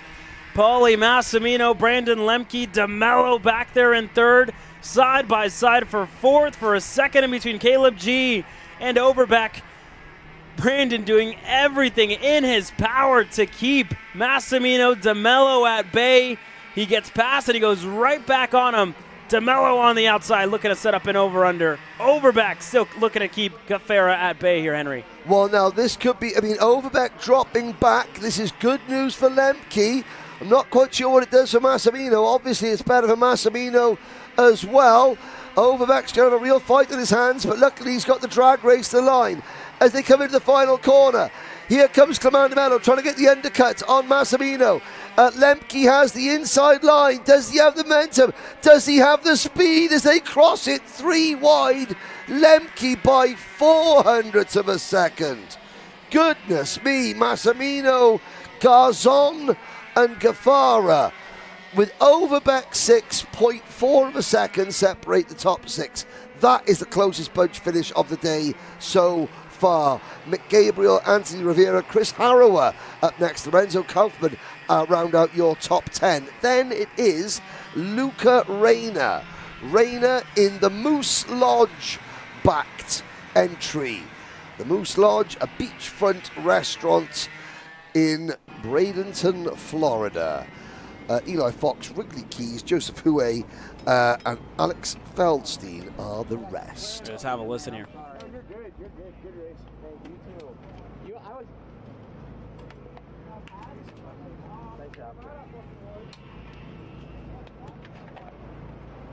I was gonna let you go around. I was trying to give you the space. I'm like, no fucking way you did it.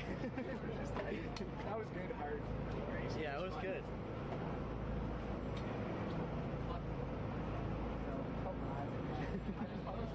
I honestly like. No, I meant at the end. I didn't.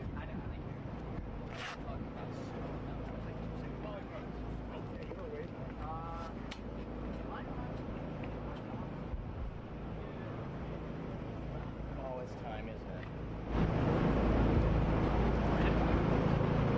Brandon, that was the end of the second heat race, took home a win.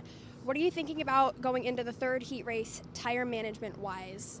The track has been quite hot today, so I imagine it's going to be difficult. Yeah, for sure. I think with how much rubber there is out there and with the cold front that just moved in with the potential rain threat, it definitely cooled everything down a little bit. It wasn't as greasy as I was expecting it to be, but I think for the third heat for everybody, it's just going to be sliding around like crazy and just hope they come in quick enough and have the speed on a loose go-kart. So, but as for right now, everything's working the way it should be, and we're in a good spot so far. Were you stressed at all about the possible rain? Oh yeah, of course. I mean, there was some raindrops when we were going just about to head out, and one got me right in the face pretty good. But I was like, oh, it's going to be like Scoos all over again. But it held off luckily, so hopefully it holds off for the next guys as well, and stays dry for the rest of the day. Thank you. Thank you.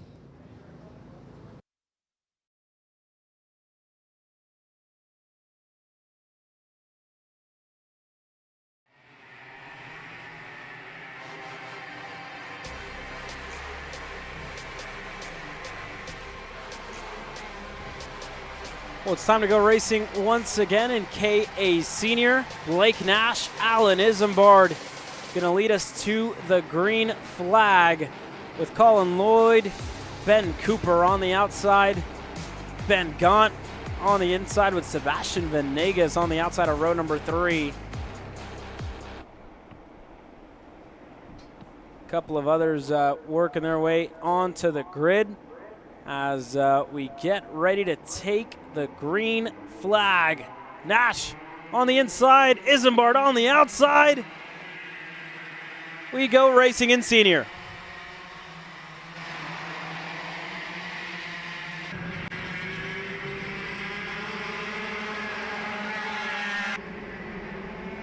Love listening to the sound of the engines. They crest the rise coming out of turn 4. Just popped my head out of the outside broadcast unit here, the Kart Chaser RV. The temperature, the skies have become very oppressive. It's boiling hot. It's about 99% humidity. The air is as still as a graveyard at midnight. It is just, the weather is sitting on us. And every once in a while, there's a big blob of rain, and that's it. But of course, it's so hot, it dissipates very quickly. Although all the karts heading to the grid there have got their wet tyres on the trolley, waiting. It would be a great opportunity for anyone to go to the print truck and seek solace there. We've got some fantastic merchandise available here from the print truck. The metal photo plates, the towels. Gallo Barros is even making personalised gloves on site for people. So, I mean, there could be one or two drivers getting some very wet gloves in a minute. They might need a new pair. But again, it's really, really good to see Gallo, an ex-driver I've commented on many times now, opening up this new business. Him and his photographer here capturing all the angles. They even managed to give me one of those sweat towels for my head, which there were people concerned that my bald head was going to get so Gallo came to my rescue. Good to see you held up there, Henry, as well. Ben Cooper holding up quite nicely in third, and again, had a good conversation with him earlier, right? Struggling with just a little too stuck for his liking, and again, he's right on weight.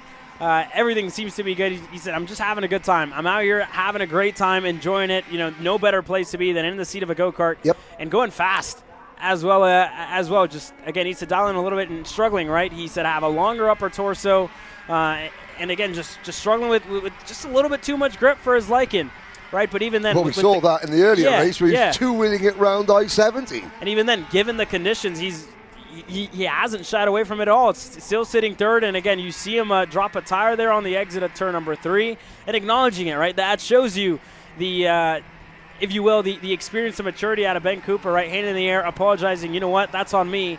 Yep. I'll clean it up here. Let's get up to Blake Nash and Alan Isambard to try and get back into this race. Now, of course, Isambard, he is going to be a little bit more aggressive than maybe Nash is because he's already had one bad finish. He had that throttle cable snap. It was... I got correction on that. It was a read that broke on Alan Isambard, so... Hang on a second. They were able to fix that. Now, you may have missed this, but I said it was an engine issue, and Xander Clemens said it was a throttle cable.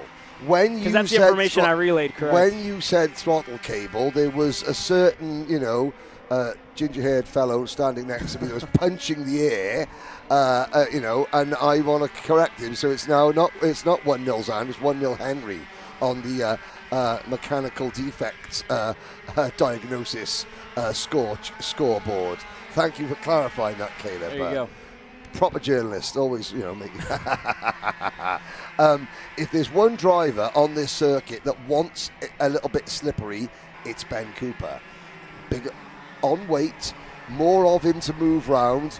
If on slick tyres in the wet, moving your body around in the kart to helps more than anything else to counteract the lack of grip.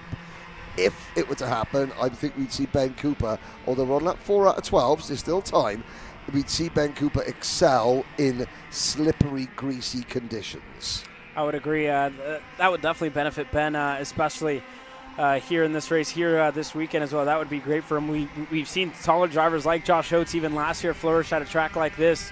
And now he's, with his operation that continues to grow week after week. One of his drivers, Eli Warren, finds himself just right behind Ben Gahn, who was able to get that move done for 5th a lap ago. And this is a great weekend, probably the best weekend Ben Gahn has had in his career as well, putting himself inside of the top 5 in heat racing action. This is great, and again, speaking of Austin Miles, Brendan Jarskrak, they've all been happy with the continued success of their KA program and the continued success of their drivers as well, right? You're not only seeing Paulie and James up at the front, you're seeing everybody else start to close down that gap, and Ben Gahn looking to go one spot better, right on cue, up to 4th for the 995. Yep, those highlighted curls that Ben Gaunt is now sporting. have certainly coincided with an uptick in driving, has to be said. Joking, but yeah, you know, somebody said that he looked a bit like a bronzed Adonis to him when he got his haircut. I said, you know, I said he's got a bit of the Santino Ferrucci's about him now, the hairstyle.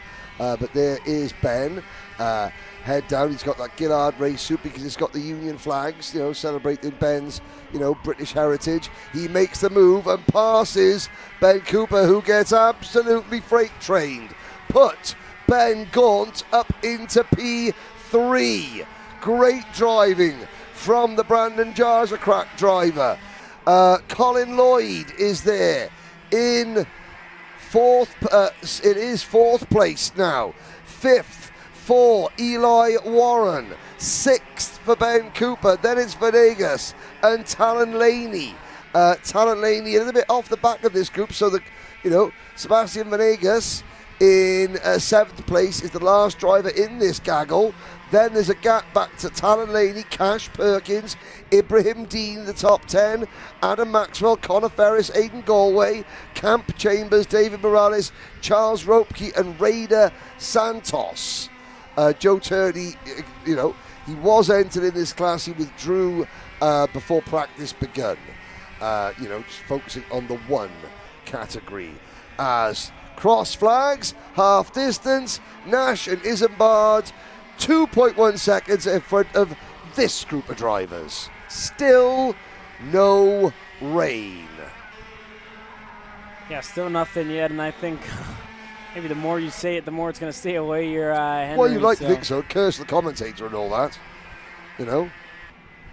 So I say, you always bring your umbrella with you because then it's guaranteed not to rain. The minute you say walk out onto camera post without a plastic bag, then you're guaranteed to rain. Now, I wonder how many of our Kart Chaser camera crews are now nervously looking around to make sure they've got their plastic camera covering. That'd be good. Get to see them, again, all of them working hard. Jerry Fandry, Grace Overbeck, as well as Bradley is out here, Hunter Bolton as well. Bradley Dalton. Great to see everybody out here in good spirits, right? Yeah, if you see somebody in a blue, in a sort of a light blue media tabard sprinting across a circuit, that's probably Trevor Blue from Kart Chaser. There you go. Taking camera bags out to the crew to make sure that the cameras don't get wet. Camera crew, well, they dry out. Cameras, a little bit trickier and more expensive. Indeed there, Henry, as we look up to the front, Blake Nash, Alan Isambard, just sitting patient, right? And again, a lot of time for these two drivers to think, but you also got to think at all the work these two have done, right, recently. Isambard always in the seat, always developing with the Rocket Racing Company. They're back in Miami at their club race at AMR Homestead, and even now at the national scene, right? He's at every single race weekend, and Blake Nash, you know, wherever he is, he's in the seat behind the steering wheel, you know, always doing what he can, right? I was just over in the state of Washington not too long ago over at SEMA for the NWK Burley Products Super Cup, and Blake was there, you know, racing on an Ital kart, just being behind the wheel of, it was a 206 Washington as well State. as exactly, Washington State. Beautiful part of the world. Out there. Beautiful. Very, very beautiful. And again, you see a lot of drivers that just want to stay busy, and the big thing for Blake on national weekends like this, right, you find yourself kind of falling in this loop, falling into a little bit of a burnout as well, and you almost have to, you know, remind yourself of why we do it, why we're here, and it's to have a good time at the end of the day, right? And Blake was there. He's like, you know what, man, this is a reset weekend for me. I'm here racing 206. I've never done it. I'm excited to do it. I'm here racing, again, right, the X100 package that they had there that weekend. And he was just having a good time enjoying it. And you see it also, right, it relays to when you get back to the national weekend where you're stress-free, right? All that stress that you did feel being at the racetrack on national weekends, it all kind of goes away, and you're seeing that out of his performance here this weekend, as well as now Ben Cooper, speaking about having fun, right? Yep. On his return to the seat, up to fourth now, able to get ahead of Eli Warren that time by. It's one of those things that, you know, having been around the sport as long as I have, that, you know, you obviously, you have to love this sport to do it. The minute that you don't love it is the minute you should step out of a go-kart, because that's when you could hurt yourself. You know, you could hurt yourself anyway. You know, accidents happen. But sometimes when you see a driver say, "You having fun?" and they shrug their shoulders, I just say, listen, you know, there are millions of young people around the world that would literally give their their hind teeth to get an opportunity to run one national level go-kart race. So, you know, the worst day at a go-kart track is always better than the very best day behind the desk in an office.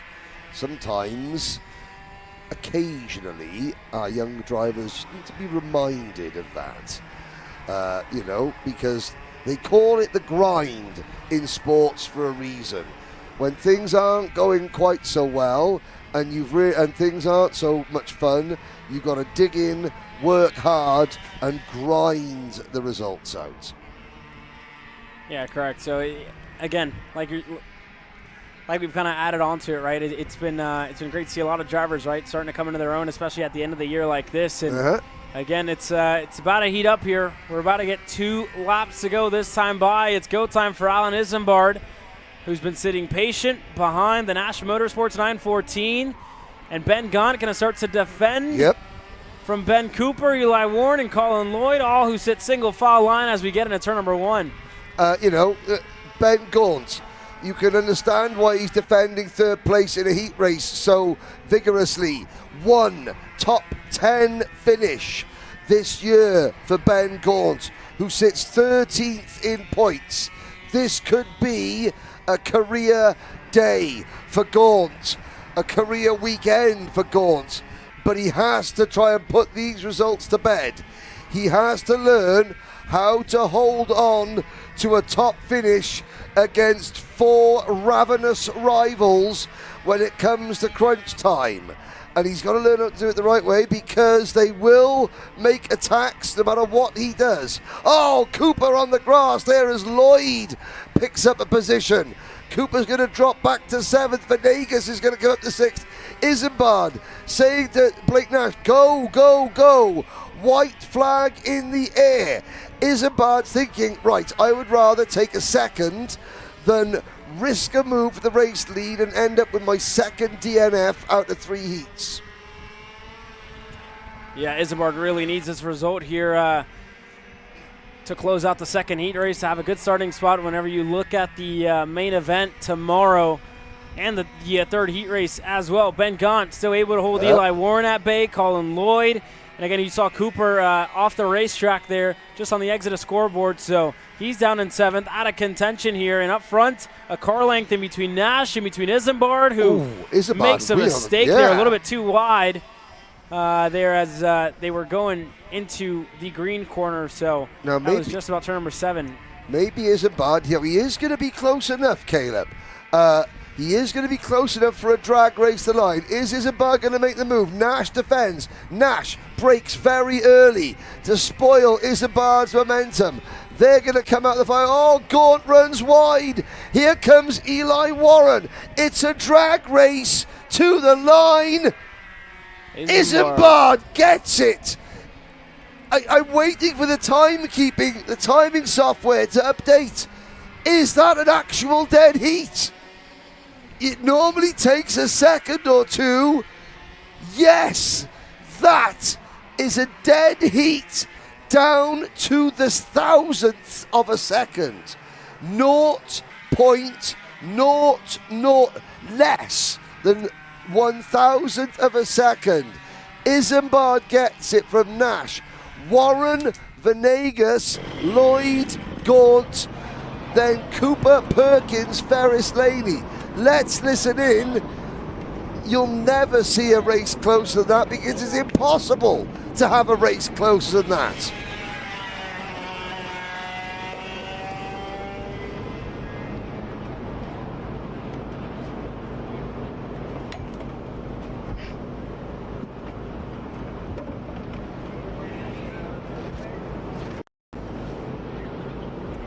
Alan, what a race out of you. It was down to the line. Walk us through what that last drag race looked like. Yeah, I mean, he trusted me all the way to the end. I mean, he didn't defend. He only defended a little bit the last corner. But it's whoever comes out second out of the last corner is usually who ends up winning it. So I just waited till the end. And what about, you're not in contention for the championship this year. So what do you think about going into these heats races? Is it just for fun, or are you taking it seriously? Yeah, I mean, it's pretty serious. Of course, I want to win. we can send a little bit more than everyone else because they got to watch out. They can't crash. I already have a DNF to my name, so from here it's just 10-10 all the way. Awesome. Thank you, Alan. Yeah, thank you. I pushed back like lap 2. I saw the guy. Well, as no sooner do we draw breath after one fantastic race than another one lines itself up. Xander Clements joins me back in the commentary box. Well, you've only just missed the closest race you're ever going to have, and it's Mini Swift up next. Let's give it a go. Back to that to it for the 8 to 12-year-olds. Second time of the day. 3 races in total. Heat 2 is going to get the lights out, and we are underway. Liam Nachawati with a great start, and a slow start should keep the field all together over to turns 2 and 3. Yep, through turn 3 we go, across the front of the grid, now past the scale line. Lawrence Perriman getting shoved a little bit wide, loses 3 or 4 places. Nachawati leads, and that is Orioli up into second place. Of course, we didn't see much of the 103 kart of Santi Orioli in the first heat because he had that half spin that dropped him down the order in the early stages. But the rest of the field now file their way through. Down at the back, there's the number 144 kart. That is the Team Ferris Alonso. Well, it's an EOS chassis, I believe. And it is of Henry Dorman in kart number 144. So it's the Formula Alonso kart from Henry Dorman, who's come over from Spain to race. He lives in Madrid. Also down at the back of the pack, Charlie Maron, driver from Maryland for the U-Race team. But it is, well, the first race between Maxwell Matcha and Jaden Francisco. It went the way of Matcha. He didn't win it, but he did claw a couple of points back on Francisco.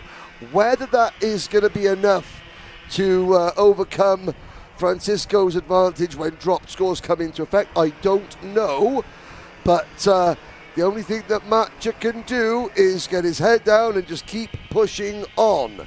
Battles down the order. Oh, the number 195, Flynn Fallon, jumping over the curb there. Perriman catching back up and passing Dominic Nagel. But it's Nachawati, Orioli, then a gap back to De Janeiro, Manalio, Matcha, and then a big gap behind Maxwell Matcha to 6th place Jaden Francisco. So Matcha has the upper hand in terms of the point standings in this race, and it might only be by a position, but he's got 1.2 seconds of clean air between him and the number 130 kart. Well, it's important with that to not give too much of a false positive as well for Maxwell Matcha and those cheering him on from the Paralin USA camp. Jaden Francisco has a very high drop. Even if Maxwell outscores Jaden, he still needs to outscore Jaden's lowest score in the opening 3 rounds, which would mean a top 3 result in nearly every session or better, depending on how things fall.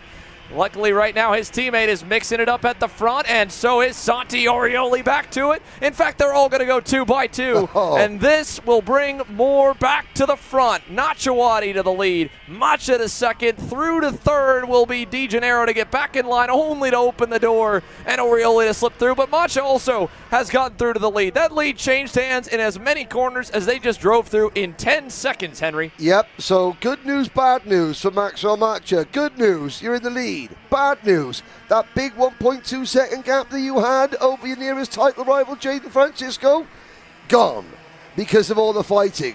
Francisco and Cameron Johnson on the black and lime green Franklin Motorsport kart. They have now all joined together at the front, and no sooner has Francisco caught that group, he starts picking them up and putting them down. De Janeiro and Manalio get put to the sword. Manalio subsequently runs off at turn number 3, drops to the back of the lead group. Perriman, Brook and Nagel round out your top 10, but they are 4 seconds off the race lead, which is held by Maxwell Matcha, Liam Nachawati and Santiago Orioli. You can tell how dark and overcast it has got. That wonderful reflective silver-hued graphics kit on Santi Orioli that shines to almost a point of blinding anyone who looks straight at it in the sunshine, now looks like a dull matte silver. The sun overhead has gone, and it has been replaced by increasingly malevolent looking dark clouds. When will they dump their contents on us, or will we just be lucky and watch the rain cell skirt around the outside of the circuit? I can tell you from being outside a bit, Henry, here that it's I don't think really looks so much like a rain cell, but I can tell you that if there is moisture, it's in the air physically. The humidity is immense that these drivers are dealing with. Everybody is struggling with physical stamina and endurance, and I can only imagine what these 12-lap races must feel for these 9-horsepower mini Swift drivers to make their way around the 1.1-mile circuit. In many other cases, you'll watch the minis and the micros run at the same number of minutes on track, but maybe a shaved-off couple of laps compared to the full-size classes. But in terms of number of laps or number of minutes, number of seconds turned behind the wheel all day at speed, the minis and the micros will have the most. And again, these kids here, 8 to 12 years old in the mini Swift class, 7 to 10 in micro. Talk about the ultimate test. They will sleep good tonight, I am sure, and they will need to for the early start tomorrow. Hopefully, they'll be going to bed happy, because I don't know if that'll be the case for all 5 now that have tightened up at the front. Macha still your leader, and as always, Jaden Francisco puts the pink helmet inside the top couple spots and in the frame, and now he might be able to steal third as Macha gets shuffled back to second. Now he gets a little bit of contact there into the back of Maxwell, and it hurt Liam Nachawati the most. Macha will go back to the inside of Jaden and shuffle him to fourth, and just a bit of an accordion effect ends up, as usual, with the driver furthest up the road or in the front paying the price. Liam Nachawati is now probably outside the draft window. Yeah, if you want to know what it's like to try and run a 12-lap race here in the humidity, if you're at home, go. It's like putting a saucepan over your head and then going for a fully clothed jog in a sauna. That's pretty much how you can describe it. Because, of course, these crash helmets, they've got little air vents on the front, but they're tiny little air vents. As Macha retakes the lead and his teammate follows him through into P2. So there's no air getting into your crash helmet. And, of course, there's padding all around it for the safety reasons. The fire-resistant race suits that are all padded for these drivers. You've got rib protectors on. You've got the neck braces on, so that, you know, there's even less room for air to get in through the top and bottom of your race suits. You're literally strapped into, the heat of the engine, the tires. You're just driving round in a 50-mile-an-hour oven. And yet still, it's back and forth, 100% attack. Only, again, if you're the driver attacking. If you're out in front and you stay in front for a couple of laps, it feels like an eternity at this place. And, for better or for worse, that won't be the case, it seems, here in Mini Swift. An over-under as Maxwell Macha tries to keep the lead. In a very similar case to a number of other classes, the pressure is on one or two of the championship contenders, with the way the drops have shuffled out, to have a flawless finale weekend. Maxwell's trying to do that. He knows what's on the line. It would be a first career regular season championship for the Micro Swift Supernats champion from just a short bit ago. Maxwell Macha now over Orioli will get a little bit of a gap as Francisco retakes third, and behind them as well, Liam Nachawati. He's not gone. He's now linked up with Jake Manolio and Cameron Johnson, and they are still only about a second and some change away as once again these two are going at it. Now, Enzo Di Janeiro in the number 190 Paralin karts, he's not going to cut Jaden Francisco any slack whatsoever. because he is a teammate to Maxwell Matcha. Now, I'm not saying there's any, underhanded tactics going on, but it's standard. I'm the teammate of the driver you're fighting for the championship. I'll race you hard. If you want to race me hard back, that's your choice. But you know what you're going to get. And a testament, too, to these kids, because oftentimes when they start to play maybe a little bit less nice with those who aren't their buddies, they're doing that on their own accord. There have been plenty of cases where the team owners maybe have even instructed, hey, do not do anything out of sorts, but the kids will make their own packs inside the team, across the teams, to help their friends. They know, and it's impressive again for those that may be watching for the very first time or tuning in to think that, yes, these 8 to 12-year-olds out on the racetrack are going up to 60 miles an hour and above, are trying to hit their braking marker every single lap at every corner, and, again, play the karts around them at the same time as thinking about what the overall season and championship implications could be. But they do, and it is all the more impressive to the performances that they're still able to put on like this, making moves for the lead and entertaining us from sunup to sundown. Now, Parolin runs 1 and 2 with Matcha and DeGennaro, and for Liam Nachawati, this heat race here at this point is about salvaging. The front row qualifier, fastest on Friday, needs to just hang on. If he can salvage a top 5 here, he can rebound again in Heat 3. And maybe he'll get lucky before it's over with more chaos up front, but they're not making up ground. Now, earlier on, we saw Royce Vega sit behind his RPG teammate Alex Vanchev so that Vanchev could win the X30 Junior race and Vega wouldn't attack. Are we going to see the same thing here? No. In fact, Max Matcha signaling for his teammate to go through.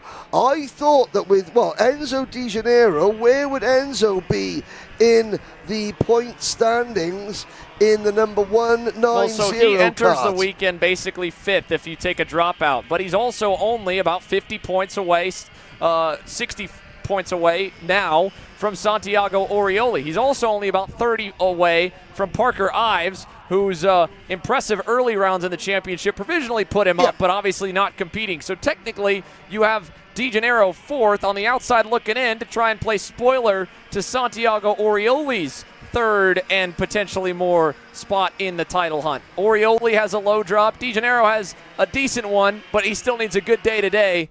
And if nothing else, I think it's about positioning for this straightaway right here. If there's anything what we learned from their first race, 2 to go. Orioli will defend for the lead. That might be the only shot for the leader to hang on, although Matcha found a hole down low and he takes it back. I mean, what a drive from Matcha to allow his teammate to take the lead, knowing that he had the skill, the time, the kart, the performance to come back and retake top spot was very, very brave indeed from Maxwell Matcha. Now, Francisco has also got a teammate behind him in the shape of Jake Manalio, although Cameron Johnson... That was a big moment right there for Jaden in the cell tower. He kind of got out of shape as they were all battling. Has he got back up to speed? Yeah, he is. He got a bit sideways, but he's okay further back. So now he's out of the picture. Now, again, he's more so taking points off. He's more so, taking points off the table from Maxwell Matcha than he is making up points. So now it's a matter of Matcha saying, okay, if Francisco fades back, it'll go to his drop. That's a better opportunity for Maxwell because, again, if Jaden improves on a 650-point score on the weekend, this could be for naught. No, Francisco's got a mechanical problem. He's just been passed by Perriman, Gaddis, Brook, Paxton Romero. So Jaden Francisco, this is shaping up that this weekend will be his drop round. He wasn't, at the front. So Matcha now running in 4th position. He was 2nd at the start of the last lap. He's now down to P4 behind Nachawati, behind DeGennaro, behind Orioli. Flat tire we're reporting here for Jaden Francisco, a flat rear tire, and again that came from the contact. Must have knocked the beadlock off one of the 3 that'll seal the air or potentially the entire valve stem. We'll take a look at that when we get a moment. For now, the fight for the heat race win is back on. While we've been focused on the points and explaining more, Liam Nachawati has willed his way back into the front. De Janeiro back to the lead. Liam to the high side. He was frustrated there that they were going to go and do this move and defend and go back and forth, but it's exactly what Enzo needs. Bog the motors down. Try to play the draft away. He'll snake him down the front stretch to the line. Heat 2 at the stripe with a big run, but it won't be enough. 200 shy. Nachawati, P2, De Janeiro. And Maxwell Matcha passed Santiago Orioli as they cross the line, take third. There is Francisco crossing the line. You can see it, flat right rear. Yeah, snaking around. There is George. The number 170 Kart. Just a quick mention.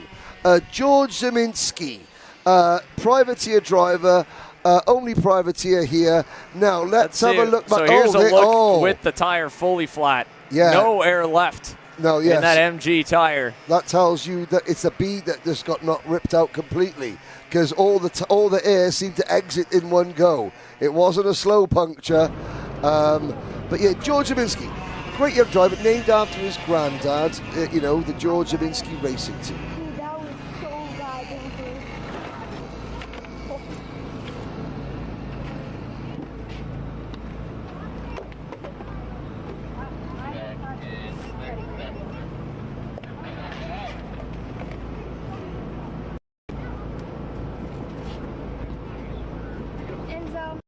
It was a P2 the first time around. It's P1 this time. What do you think made the difference?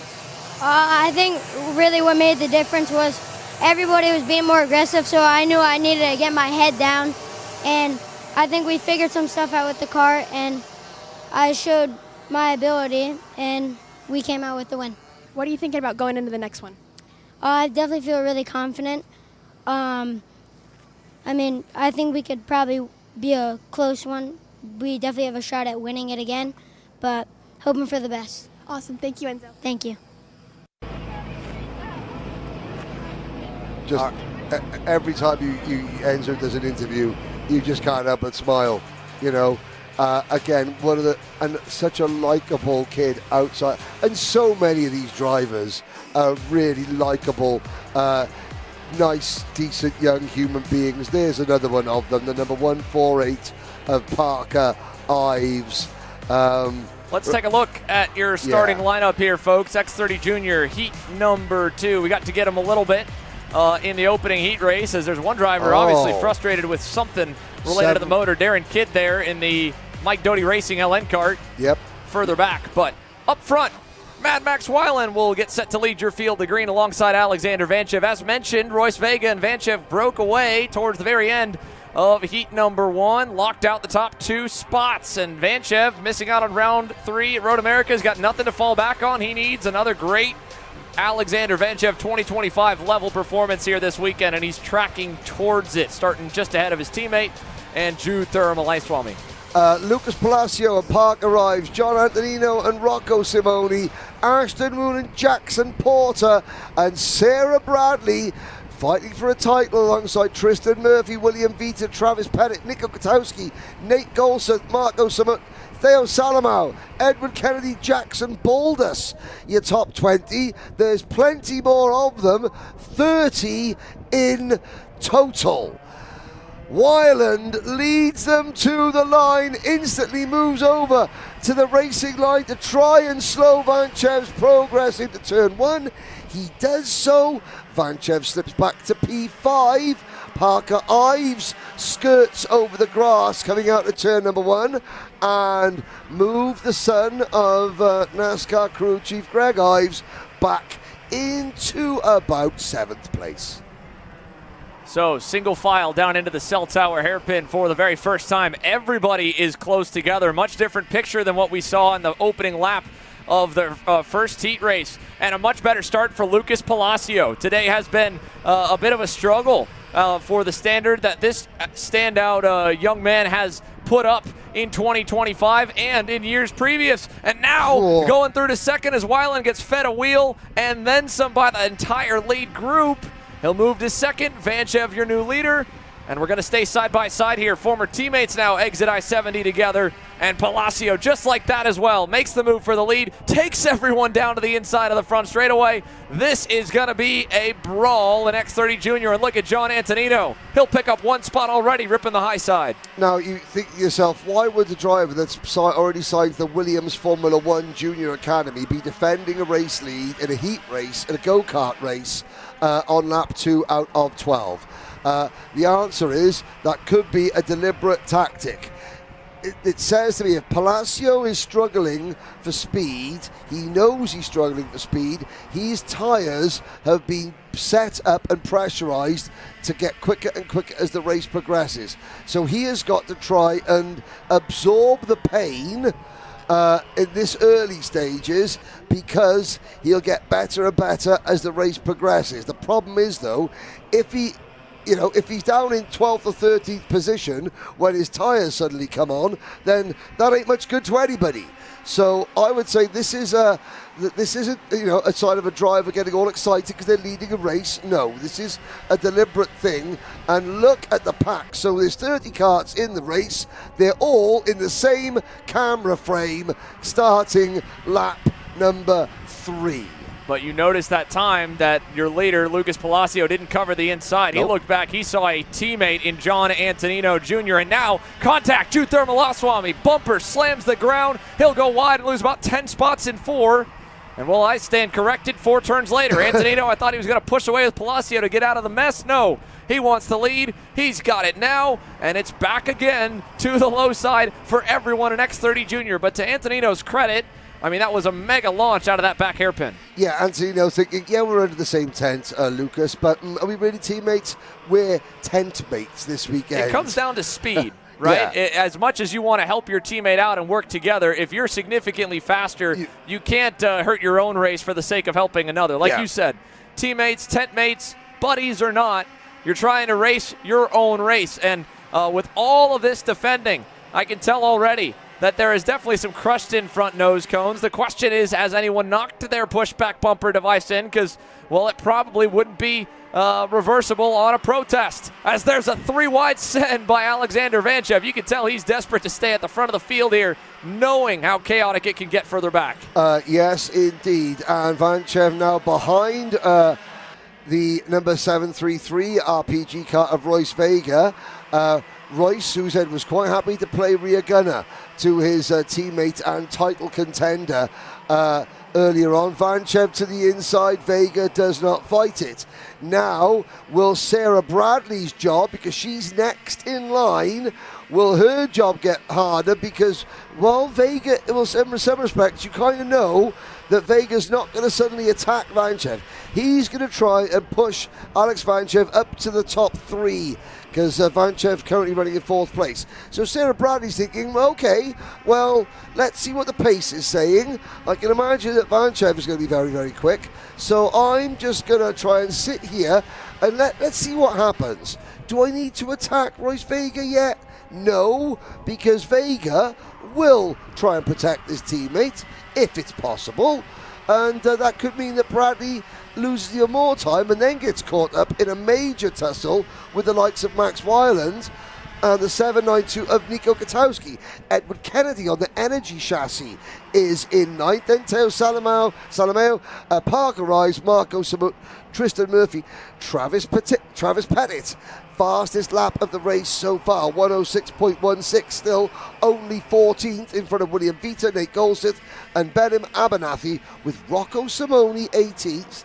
And then Jude Thermalaswamy down in 19th after his earlier off-track excursion.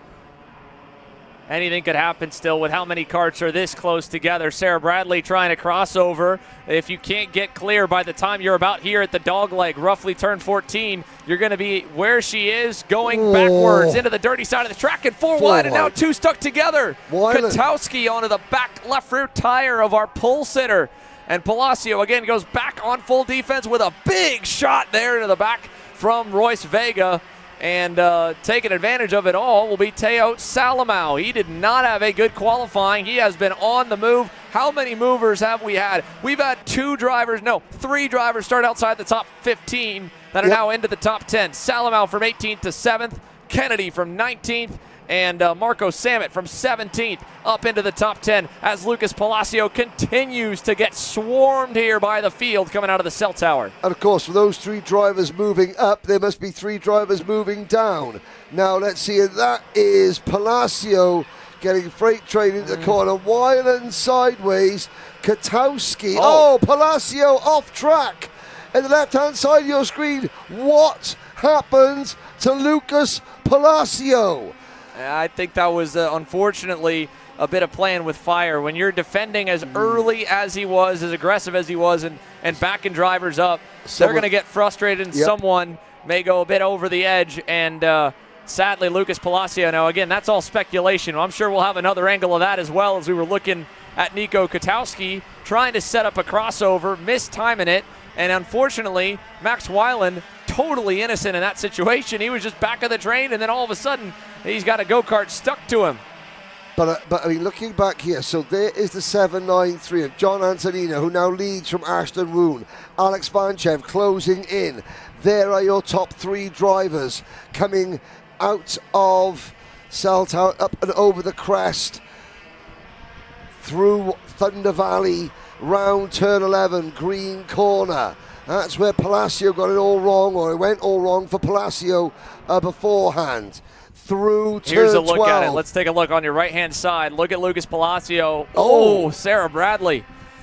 Again, just strange, you know. Yeah, I mean, again, strange because we've seen drivers defend here so easily. I think she was full-on committed and already starting to move over to the right, hoping Palacio would leave a lane.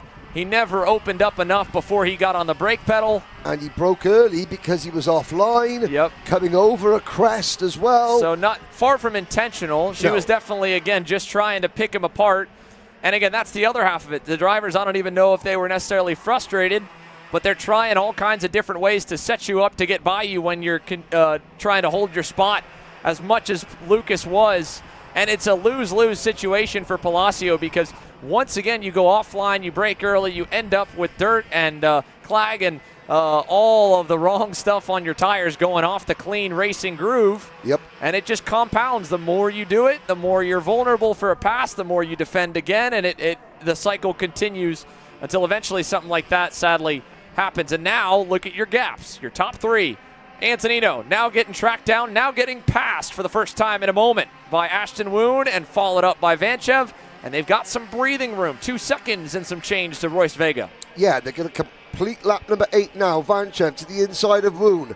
And here comes Antonino following Vanchev through. So they trade positions on one straight. They all trade positions on the other straight, on the next straight. And there's no defending. This is we know. I think that's why I-70 is one of the hardest corners to try and make a pass stick in, because you're just, no matter how good you stick the corner, no matter how deserved the pass was, Ashton Woon spent the last 3 laps tracking down Antonino. John knows he's quicker, but it doesn't matter. You have 1,000 feet where you're punching a big hole in the air. They're going to get another run on you, and you're either forced to, again, have to defend, go offline, then be vulnerable again, or, unfortunately, take your medicine and go back. Yeah, and that's what all those drivers did the last couple of laps. They just took their medicine.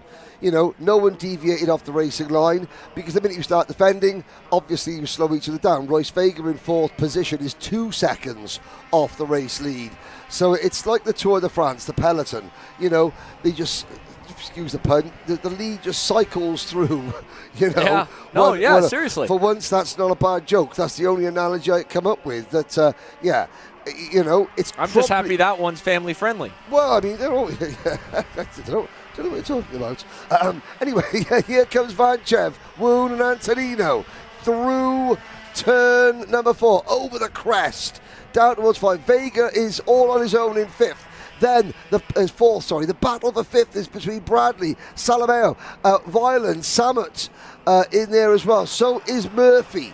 Then another gap back to Ives in 10th, followed by Kennedy, Pettit, Simoni, Abernethy, Golseth, and Thiruma Laswami back into 16th place ahead of Nico Katowski, Jackson Baldus, and Jackson Porter, only 19th.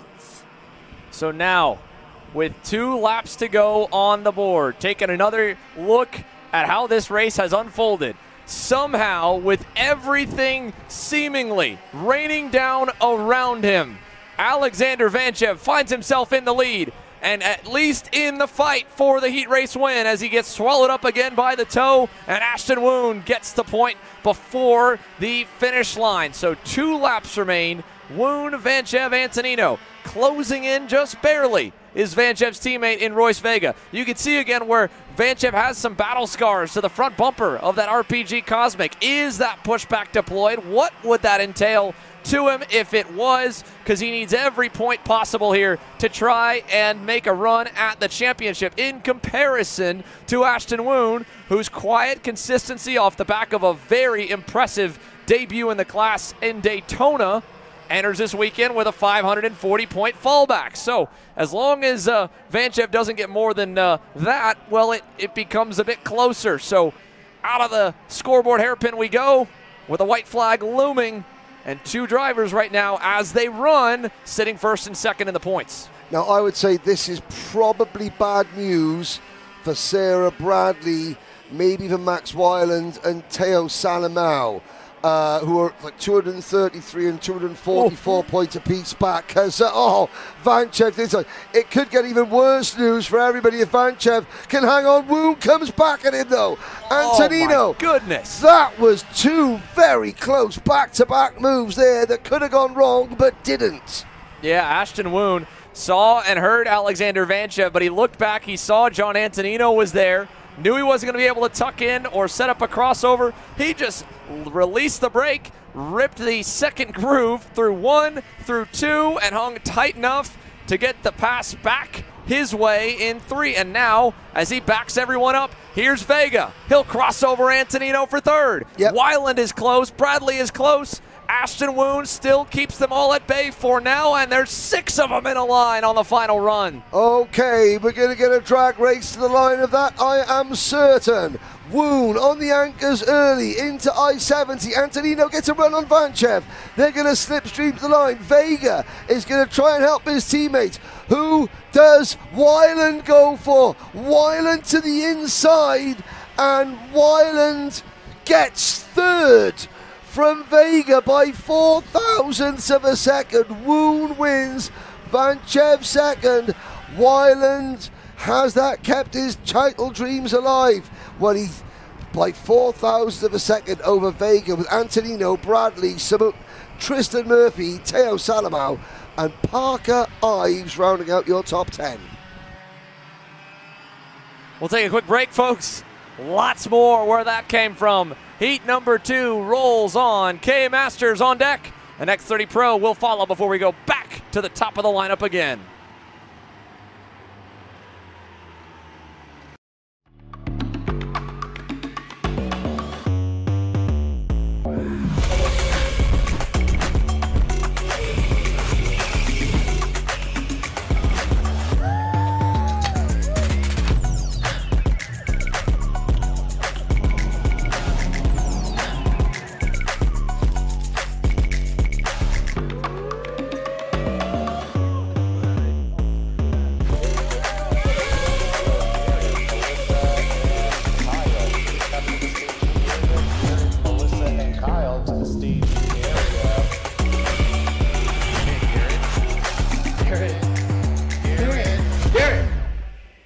Let's go race. Come on, man. Cat food marketing. $9.99 a month. Dude, Caleb, wake up. Dude, we're live in 5 minutes. Let's go. Come on. What are you doing? Dude, I'm so sorry. Xander had me in a cat food marketing meeting till like 2 a.m. last night. Come on, man. Do you have anything I can drink? Dude, I got the perfect thing for you. Perico. It's a healthy energy drink alternative. Perico, non-GMO, gluten-free, kosher, magnesium, B12, B6, Yeah, it's good. B5, biotin, and 0 sugar? Pericazo! Try Perico, made with natural ingredients, organic caffeine, and supports your metabolism. Try the new official energy drink of Kart Chaser.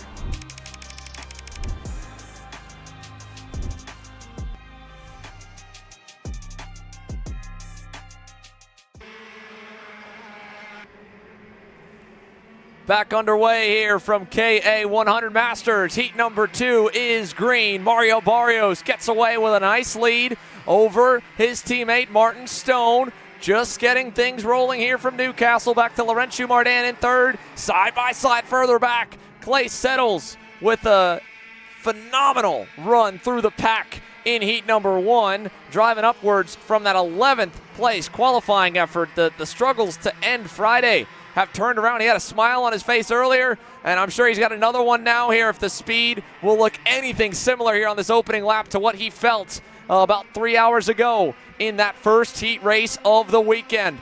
Meanwhile, everyone else had that same amount of time to try to study, to try to learn what they could of where he was better or where they may have had a little edge they could build on and what they could do different, as Martin Stone now leads us at the end of the opening lap with Barrios in tow, Martin there as well, Adam Kreppen, and again Ariel Castro, who was shot out of a cannon in the opening heat race first lap, less so now. Let's take a look back at the start at how things kind of played out. It was a good jump on the inside for the RPG duo and one slick crossover attempt there for Laurentiu Martin, but he obviously thought better of it by turn number 2. And then the rest of the pack, obviously, with the 12 of them out on the circuit here today, able to safely navigate it, as this time Settles is successful getting past Todd Shambo, 1 down, and now 7 more remain for that same feat he was able to put on earlier today. And then in the mix, again, Scott Carapolati behind Miguel Mir. He looks a little better here post-lunch break. Let's see if Castro is going to be a little better in the latter half of this heat race after being so good in the first half of heat number 1. And again, in terms of firing off better, Martin Stone didn't look exceptional in the opening couple laps in heat 1 compared, let's say, to his teammate Mario Barrios or even to some of the others that took their hand at the lead, and then he kind of found his strength towards the middle. Now he leads at the end of lap 2 with clean racetrack ahead and a small margin beginning to form as Settles goes to work further back on Carapolati. The top 4 continue to slowly tighten. That was a slick move there at turn 4. He'll pick up another.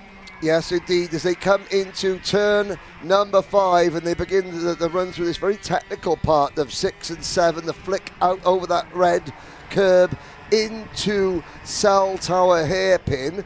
Popped out there, spoke to 1 or 2 of the USPKS officials.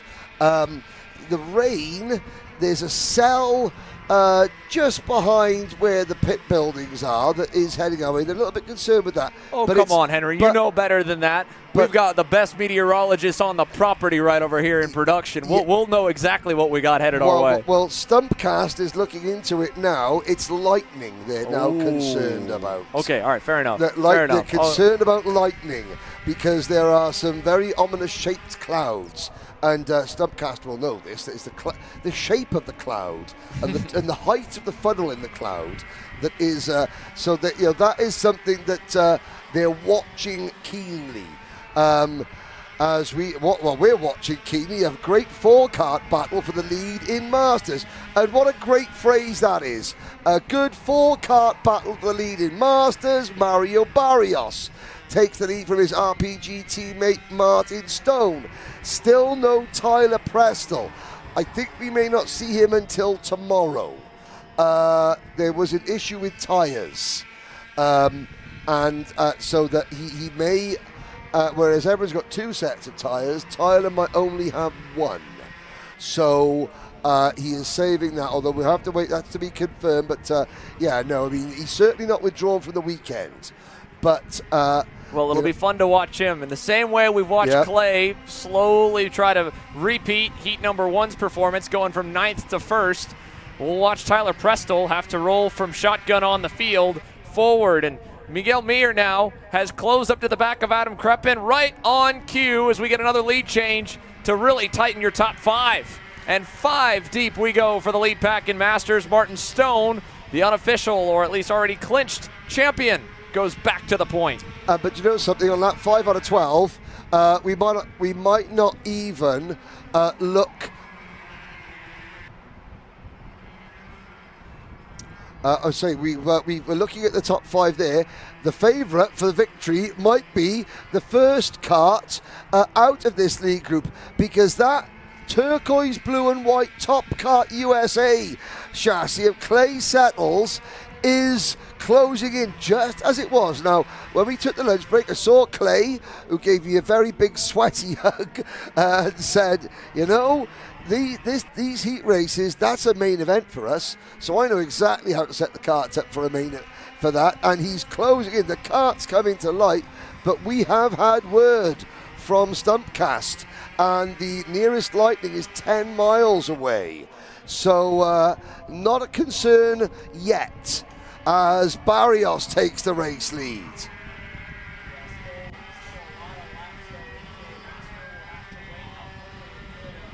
Still, we'll have to wait and see how quickly it could materialize with only 10 miles away. Again, at a certain point, it'll get to a dangerous threshold, and it could only pop once, and then it would trigger the 30-minute timer until we get 30 minutes lightning free and then return to action.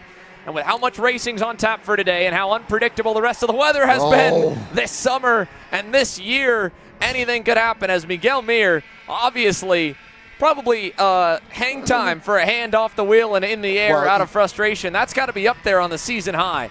Yeah, for length of time. Length of time going, what was that?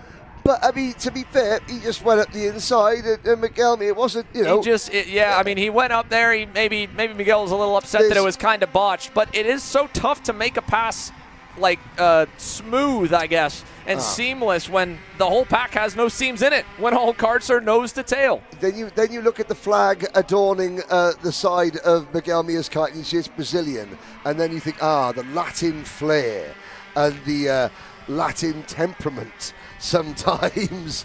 But the thing is, though, Settles, it's not as though Settles is looking at 5th position. No, Clay Settles is looking at the win. He's already pulled a couple of kart legs over Miguel Mir. He's sitting on the back bumper of Adam Krapin's kart, the Bobson Racing machine, the green and gold crash helmet of Krapin.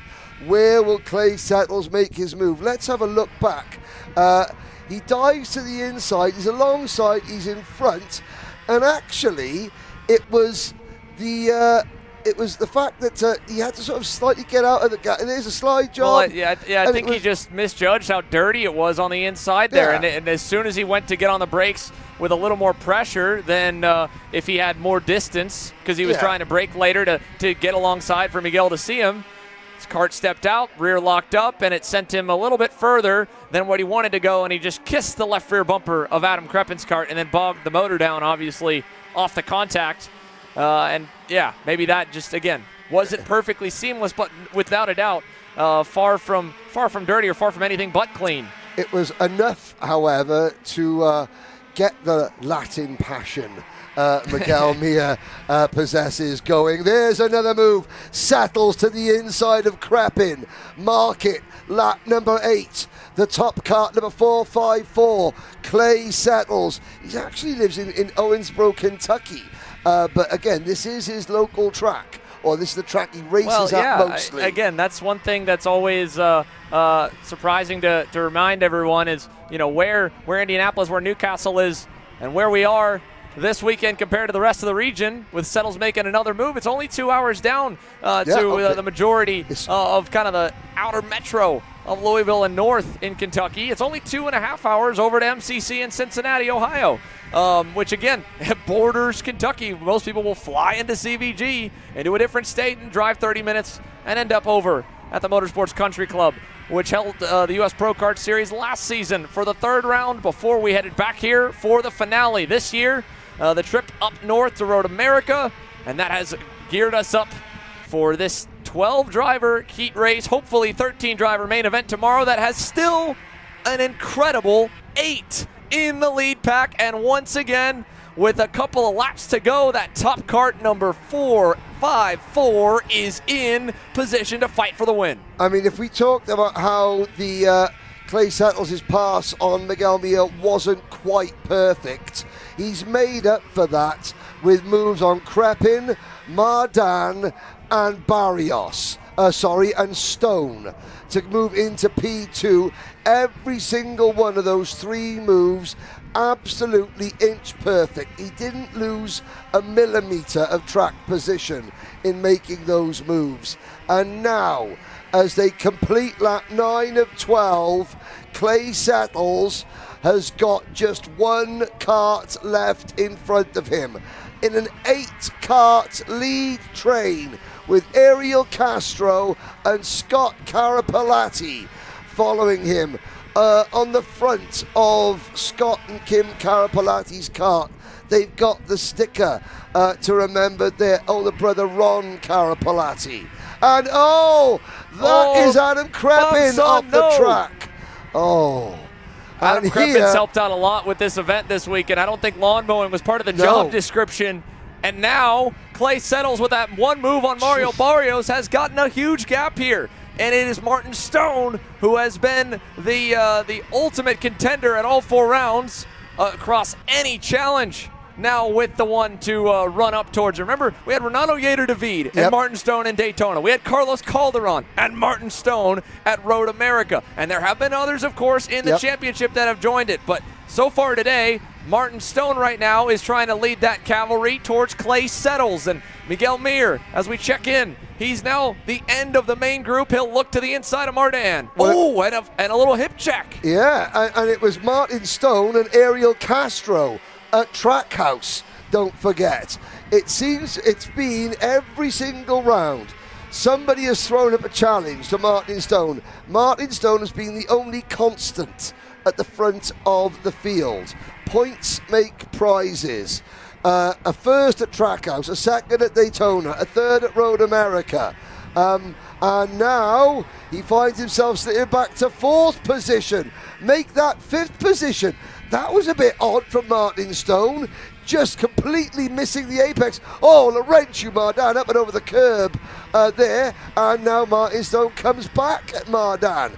Ariel Castro and that privateer run Cosmic Kart with the purple and white stripes, white stars, on the NASA panel and nose cone. Castro to the inside of Mardan. Lap number 11 runs a little bit wide. Here comes Carapalati.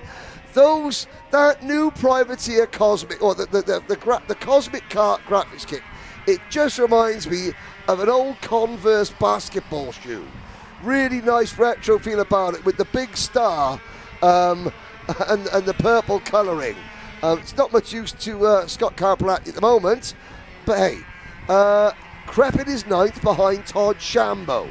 Kim Carapalati of the comp kart is 10th, and then it's Sinead Din and Scott Falcone. But we're on the last lap, and Clay Settles has done it again.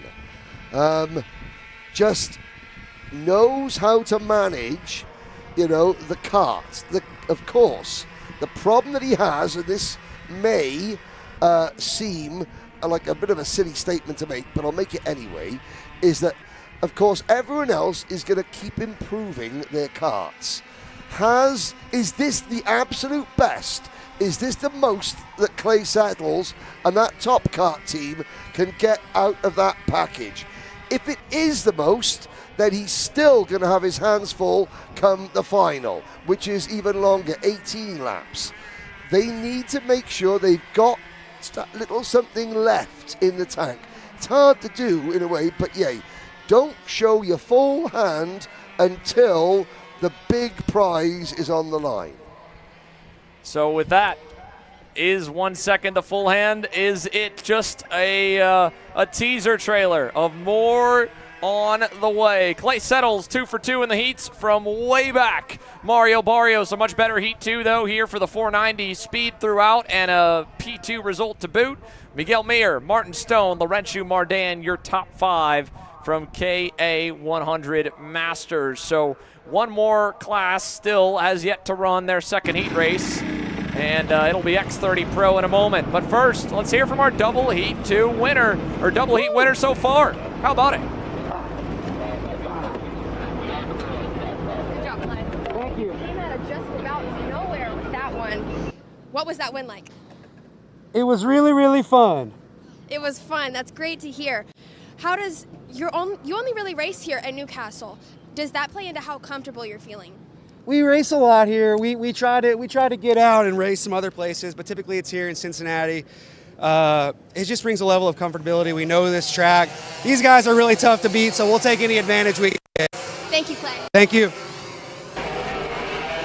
And to be honest, again, while Clay Settles is without a doubt someone who knows this place inside and out, he's far from a club track specialist. He has been a contender when he has been able to make it away from his day job to race outside, and he has been great.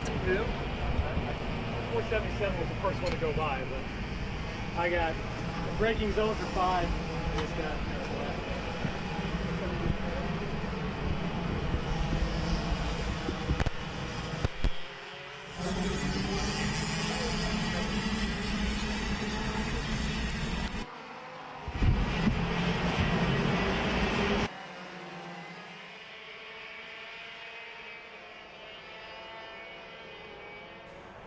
Heat number 2 getting set to go for X30 Pro. Joe Turney, top qualifier from yesterday.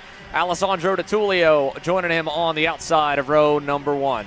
Frankie Mossman and Paulie Massimino go from row number 2. Mossman just couldn't quite get on terms with Turney and DiTullio in heat number 1. Moving back, Gus Lawrence. Well, he unfortunately fell back a bit after a good start in heat number 1. It didn't look like he or his teammate Hayden Jones had quite what they needed in comparison to the rest of the field. But if there's one thing we've come to learn, Rawlins Performance Group, that powerhouse is a known powerhouse for a reason. They will find a way to get the speed they need to fight for the win. Let's see what those two can do from 5th and 9th. Austin Garrison, a solid and quiet drive to 4th. Olds, impressive speed as well. Here we go again. Joe Turney on the inside, and Heat 1 winner, Alessandro DiTullio on the outside. DiTullio and Mossman swarmed him in the first heat. Will they do it again in Heat 2? What will the different weather conditions play a factor? Let's find out. X30 Pro is green.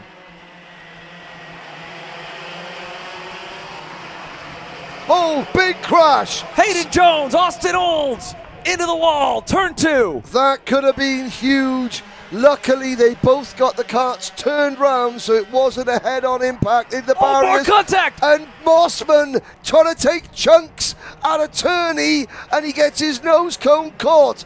They're all trying to attack Joe Turney early doors, Ander. Yes, indeed. Goodness, Henry, I thought we were going to be a little bit more tame in the second heat. No, it has all come unglued. Turney determined to not let the rest of the field swarm him like they did on the opening lap. He wants to hold the lead. Let's see if he leaves it through this time. Mossman, undeniable with a big send in the scoreboard. He'll take over. And Gus Lawrence again, taking advantage of that inside lane starting spot, is up to 3rd. What does he do? Into I-70, he covers as he follows Turney down to the inside. Garrison there. DiTullio's back to 5th already. And check out the rest of the pack. They're fighting now inside the top 10 with the way that wreck undid the field. Jones to the bottom of the pylon. Olds the same. And everyone is going wide in turn 1 off the dirt. Critton McPherson, the biggest one, with a wide slide to the grass. Yeah, now Davin Roberts was also caught up in that wreck somehow. Austin Olds, Hayden Jones. Let's have a look back. There's Jones. Oh, it's Jones gets into the back of Roberts somehow. So Jones into the back of Roberts, and that just spears him sideways into Austin Olds. That's why Davin Roberts has dropped to 17th place. Jones and Olds, are they going to continue their 19th and 20th? And this is now the Frankie Mossman attempt at Joe Turney. You could see Frankie Mossman on the anchors there, getting the kart sideways because he realized, oh, that's not going to work. And it would just, you know, he lives to fight another day. DiTullio back into 4th position. As we look down there, Quentin McPherson has dropped back to 14th. Davin Roberts still going. Looks like, well, Ramirez in the 303 kart. He's a little bit slower than the rest. Eduardo Ramirez, the driver from Coyoacán, Mexico City. Jones and Olds have continued down towards the back. All 20 drivers still running. How far up the order Jones and Olds get depends largely on what happens here. As we've just seen somebody at the side of the circuit, so not all 20 drivers still running. There's Davin Roberts, who was... Something happened here again. Davin Roberts, just no love in heat number 2. So what does that do to the fight for third in the championship? Mind you, coming into today, it was pretty close. Again, knowing the fact that, again, Ryan Norberg will be taking his drop into account, so he'll have the point, championship with the clinch that, of course, he scored at Road America. Nobody of the top 5 getting the pole, or Paulie, if he would have gotten it, clinched second. Third, fourth, fifth, Mossman, Jones, Roberts. And Davin Roberts was the one in fifth, entering, hoping to try and make up ground. This heat will hurt, as Frankie Mossman, on the other hand, missing out on a weekend, is maximizing the opportunity, and he's going to get a big gap now. DeTulio to second. Garrison looked, couldn't quite go. Let's see what that does to the pack into the green turn. Everyone stays in line. A little bit more calm now as they've kind of gotten their footing, it seems. Yeah, we saw Davin Roberts recovering from a second incident there. It was with the SLA karting number 338 of Austin Perrin. X30 Pro debutant. Speaking of SLA karting, how about the run out of rookie Enzo Vidmontien? Yes. 12th on the grid, up to 6th now, on the back of last year's OKN Stars champ and most recent USPKS winner, last year's USPKS champ in Austin Garrison.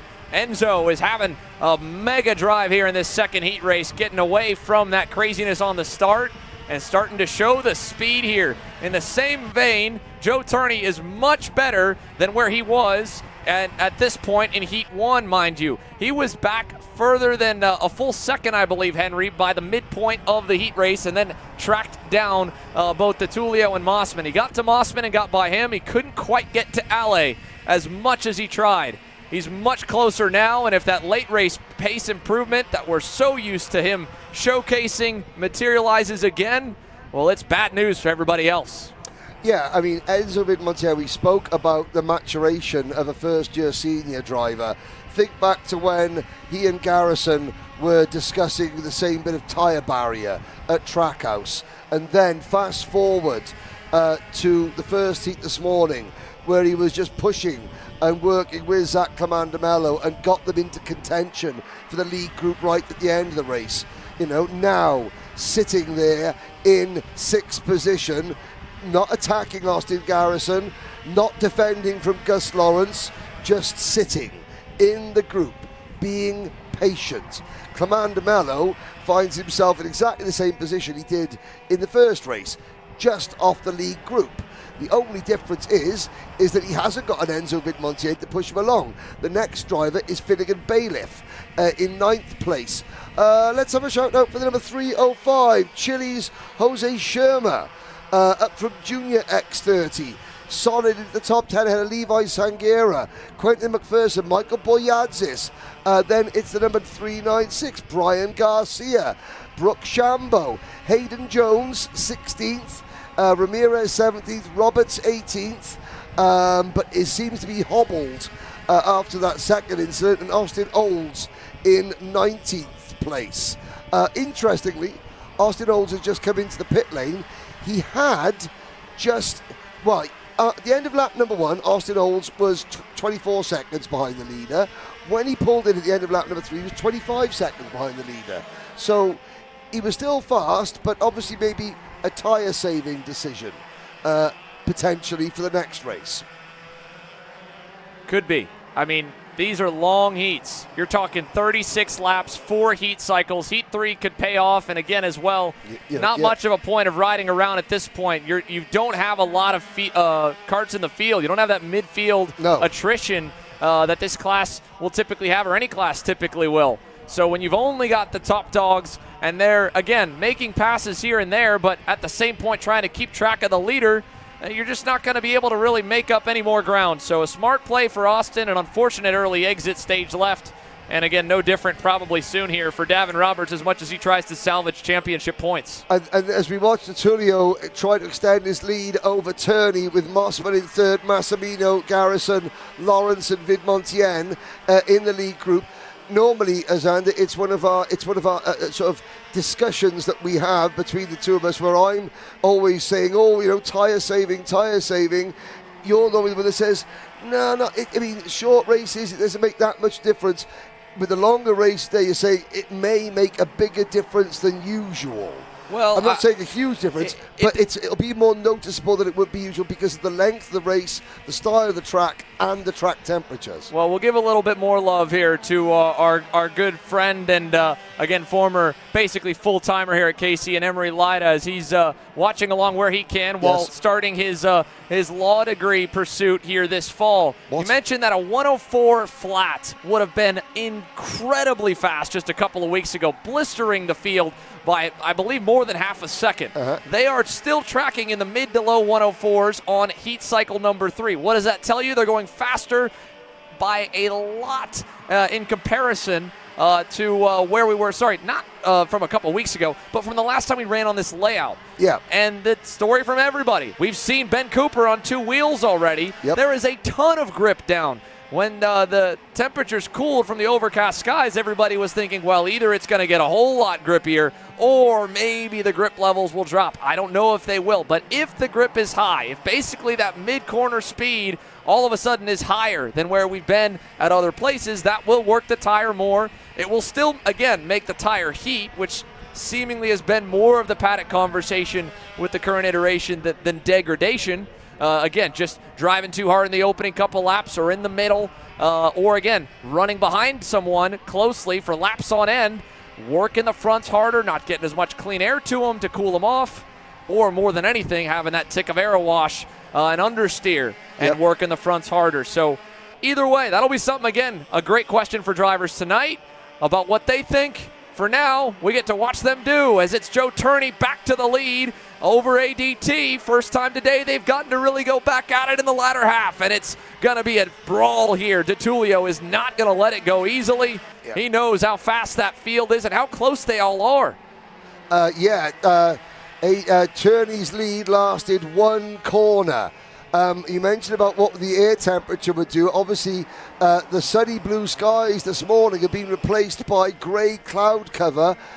Believe it or not, the temperature has actually gone up since the sun disappeared. Such is the humidity and the oppressive nature of the cloud cover here as well. So, yeah, even though the sun has gone away, that is not giving the tyres any more respite. DeTulio, though, great move into turn 2 from DeTulio after Turney had pulled a similar move into turn 1. Now let's see if we can repeat it this time around. 2 laps to go. Turney looks over his shoulder, knows that he has 3 or 4 kart lengths over Massimino, who now runs 3rd, Mossman 4th, Garrison, Lawrence, all within a second of the race leader. Vidmontien hanging on in 7th place. Everybody else a long way back. Commander Mello just in front of Bailiff, Sherma, Sanghera. Then another big gap back to McPherson, Boyadzis, Garcia, Shambo, Jones, Roberts, Ramirez. It's 18 karts still running, a lap and a half to go. DeTulio looking for win number 2. Turney just studying, monitoring, watching, picking up information. Where is that 320? Where is that black and red Rocket Racing Company kart? Good. Where is it maybe not so good? Where can I exploit its weakness? DeTulio checks his shoulder. Turney says go ahead. DeTulio goes, yeah, white lap out. I'll choose to defend. And defend I shall. Defend he does. And now Turney has got no room for error. That gap that he had back to Massimino that he was monitoring the lap before is gone. And if it were a main event, I think you would see this really start to explode. But at this point here, to close out a heat race, I don't think you'll see many drivers in the middle of this pack do anything all too crazy. I might speak too soon. You never know. Anyone trying to really make up some points. But again, these heats are a mini championship of their own. You don't need to win every battle. You just want to end up good for the main event tomorrow. And as DeTulio covers low to the scoreboard. That's exactly what we're seeing. A little move here, an attempt from Mossman. Garrison there, again, didn't feed him a wheel on exit. Nope, yep. And we stay in line, same order, 7 deep. I mean, if an opportunity presents itself like that around the outside for Frankie Mossman, you'd be a fool not to even try something ridiculous. But yeah, you're not going to push the envelope as they drag race to the line, wheel to wheel, 0.008 of a second. DeTulio does it again. Oh. As you were saying, Xander, nothing really special on that last lap. They're all keeping it nice and calm. Where are my tablets? It also goes again on not wanting to show your hand, not wanting to try something that you think might work. Frankie Mossman attempted that move, and maybe he pulled back to make it look a little bit less successful than what it could have been had he kept his foot in it or sent it even deeper for tomorrow. Try to take that move out, say, oh, Frankie tried that. It wouldn't work. Yes. And then he's able to get the dummy on him sold for the main. Nonetheless, it's another good view, and the field is only getting closer. X30 Pro parked, and so is our second round of heats.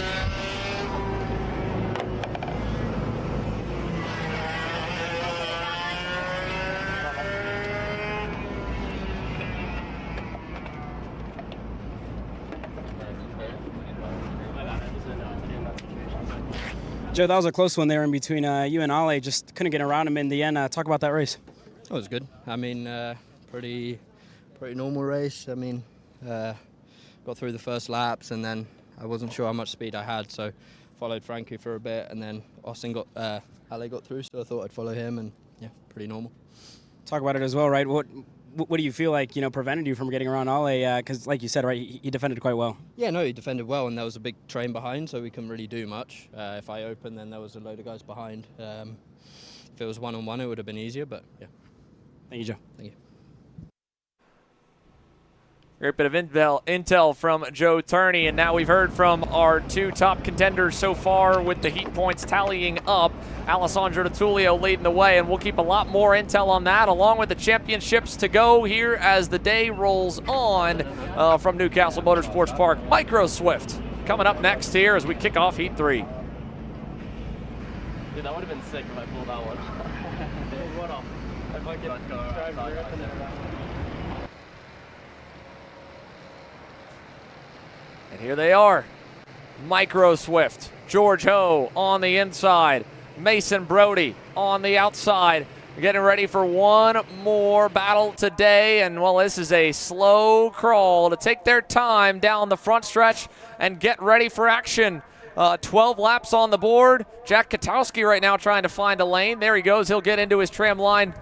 And for the last time today, for the youngest superstars of the U.S. Pro Kart Series in the Indiana Grand Prix, we'll have to wait another lap before they go. Yeah, George Ho, this is his last chance to really capitalize on that pole position. He has been tentative in the opening laps of the first 2 heat races today. They'll go to the cut through. I just took the opportunity to have a look at the clouds and to grab a Perico and go for the Martini Espresso flavor, which is, I have to say, my personal favorite. Of the 3 flavors that we've got here of the Perico energy drink,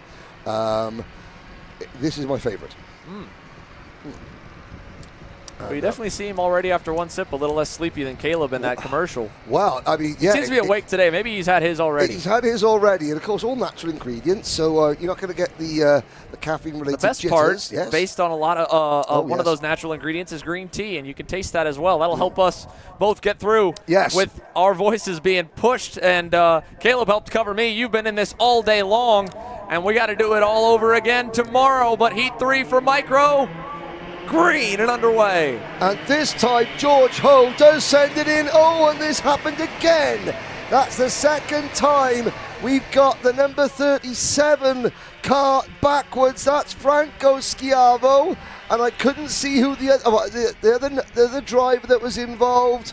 Both Franco and Franco's sister Liani were caught up in the last race, but George Ho, he was far more aggressive going into turn number 1. He loses the lead now to Leo Simoni, but he's still in P2. He's learning fast, is the young driver of kart number 5 for SLA Karting.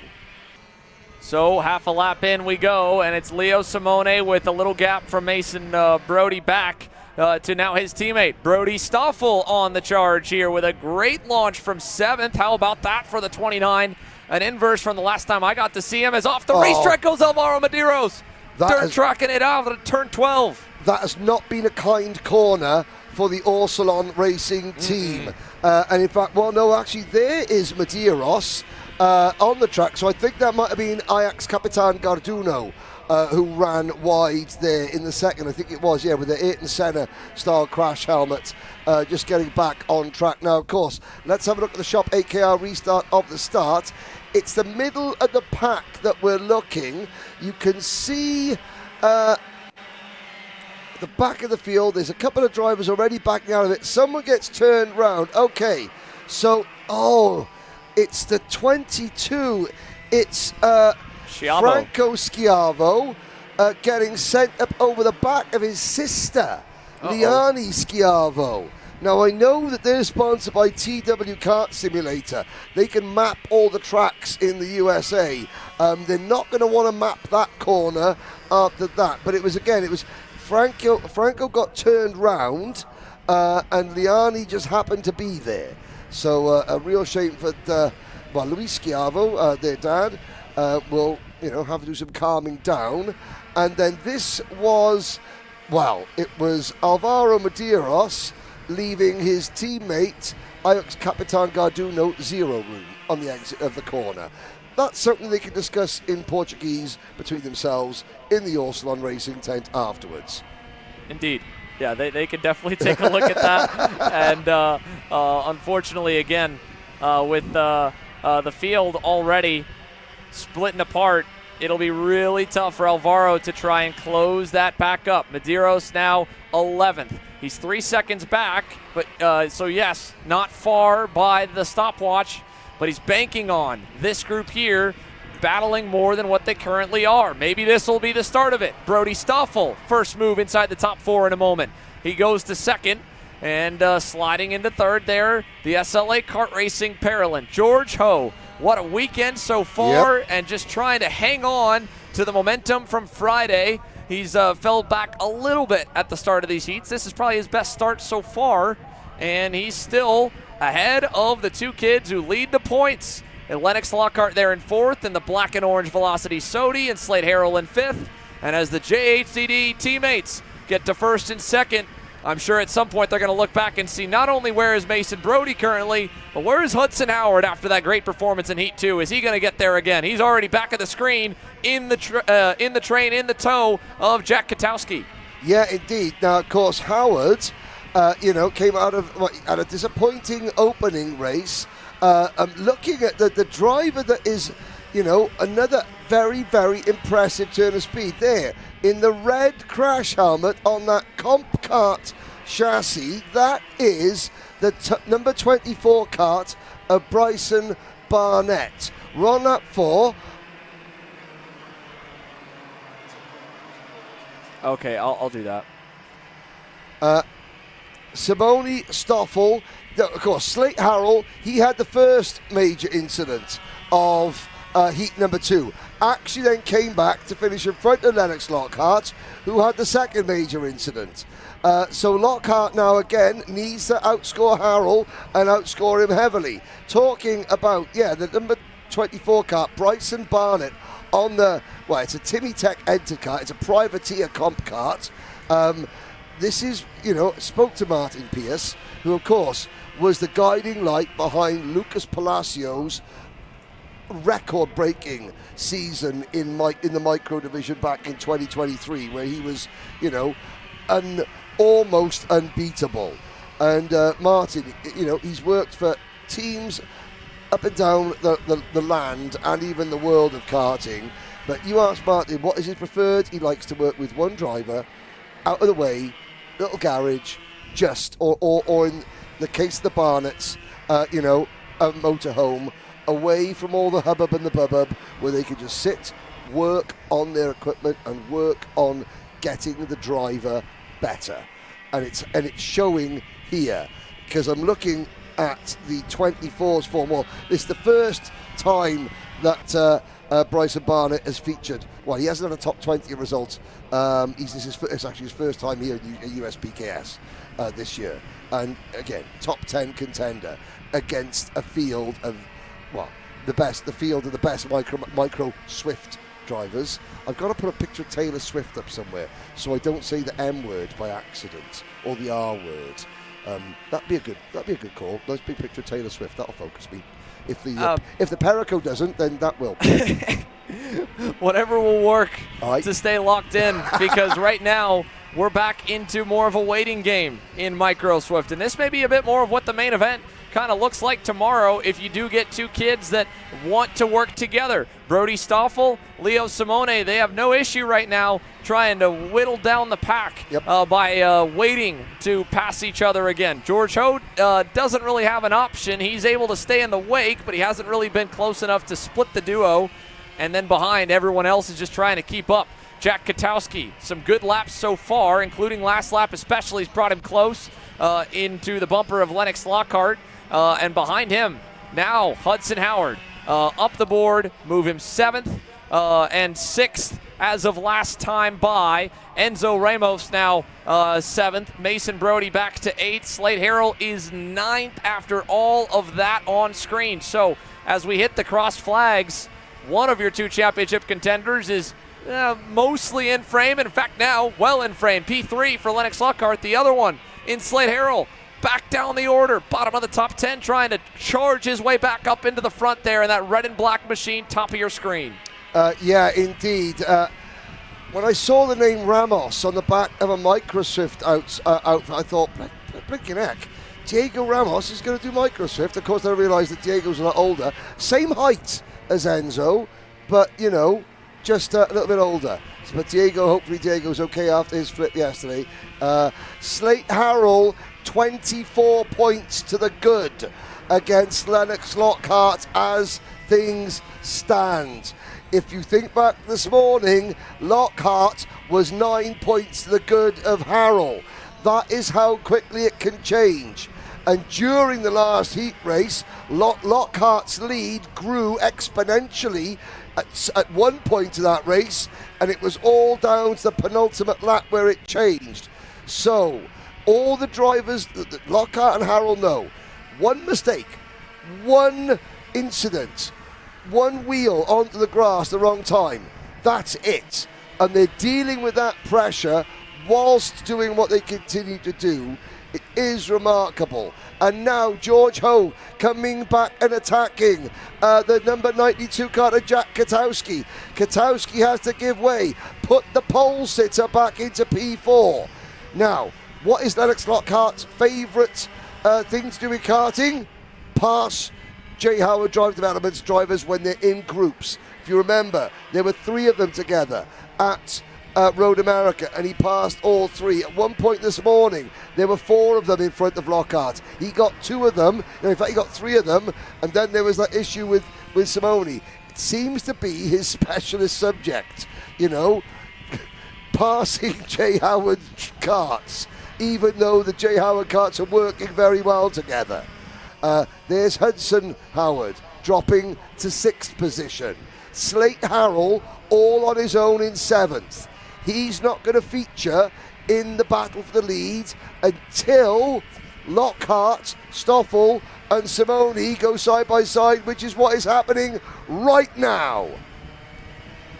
So as they work their way out of the back section and onto the front stretch, they'll have a big run to Stoffel. Here we go again. Lockhart back to the inside, and they'll get that spot as well. And now the teammates are side by side for second. 4 to go, and Lennox Lockhart has driven his way to the front. Harrell is still in shouting distance. 2.6 seconds back last time. He just needs a little more movement up here. He's going to get it. Big set, contact, and now Leo Simone is trying to set Lennox up for a crossover. He'll get it done. Stoffel looking to go. Lennox back to the inside on Leo, and it's a 4-way fight, and this is all Slate Harrell needs as they go at it. Look at the over-under from Leo now. Exactly. Of course, Leo Simone is the outsider in the championship. However, J. Howard Driver Developers have got the most karts in the league group. They have done for some time. So yeah, they're going to make it as hard as possible for Lockhart. Because up over the back of Lockhart goes George Ho. I was about to say that Lockhart went past Stoffel and Simone so quickly into the lead that it didn't give Slate Harrell any opportunity to close up. And yet, here we are, a lap later, Lockhart is back to 5th, Harrell is 6th, they're nose to tail, and they are 1.5 seconds off the leaders. And that was a heart-in-mouth moment for the Velocity Racing team. Alex Searle, Lennox driver coach, and of course the rest of the Lockhart family, because at this point, you know, a mechanical DNF would be, it would be catastrophic. It would be a heartbreaker for sure, as Brody Stoffel now commands a new 4-car pack, and 3 of them are JHDD Kart Republics. Here comes Hudson Howard late in the going in heat number 3. The 49 is now within a second of the lead, and as well, Jack Katowski 10th on the grid for young Jack. Yep. The 92 is the odd man out of the 4. Let's see what he can do to make the most of it, or can he get the teammates to split amongst themselves? He's going to pick them off one by one. That's the first one that he's got to get to. He gets around Leo, and now let's see if Leo shoves him back up to Brody. No, he's going to go down the inside. He'll bring Hudson with him. Back goes Katowski. 2 to go. JHDD and KR. 1, 2, 3. Brody Stoffel is your leader. You can't speak highly enough about Jack Katowski. I saw, Colin Brown taking Jack Katowski, Kai Park, and Nico Katowski, and maybe 1 or 2 others out on their track walk. And they all waved to me and said, "Hi, Henry." And I said, "You listen. You stand next to that man, Colin Brown. You listen to every word he says, because you do, and that's a 5-place gain for you, you know." And certainly Katowski has taken that to heart, battling for the race win, battling for the race lead. He goes past Brody Stoffel up to P2. This is lap 11 of 12. Stoffel now defending from Lockhart, Harrell, and Howard. You've got Simone leading from Katowski, and now Lockhart and Harrell up into 3rd and 4th at the expense of Howard and Stoffel rather back in 6th position. Simone leading, Howard trying to go to the outside. And Stoffel just putting the front bumper to the rear of Slate Harrell, who almost then took out Lennox Lockhart. Oh my goodness, what a battle, and it's not done. Now Slate Harrell nearly 3 wide, and from what could have been a disastrous blow in the standings is now in the way of him as Brody Stoffel covers way low. Now he goes back again. Harrell to the high side. Up front, it's still Katowski versus Simone, and look at this. Welcome Dutch Westbrook to heat number 3. We haven't been able to mention him yet. He's there. And Mason Brody in the number 7 kart. So, yeah, the minute that you dispatch one J. Howard driver development machine, another driver. Such is the strength in depth of that team at the moment. Great performances, I have to say, from the team. But here we go. It is Katowski battling for the race win, but the championship is, ebbing and flowing between Lockhart and Harrell. At the moment, Lockhart is 3rd. He's going to get swamped. Harrell is 8th. That could all change. Mark that, 2 corners to go. Lockhart 3rd, Harrell 8th. Here they come. It's like I-70 at 9 o'clock on a Monday morning. Across the line. Here comes Simone. Does he get it? Yes. Simone in the second in the second dead heat of the day. We had 1 in KA100 Senior, 1 in Micro Swift, Howard 3rd, Lockhart 4th. So Harrell finished down in 8th place after an issue at the end of the race with Brody Stoffel. Westbrook 5th, Brody 6th, Medeiros came home to 6th. Harrell was down in 7th place, and Brody Stoffel finishing 17th. 7, I'm getting word. 7 points. Yeah, the basically difference. today has now worked out to be a wash. And what a way to finish the day off. Leo Simone started as our first heat winner, and by 19 thousandths, a combined margin of 2 victories on the day for less than a full 10th. He wins out in them both, Heat 3 winner.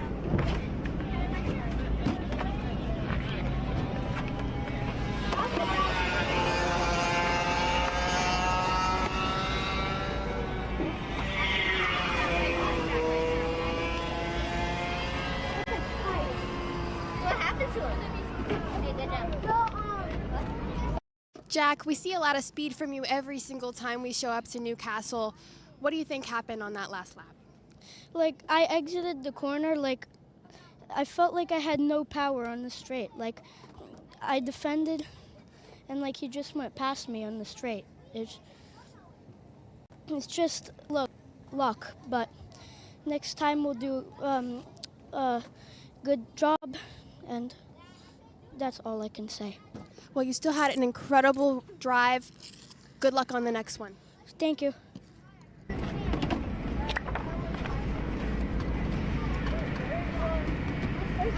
How about it for young Jack Katowski? That was his first interview with him as well. Yep. And again, I think we might be having more chats with young Jack. Here's Nico there in the red, just pulling into line as well, getting ready for action. KA Junior, heat number 3, groups together again. This is going to be groups A versus D. A little out of sorts, and it's going to set us around. Yeah, indeed. That was, I sort of interrupted you there by the was the look at some of those drivers in the middle of the pack approaching the front runners who had already slowed down to a crawl at a rate of knots. So it's going to be Travis Pettit, Braden Wagner, row number 1, Nico Katowski and Theo Salamao on row 2. Then it's Vanchev and Rodriguez, Yotzi and Dramaliev, Payne and Anderson, Trebe, Shad, Christea, Stoner, 20 drivers. We got more than 20 out there, I think. Well, with just by a hair. Just by a Lucian hair. Laser, Yeah. Aldo Iturriaga, Thomas Anthony, and it looks like most have hit the timing loop. So hopefully we've got them all. A and D, Heat 3, K Junior, presented by Team Ferris Racing is green. Well, that was a big early jump from Dramaliev to the inside. But they all managed to get through cleanly. Was that a jump? Was that out of the tram lines early from Asen Dramaliev? We don't know. All good as they go up and over the hill at turns 4 and 5 for Travis Pettit, and Hurricane Trav is the only hurricane right now that we've got. Looming inclement weather has threatened us all day. Travis has been threatening and actually performing, although again under pressure from Katowski, and again now under threat is the 829 for second, for third, and probably for fourth here in a moment. He'll cover that one off before Christopher Yaltzi and crew can get there. That's actually Braden Wagner indeed. First up now to his rear bumper. And here's Wagner's teammate, Alexander Vanchev, to the point with a bit of a crossover move, a little too deep. And Nico Katowski leads the way up to I-70. You know, this has been, certainly in this championship, this is a banner day, not just for, Nico, but the whole Katowski family, the two brothers themselves. They have both picked up their performance and turned themselves into, players to actual contenders on the same day. As the field come through turn number 4 over the crest, Katowski taking the lead, getting pushed back to third, Vanchev and Salameo, but no panic from Nico Katowski. Calmly back up the inside of Salamao, going through the cell tower hairpin, lose the place on exit, tries to fight straight back. There's nothing wrong with that. Vanchev stretches his lead, but this is lap 2 out of 12. Hurricane Trav runs in third. Then the 847 car, Edgar Rodriguez, showing his mettle as he tries to pass Asen Dramaliev. Dramaliev in the techno car gets shoveled wide. You could see the the Syrian flag on his right side of his crash helmet, the Bulgarian flag on the left-hand side, the chrome silver top of the lid, and well, Katowski went for the lead. It's 3 wide, and out front comes Salamau. Katowski to second. Vanchev somehow managed to lose the lead there, and I'm not quite sure how, Xander. Maybe we'll get a Shop AKR replay of just what unfolded. Yeah, wow. How in the world honestly, it's still a miracle that we've got this many in the lead group, period. Look how many karts are all lined up behind Teo now. And this was, again, even tightening up before that move, but much more so now. And we'll see a couple of moves in the green corner. Brady Shad picking up one. Looked like Max Christia was going for a move as well. Here's Vanchev trying to get back around Katowski. This time doesn't overcook it. He'll get second. Pettit still there in the mix of it all. There is Edgar Rodriguez's SLA Kart Racing Cosmic. And how about it again? What a performance today for Christopher Yautzi, that green and white privateer Tony Kart. Well inside the top 10, the only non-team entry there in the top 10. So as now Vanchev goes back lead. So what happened was Vanchev led out of I-70. Katowski took the lead on the start-finish line. Here we go again. Vanchev retakes the lead going into turn number 1. Then Salamau also passes Katowski. Salamau then looks to the inside, 2 for the price of 1. Vanchev then gets turned on the outside by Katowski. So Katowski goes from second to first to third to second. Vanchev went from second to first to third. Oh, driver's off.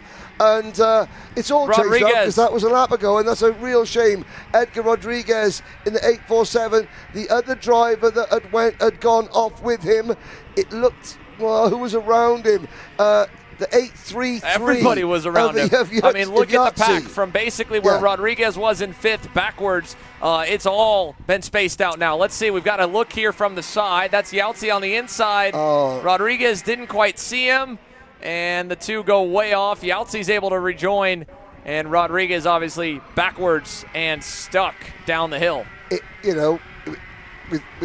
no disrespect meant, that move from Christopher Yautzi looked like he thought about it, decided he was going to go for it, and then by the time he went for it, it's a very common mishap here, to be honest, going this direction, Henry, by having that kink out of the cell tower hairpin so early. I mean, you have places like this that are a bit sketchy to pass. If you can pull it off, it looks cool, as Travis Pettit does that in front of us right here. You got a short run if you're trying to pull an over-under to cross someone up and get alongside them for them to see you before, again, it's too late. And sadly, that one just, again, like you said, maybe it was half, maybe it wasn't. Maybe, again, Rodriguez was hoping he wouldn't be there and hoping he would back out, because that happens a lot, too. Someone will show a nose, and they'll if you let them through, they'll hold it. If you start to crowd them, they'll bail being further back. And just two kids, not one to give up the gap. No, exactly. Nothing malicious intent, meant by it in any way, shape, or form. So many moves have taken place in this race up and down the order that, we talk about this, 99% of the passes that these drivers attempt are successful, and they're pulled off or aren't pulled off without any issues. 1%, if I do 99% of things in life right, then that's about 98% more than I currently manage. Travis Pettit leads this race, and here comes Vanchev. I mean, you couldn't count the amount of lead changes. If you could count them at the end of the start line, that's one thing. But there's 3 or 4 more per lap. And there's still 4. Well, make that 6. Brady Shad and Max Christia. They started 12th and 13th. They're now 5th and 6th. And to be fair, they haven't used up any of their equipment passing and repassing. All they've done is quietly made moves slowly up and down. There's been no back and forth. There's a back and forth when they get to the front. Right. But that's not yet. That's in a couple of laps. And we're only at half distance. I'm glad we got plenty more of these Pericos. Might need them. Yeah, at this point, I mean, I think we might need another restock. A huge thanks to them for joining us here at the start of this weekend. our newest partner, and we've got plenty more as well that help make the U.S. Pro Kart Series possible. Make sure you continue to support theirs as well, and that's one thing that, Mark, again, the other half of this year of reinvestment is wanting to remind everyone how appreciative the series is for the help to pull every event off, including, of course, BBS Race Engines, your title partner for KA Junior. For this event, a number of partners: AMAX Racing, B&B Electric, Rocket Racing Company, Odenthal Racing Products, and, of course, the entire championship presented by IME East and MG Tires. And we'll get into more of those as we get time in moments, short moments like this last half a lap where they have calmed the racing down enough where we can catch our breaths and storytell a little. And that's where Alexander Vanchev has us, with Teo Salamao in tow, Travis Pettit back to third, one of the minor changes on the lap. And if you just go back just to the 2 in 5th and 6th, a little bit of love for our most recently crowned first-time national winner in 5th, Brady Shad. Oh, yeah. He rolled from 12th in this heat race. Max Christia riding right there with him, shotgun 13th. These two have picked up a couple of spots apiece. Davis Henry as well. How about some get up and go for 10 spots for the 849, his first weekend with Holtz Driver Development. As Christia now goes by on Shad, they can almost taste the lead pack draft. They're not quite there yet, though, here with 4.5 remaining. Yeah, Katowski in 4th place is just ever so slightly dropping off the back of the top 3. Now, that's not necessarily bad news, because he is going to get caught by Shad and Christea, and they will work with him because they have got a singular focus on what's happening. Oh, and there is the number 833 Yahtzee again with a problem. Now, he obviously got back on track further down the order. Looking down there, we've still got 22 karts running. Mason Ward and the number 880 kart of Lucian Laser down at the back of the field. So 22 out of the 23 drivers still running. Tucker Treeb moving up a place, and Lucas Draby in 15th and 16th places respectively. Vanchev continuing to lead. Salamao and Pettit, whether they are happy with running in second or third, it doesn't matter. They think, well, do you know what, this is where we are. We know how easy it is to get by if the opportunity presents itself, so we may as well just sit tight for the time being. 3 laps to go this time. I still think we're going to see it again, sit tight like this for a little while longer up front with Vanchev, with Salamao, and with Pettit. For Nico Katowski, like you said, he should get swallowed by Christia and Shad. Braden Wagner is about another 2 seconds back from Brady Shad. And that group is actually decent in size, Henry. Of 4 drivers together: Wagner, Davis Henry, Isaac Payne, and Asin Dramiliev. That they are top of the screen and about to do battle down the front straightaway. Here we go. That's Isaac Payne to the inside with Dramiliev following through. Yeah, indeed. The techno kart of Asin Dramiliev picks up a position. Braden Wagner dropping back 2 spots, and then the second of the Holtz Drive Development Machines, 849, Davis Henry, is next. Now, unfortunately, we've lost Thomas Anthony from the race.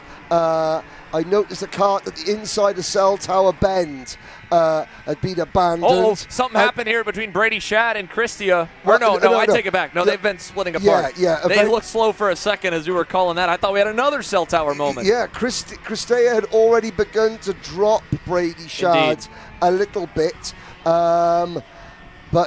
Again, you're not Apologies wrong. for the jump scare. Well, you know, we've only had about 27 jump scares in this race already. So, anyone can be excused for thinking something else had happened. What do you do in a race that's already had nearly everything?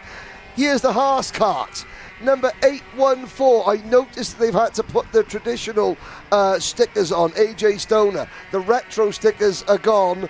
But AJ Stoner, where is AJ? Hey, he's running in 10th place, ahead of 11th place rather, in front of, or just now behind, Giovanni D'Antonio.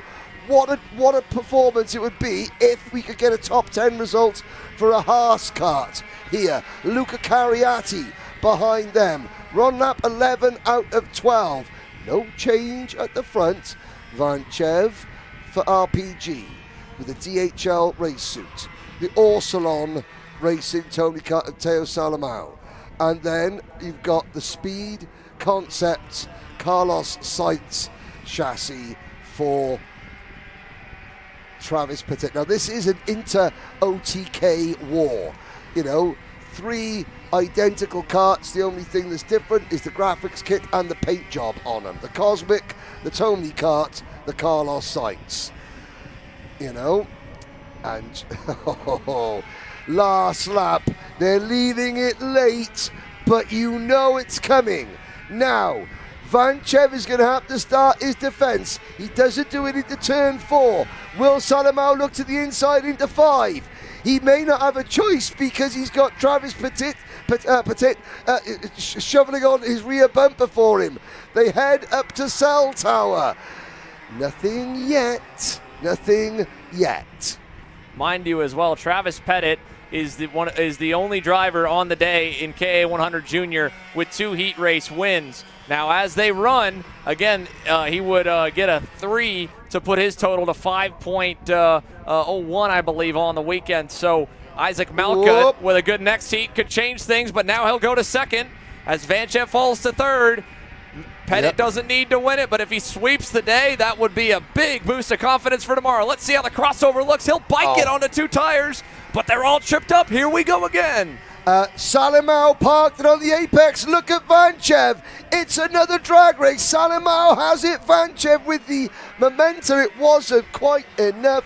Salamao wins it by 0.06 of a second over Travis Petit, with Vanchev 1/10 down in third. Salamao absolutely parked it on the apex of I-70 to stop Travis Petit getting the undercut. I then thought, has he cost himself so much exit speed that would it cost him at the line? It turns out he didn't, but only by 0.06. And again, that was only half your field. KA Juniors, Group B and C. On deck when we return. This is Henry. Henry feels sad. Henry feels sad because it's time for his next big race and his go-kart is in bits. Henry doesn't know that Acceleration Kart Racing is the United States' #1 shop for all of your karting equipment needs. Henry also doesn't know that Acceleration Kart Racing can deliver anything from tires to race suits and even wheels directly to your front door or to the racetrack itself, quickly and efficiently, with tech support available 6 days a week. Poor Henry doesn't even know that Acceleration Kart Racing offers free shipping to mainland USA on selected product if you spend $200 or more. Do yourself a favor. Go to accelerationkarting.com and make sure that you are never left stuck on the pre-grid with Henry. Be smart and don't be like Henry. Paulie Massimino wins the Wisconsin Grand Prix. James Overbeck on start number 2 gets win number 1 in OKN Stars.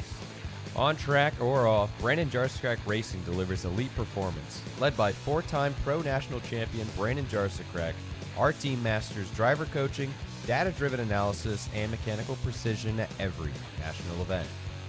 Contact us today at BrandonJarskrekRacing.com. Florida Kart Racers, you asked for it and we're going to bring it. Introducing Florida Karting Championship, FLKC, a brand new racing series coming to Florida in 2026.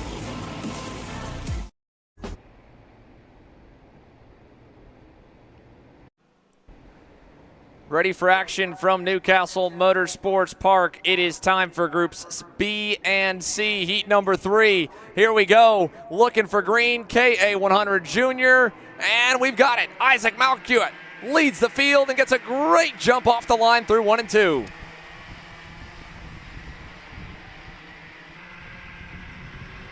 All good so far over to turn number 4. And up and over the hill at full song they roll down to the horseshoe. Yes, indeed. While we watch this group of K100 Juniors there's Nate Dupuis chasing down. Well, he's trying to hold off Max Weiland there. He's just made the move for P6, says Dupuis. Weiland back to 7th. Glanced outside just momentarily. Mentioned in X30 Pro that Davin Roberts and Austin Perrin had a collision outside of our purview. They're now sitting next to each other in the line to get the chassis rejigged. So some chassis straightening for both Davin and for Austin Perrin's team. So it's not what you want to be doing in the middle of the day, is it? Having to rejig the chassis. But here we go into turn number 1. It's Malkut from Rivera, Golseth. No, it's Golseth in 2nd. Rivera is 3rd. Ethan Sky Manuchik in 4th. Yeah. And then right there in 5th, Tristan Murphy as they rocket through 4th.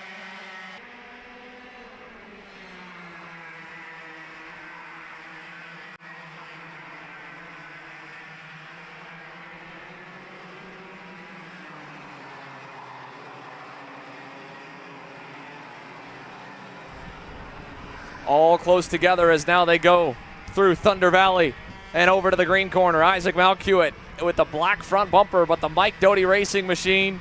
She may have a few battle scars, but she's got the legal stickers, and she is out in front of, well, I'd mark it at about maybe 9 deep. We'll come to put potentially 2 laps underway this time by, keeping an eye on official timing and scoring. It has not yet populated with everything as it should. So down the front stretch we go again. This should be 2 down, 10 to go. Heat 3, groups B and C. Malkuit still your leader. And it's a lead group of 10. Lucas Palacio at the back of this group. It's Malkuit, Golseth, Rivera. Then it is the next cart along. Manjencic is in P5. Behind Rivera is the 8-11 of Tristan Murphy. Then Manjencic, Dupuis, Weiland, Antonino. The second of the Nash carts. That would be Drew Jensen and then Lucas Palacio. The only driver who started in the top 10 who's fallen out of it is Valentino Santillon. And I'm looking up there to see where Valentino Santillon's very distinctive crash helmet is. I don't know if you Caleb Vieska was in here earlier. His entire family designed it's the pink and the turquoise and pink crash helmet. His entire family sat down. The dad laid out the pattern, and then mum and sisters and Valentino, they all designed little bits of it together. So the whole family were with Valentino while he races. And he's got a great quote from Juan Manuel Fangio on the back of his crash helmet, which says, and I'll say it again because it is worth saying, you must always strive to be the best, but never believe that you are, which is Juan Manuel Fangio's way of saying, stay humble. Speaking of quotes on crash helmets, we're still working out what's going on with timing and scoring. Tristan Murphy, another driver, he's got a quote from, of all other people, J.R.R. Tolkien on the back of his crash helmet, saying that all that is gold does not glitter, and not all those who wander are lost. Well, he's certainly not lost at the moment because he knows exactly where he is. The answer is 7th. So just now got timing and scoring. They have adjusted it now, and looks like it is up to date. 4 laps complete this time by. Isaac Malkuit the leader. Rivera, Golseth, and Ethan Sky Manuchik right behind here. 4 down, 8 to go. And looking at where they started to where they lie, and more importantly, where they may start tomorrow. Isaac Malkuit, I said he is the next best to Travis Pettit. Pettit now has a 1-1-2. Malkuit, a 2, a 1, and a looming 1 score here in heat number 3. But again, as well, if they do win the heat, it's a 0. So it does put them actually a little bit further ahead. But all he can do at this point is match Hurricane Trav. And sadly, well, he came up 1 spot shy in qualifying. That'd be the tiebreaker. Over the crest and down through turn number 12 into scoreboard bend we go. Malcuit checks over his shoulder. He sees Quito, Ecuador's Julian Rivera sitting just off his starboard bow, as it were. Manjencic having as best I've seen Ethan Sky Manjencic drive, so far. Here comes Lucas Palacio to the inside of John Antonino. Antonino closes the door. Palacio has to get out of the gas in a hurry on the anchors, and Nate Dupuis did well not to just run into the back of Palacio there. Antonino showing that no, I do not want to be shuffled any further down the order. 6th position is as low as I want to go. That has given the top 5 a little bit of breathing room. Will Palacio now have to sort of shrug his shoulders, go, okay, well, you don't want me to pass you, so I may as well push and work with you up to the top 5. It depends on whether Palacio is that upset at having the move blocked off. We'll see. We're going to find out now, because they're on to the straight through the kink at turn 14 up towards I-70. And Palacio, well, luckily Palacio did not attack Antonino again, and the gap between them and Weiland has closed up. And it's now Nate Golster's turn to defend 4th position from Max Weiland, and suddenly the top 3 now have a breakaway. Over the crest at turn 4, down towards 5. How quickly will this group now close back up after Nate Golster's one defensive move? Palacio had another little think about. At what point does Lucas Palacio go, right, it's going to have to come down to the last laps. Antonino, sometimes you just got to make your own gap, which is what Palacio just did. That, and it all really began at turn 5, where John Antonino just fell a little bit wide, and with the track kind of going off, it's off camber, and it only is exponentially worse the wider you go into the curbing. And so once he went wide there, at that point, the timer was on of when Lucas Palacio was going to find a way by. He was going to no longer be content. The standard, again, rule, I'm all good to follow you until you make one mistake, and if you do, then I'm going. Maybe you'll find someone nice enough to give you leeway, but that's hard to find, and especially as amped up as the juniors are trying to maximize their starting position for tomorrow, because while these heat races, again, only are 20 deep, tomorrow we throw them all together in a blender, and it'll be 40 plus taking the green flag for the final main event of the season. I would make it 47. 47 drivers. We had 48 on the entry list. Luca Popescu, we know has withdrawn from the meeting, which would leave us with, all being well, 47 in the final. And so you're thinking, okay, I might only be 8th or 9th on the grid for the main event, but it's better than 28th or 29th, and that's what I could cost myself by making a rash move. Only one race tomorrow. We'll be with you live for warm-up out on the grid, as Antonino now signals to Palacio, saying, well, you wanted to pass me all these laps. Now you have. Get on with it, man. Here comes Nathan Dupuis. Only one race tomorrow. No pre-final. It's 3 heats and a final. Correct. So, you haven't got like a pre-final where you can work your way up, and then where you finish the pre-finals where you start the final. Nope, it's just one race tomorrow. Yeah, an early end, as has been the case. We're an hour plus or minus to the airport. It's a long travel home for many that have chosen to be with us this weekend. And, of course, tomorrow it's celebration time. Not only will the race day podiums be up there, but the championship celebration at the Newcastle Motorsports Park Racers Grill will be underway following the main events. We'll cover that as well as the action, and we'll see what it looks like. I think it'll look similar to what we're seeing right now by the midpoint of the main, barring anything else. Because, well, yes, you take half of the fastest drivers, put them in one heat, essentially, half in the other, and then you bring them together, you think there'd be a lot more battling, but we're double in the length, right? We're looking at the mains tomorrow, 18 laps for the full-size classes, 16 for the cadets. Granted, that's not a full double of 24, but that's still a very long main with a lot of time And if you can just hold a little restraint for a couple of laps, you'll see gaps like this develop. And when drivers, even on a move like that, as seamless as that looked there for Tristan Murphy to get by Drew Jensen at the end of the straightaway, that's still a 1 to 2/10 loss. And they're on the border of whether or not they have the toe off the back of Nathan Dupuis. Yeah, and of course, with help from, all the Kart Chaser partners, we've got the guys in the production side of things giving us provisional, unofficial, live point standings. Yep. We'll be, you'll be finding out who the champions are just as quickly as the drivers and we are. Thanks to all the technology that Kart Chaser are trying to implement with the help of, some of their partners behind the scenes, to give you, the viewers at home, it's as up to date as possible. Yeah, as much intel as we can, and then some. And now, with 2 laps to go, well, the intel, the knowledge base tells you that we're going to be in for a side-by-side finish. The question is, will they go side-by-side beforehand? Julian Rivera and Isaac Malkiewicz have built the gap to now 7.5 tenths to Ethan Sky Manyanchik. He's got no help.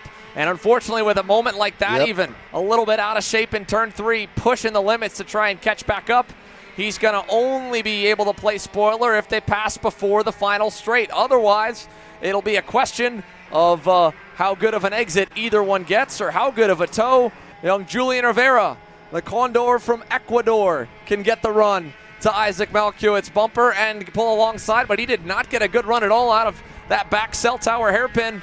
And this gap, all of a sudden, in a matter of corners, has now opened back up again. Yeah, now in the second heat race, Rivera started at the outside of row 1 on a terrible start, dropped all the way back to 11th, managed to salvage 6th position, I believe, at the end. So, this is a smart drive. I'm sure he would dearly love to take the victory, but of course he's got one eye on the possible title, an outside chance, but a chance nonetheless. As the white flag goes out, you saw Rivera there at the end of the long straight, made a little jig to the inside just to almost see if Malcutt would go for it, but he waited till turn 3. Rivera makes the move through the fast right 90-degree hander on grid bend. Now he's got to hold off Malcutt. They go up and over through they're going to go up towards Cell Tower now, over that red curve. Manchencic is not out of this one. Out of Cell Tower, through Thunder Valley. Malcutt has led this one from the start. He's got half a lap to rectify the situation. What can the Orsalon Racing driver do? Julian Rivera through Thunder Valley into Scoreboard Bend. Manyancic is going to get a huge run on them now. You can see him almost headbutting the steering wheel just to try and tuck himself down. He wants to get there. He wants to have a shot. I think he's going to have it if he can just get the exit he needs. This was decent. He'll get a decent run off the 2 of them as he sets them up. And now, let's see, do we go 3 wide to finish the day in KA Junior? Yep. It'll be close. Oh! Rivera holds. Or does he? Yes. Our timing screen was a little bit 7/100ths of a second over Malkiewicz and Manyancic. Manyancic was 1/10 of a second behind Max Weiland, Nathan Dupuis, 4th and 5th, John Antonino, Nathan Golseth, Lucas Palacio, Drew Jensen, and Tristan Murphy, your top 10. Big movers, Jackson Boulders gained a good couple of places to finish 17th in that one. Edward Kennedy at 5 places to 12th. Oh, let's see, we're going to see that big Ecuadorian smile from the Condor. Should do.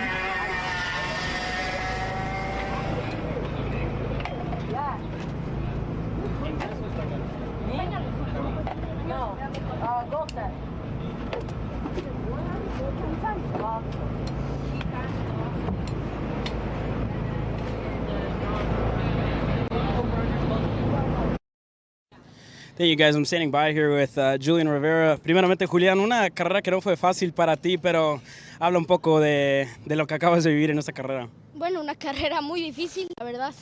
Una carrera muy acalorada, una carrera muy ajustada y pude ganar. Gracias a Dios. He was just saying a very hard race, right? Very physical for you under the seat. Pero también habla del fin de semana que ha sido, ¿verdad? Porque en las primeras 2 heats no ha sido fácil. Sí, no ha sido fácil para nada. Aquí en Estados Unidos el nivel es lo mejor para mí. Es un nivel muy bueno, es muy difícil de ganar acá. Y estoy feliz de eso. En los primeros 2 heats no fui tan bien, pero ahora sí en el tercero. Suerte, Julián. Muchas gracias. So now, here we go. KA100 Senior. Now it is Groups A versus D for them. Heat 3 and underway. And at the back.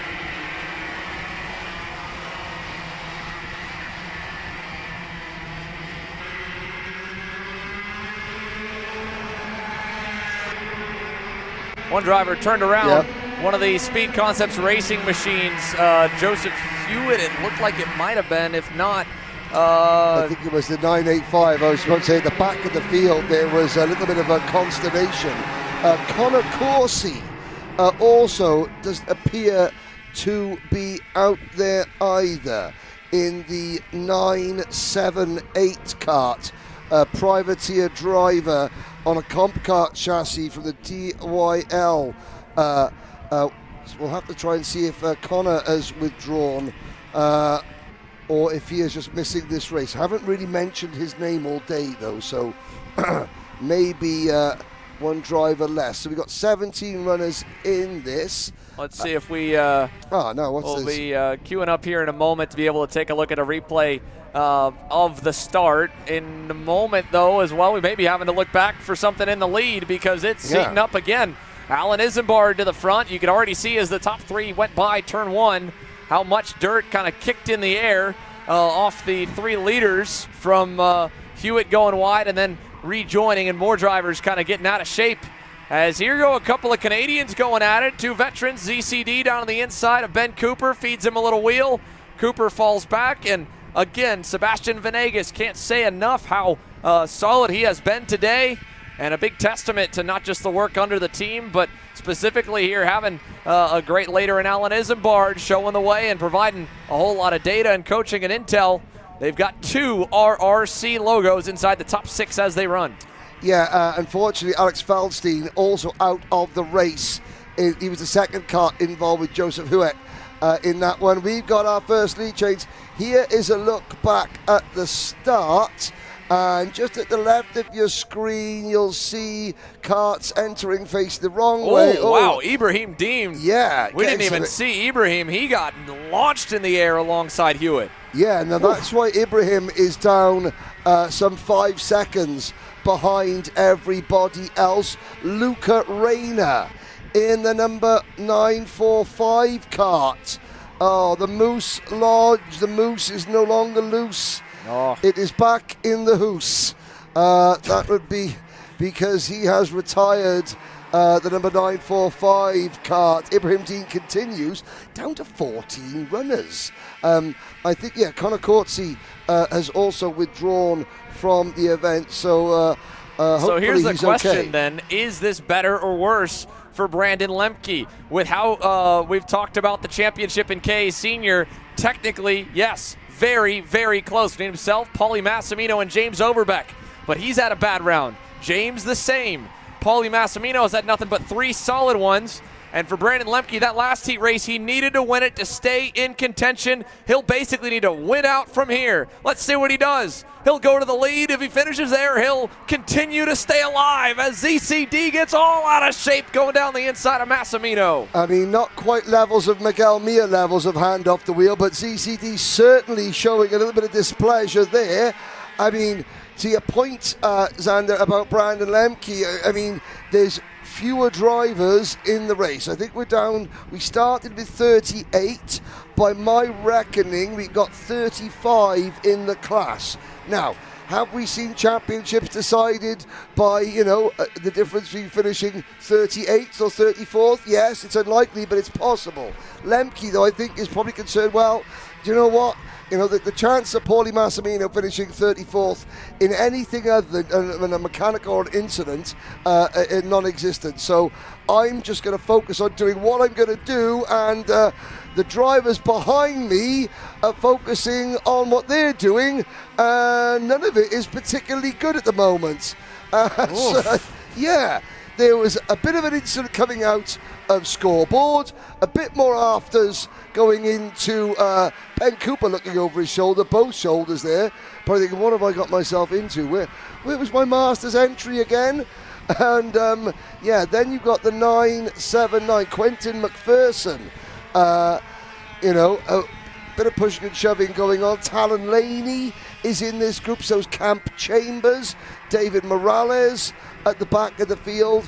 One of the good things, Xander, about having a smaller field is that you do feature the drivers that you wouldn't necessarily see much of. Yeah, no. And you can see when people say about how competitive karting is, this is the type of action that happens every single race between these across guys the board. and It's not just up front, right? No. It is through the entire grid all the time.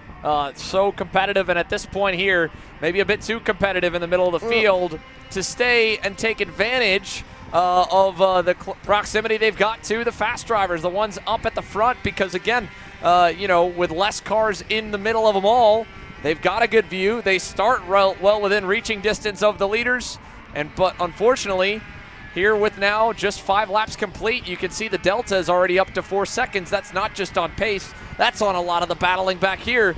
And what's wild enough is, again, seeing Ben Cooper back in it, and unfortunately, how far back he is, at best, he may not get any higher than 6 here on out. Well, yeah, certainly the track conditions have hindered Ben Cooper more today than most others. We've spoken about it at length. It's the rain is not threatening any longer, but the humidity factor, the fact that the circuit is like glue, it's got so much rubber laid down on it, and the humidity, the air is so thick, and the temperatures are still touching 90 degrees. That has hindered Ben Cooper more than most.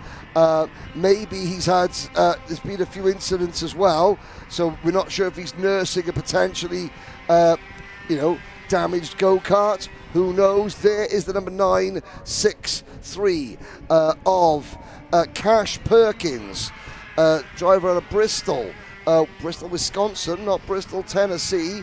Perkins is in 8th place. Quick shout out to Shane Reddy. He's just behind this group. He's sort of in no man's land at the moment, is Shane Reddy in kart number 924 for the Brandon Jarzacrack Racing team from the lovely, lovely town of Circle Pines, Minnesota, is Shane. But sometimes, hey, if you're a midfielder at best, and I'm looking at Shane's results, he hasn't had a top 20 finish this year. He's 36 in the point standings. He's not necessarily the 36th best driver we've had here. He's a very good driver. Now, with a smaller grid, a little bit of toing and froing around him, he keeps his nose clean, and there he is, running in a solid top 6 position, which could become a top 5 position if these 5 drivers, our 5 leaders, sort of continue to shape up to look like they look like they're fixing to have a fight, Xander. I'll say that. I agree. I think we're just kind of taking our time now after the opening couple of laps. Again, Brandon Lemke coming into this heat race led the standings in the heat points. And granted a 4th in heat 1, but a win in heat 2. If he wins this heat, again, that puts him at 4.01 points, if you will, and 2 or 3 out of 4 maximum point scores on the weekend. 100 for this heat win, 100 for heat number 1, 25 for the pole, so 225 if you're keeping count, and then with a 4th place result in heat number 1, I believe that's an 85. So putting all that together, he's tracking still barely within range, but again, still possible, still in the hunt to be able to try and take this KA Senior Championship. Down to the wire. You're right, it's all if you're an outsider. Because at that point, again, all of a sudden, as good as he's been through the weekend, he's going to have a shot at the race win, and that might be what it will need to be. Yeah. In the same vein as well, even 2nd or 3rd, if Paulie has a bit of a downbeat Sunday, that could be good enough because Paulie would have to fall back on his drop. He hasn't had a picture-perfect Saturday. He's had an okay one. Won his opening heat, third in Heat 2, now sitting with a potential 4 score in Heat number 3. This is still a good points haul, and it just really comes down to, again, 60% of the points on a weekend come from the main event alone, right? Yeah, 400 points downwards for the final, only 100 apiece to win a heat, and only 25 for the qualifying. And everybody gets the entry bonus, which this will be the weakest of the 4. True to the nature of a standard championship, by the end of the year, those out of contention maybe start to fade from round 1. But, yeah, there's only going to be so many points left on the board when we end the day today. Brandon Lemke trying to maximize the opportunity, get all that he can. Well, this is you know, for all you club drivers out there maybe watching this, you know, if you're coming into the final round of the championship in second place as an outsider, all you can do is take it race by race. Keep the title fight mathematically alive until the final. That way that you just make the points leader race it out. The longer the points battle goes on, yeah, you never know. The pressure just builds a little bit. Massimino could have wrapped up the title after Heat 1. He didn't. He could have wrapped it up after Heat 2. He didn't. Why? Because Lemke has been driving so well. He could have wrapped it up after the end of this race. He still might, we don't know, but it's looking unlikely. So Lemke has come in as an outsider, but is at least forcing Paulie Massimino into the last race of the year. And as you know in karting, anything can happen in any given race. So that's why you should never give up. And it's why, you know, when you look back, maybe there was a situation at Trackhouse or at Daytona where Brandon Lemke was fighting over 7th or 8th place. And he went for a move that worked, that got him 7th place, even if he was frustrated. Every position can end up counting in karting. Different championships have different point systems and things like that. But the bottom line is every position always counts. So now, with the run through turn number 4, looking back on the lap times. Last time by, Lemke set the fast time of the race, 66.942. Alan Isambard right there with him, the lap as well, at a 70 or a 67 flat. Up until this last lap, Massimino and DeMello, they were closing or holding even, now at best holding even. This is right at the peak point of where you want to be. Brandon Lemke pulling away, hoping to see this here behind him. Mick Gabriel passing Alan Isambard, opening that gap up, maximizing the points. And again, not only right now does he potentially stare at a 2 heat win day and a heck of a haul, this could be the pole starting spot for the main, and he knows it. But he's going to try and cover low because he knows how big the draft is, and on 1 straightaway and a half, Mick Gabriel is there. And now, Brandon Lemke's best friend is Zach Clamandamello. If Clamandamello can pass Paulie Massimino, that'll just take a few more potential points off Paulie's championship lead, you know, when drop scores come into play. But you saw the difference. 10 kart lengths coming out the scoreboard bend was nothing by the time they got to the start-finish line. Lemke is not done yet. Lemke has not won this one by a long shot. Gabriel, Isambard with a retirement to his name already today. He wants to consolidate. Gabriel, while he's just going, he wants to win anything. There's not much of a thought process going on there with Mick Gabriel other than, hey, I got a chance to win, so I'm going to go for it. Isambard maybe a little bit more circumspect. Massimino, trying to go around the outside, is going to potentially lose 4th. Here they come, the run to the line. Gabriel to the inside, another drag race, and Gabriel snatches it at the end. Isambard pushes Gabriel through to take 2nd. Lemke from 1st to 3rd on the run to the line. Clamandamello got 4th, so Massimino lost 1 place. Lemke lost 2, and you know, we'll look and we'll give you the information when we have it, ladies and gentlemen. And I said every place counts. That works in both ways. Every place you gain and every place you lose. So now, what does that do? Well, first, let's look at the results through the rest of the pack. How about Cash Perkins? Able to run down Shane Reddy at the end, get to 6th. And as the dust settles, a 3rd for Lemke and a 5th for Paulie Massimino. We'll get the calculators out and go hot down by the scales with Quick Make Gabriel, your Heat 3 Groups A and D winner. Mick, it feels like finally a little bit of luck coming your way this year, right? Talk about that heat race. Yeah, Kart kept getting better at the end. Just kept closing, and yeah, just partnered up with Alan, and we made some good moves and got the win at the stripe. So, good race. Where do you feel like you've kind of struggled so far this year, right? It seemed like this is the first weekend we're really seeing you up at the front now, finally getting those heat race victories. Yeah, I mean, I started my season kind of late, so I'm a little bit on the back foot, seat time and all that, but we're getting there. We're getting the go-kart better. Hopefully compete for some more wins soon. So, congrats, Mick. Thank you.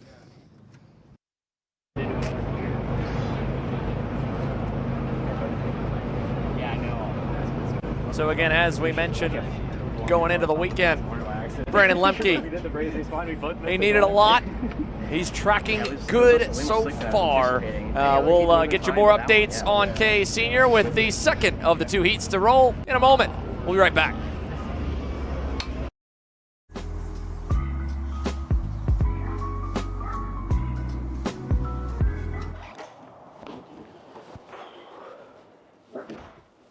Hey, what's up, Caleb?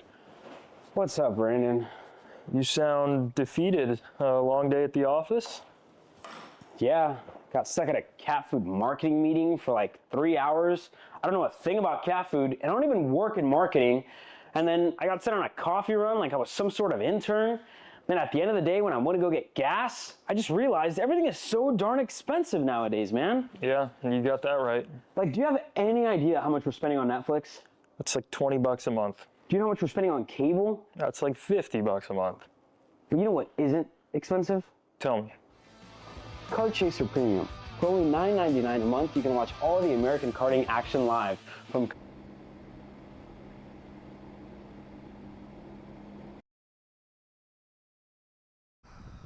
One more race in KA 100 Seniors, and it's Blake Nash leading them to the start.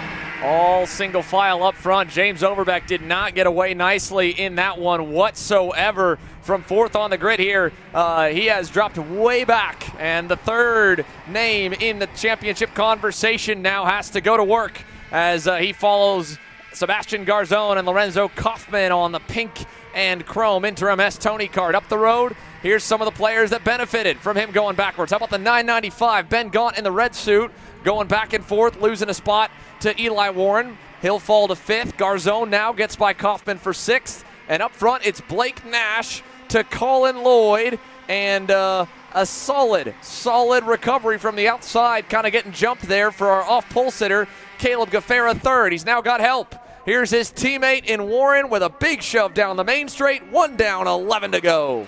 Into turn, and Warren, I think, may have just slightly misjudged his braking point going into turn number 1, because he just tapped Gaffara out of the way completely by accident, slipstreaming together, and that's how difficult slipstreaming drafting is in karting. Oh, there's Lorenzo Kaufman, different race suit for Lorenzo. The predominantly sort of white-ish coloured into MS race suit, but he was on his second one anyway, because he broke the zip on his practice suit, and then had to borrow another one, and now he's gone back to the old school purple and pink MS race suit, into MS race suit. So I hope he hasn't broken the second zip. T-Boss will be asking him for some money if he's not careful. But Overbeck ahead of the 925. No, make that the 925 of Anthony Rivera ahead of James Overbeck. Just when you didn't want a bad day in the office, James Overbeck's having one. We've got a new leader. It is Eli Warren, passing Colin Lloyd. Nash third, Gaunt fourth, and then it looks like we've got Gafara into P5, and there's an Orsolon kart, Sebastian Garzon, and Lorenzo Kaufman at the back of this lead group. So you may say, you know, this race is not quite as star-studded. However, Overbeck, you know, you can't look at a list of names on a grid sheet and think, I've got a better chance of getting a good point haul just because of the luck of the group draw after qualifying. Overbeck's got to perform, and at the moment, well, he's just fought his way back past the 925 Team Ferris Racing driver Anthony Rivera into 8th place. But there he is, James Overbeck, the Cincinnati Bengals fan, James Overbeck. He's getting his head down, so yeah, obviously nothing wrong with the kart, apart from the fact that it just didn't drive it that well in the first lap and a bit. Yeah, and a bit, right? I mean, he was on the heels of Kaufman and Garzon at the end of the lap one moments still. And even now, changes up front. Eli Warren now taking command. You would think that would start to back things up, but it's just not been an ideal session so far. He needs more. He doesn't quite have it. And again, no different than the situation that Brandon Lemke finds himself in. James Overbeck needs to perform here today and tomorrow to try and get the championship away. So as we watch him roll through the quick kink there in the run to the green corner, is he back in the toe of Garzon? I'd say so. He's closing in now, so a slow start, but he might get there here at this rate. And with more changes up front, we take a look back at him, keeping an eye on the points. When we talk about heat points here, Blake Nash has the chance to upset Brandon Lemke for that pole position tomorrow morning. If he can hang on for this heat win, he's back out in front again. Colin Lloyd and the Velocity Sodi still pushing him. They look like they have been stuck together, basically one combined go-kart this entire heat race. I know it's back to school time for a lot of people in the United States this week and next week, but it does look as though somebody has spilt the classroom glue between on the rear bumper of Blake Nash's kart and the nose cone of Colin Lloyd's kart. They are stuck together. Warren and Gaunt next in line. Garzon there in 5th, and here comes Ben Gaunt up into P3. Eli Warren does the crossover. That's a sketchy part of the track as we head down into Thunder Valley, and Ben Gaunt backs out of it. We saw a couple of incidents earlier on where drivers didn't back out of it. Ben Gaunt, I think, a bit of extra age experience, deciding, okay, it's lap 5 out of 12. I will keep my powder dry, as it were. Live to fight another day. You can see the AMAX Racing number 936 of Raider Santos from Zionsville, Indiana, sat at the side of the circuit out of the race. Eric Estrada is still out there in 17th position. He's a little bit off the pace of everybody else, is Eric, but just looking at the 923, yeah, it's his first time here in USPKS. You know, he's just got this kart with a new team. Well, not new Gen Motorsport, they're not a new team, but they're new to this championship.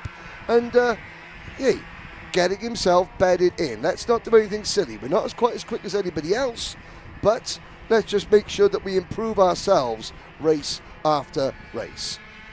So as we now take a look at where the points have fallen, by the way, so far in KA Senior, and we've talked about Overbeck. Here's a bit of an update for Brandon Lemke fans, and sadly it's not the best news if the results we just saw on track stick. The U.S. Pro Kart Series, each race weekend has an entry bonus, right? That gets applied to all the drivers, which can obviously try to balance the strength of field factor, where winning a race with 60 entries is more powerful by just a single point marker per entry than a winning of 37. Well, we started with 37. We mentioned Connor Corsi not running. Joe Turney, a wash as well.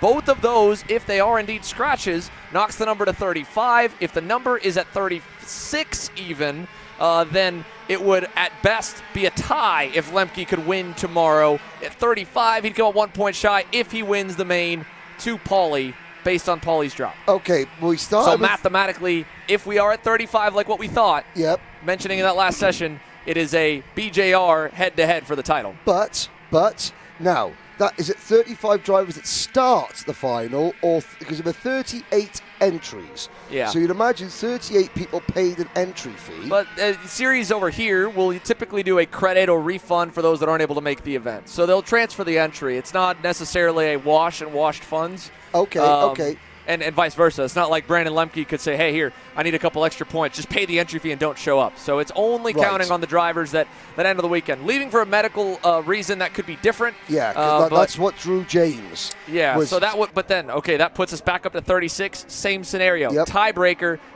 on the tiebreaker. Countbacks goes the way of Paulie Massimino off of the drop that he has, the high drop coming in. So mathematically, from what we can tell, he still can steal second from Overbeck. He only could tie and then lose on the tiebreaker to Massimino. If all that we witnessed on track is correct. And so did that mean that move coming out of the final corner, it knocked him out of contention? It still would have been a must-win day and a bad day for Paulie, but yes. Karting. Don't you just love it? Nash leads, Lloyd second. They're still stuck together like glue. Kafara and Warren, the two Hots Driver Developments drivers, third and fourth. Gaunt runs fifth. Then it is James Overbeck. Talking about that, Overbeck now, he's passed. Actually, Lorenzo Kaufman. He hasn't gotten any ground yet. Kaufman's the one on the move. Yeah, so Kaufman now with another spot, this one on Garzone. He went fastest last time by. That Interim S Tony Kart might be a bit of a sleeper pick for tomorrow to start to stir the pot up front, especially if the main pack looks a bit like that lap after lap. They've been pretty tame and happy to follow Blake Nash for a little while, but now Caleb G says, that's enough, boys. I want to lead, and I know Caleb Gaffera, he works so hard to be able to drive all that he has here this year as there's contact further back. Ben Gaunt gets fed a side pod and a right front tire from Sebastian Garzone. He'll drop in behind Anthony Rivera, who once again is having to claw his way up the field after going back on the start like the rest of the outside lane. From 10th into the teens, up to 9th, now up to 8th. But in terms of Caleb Gaffera, right, a busy season. We covered the handful of drivers like DeTulio and Mossman competing in the USF Pro Championships, car racing on the side. Caleb indeed coaching all of the drivers under the Hotes 10, specifically in the KA senior class, but acting as a team leader as well here this year. He's started that relationship over the winter.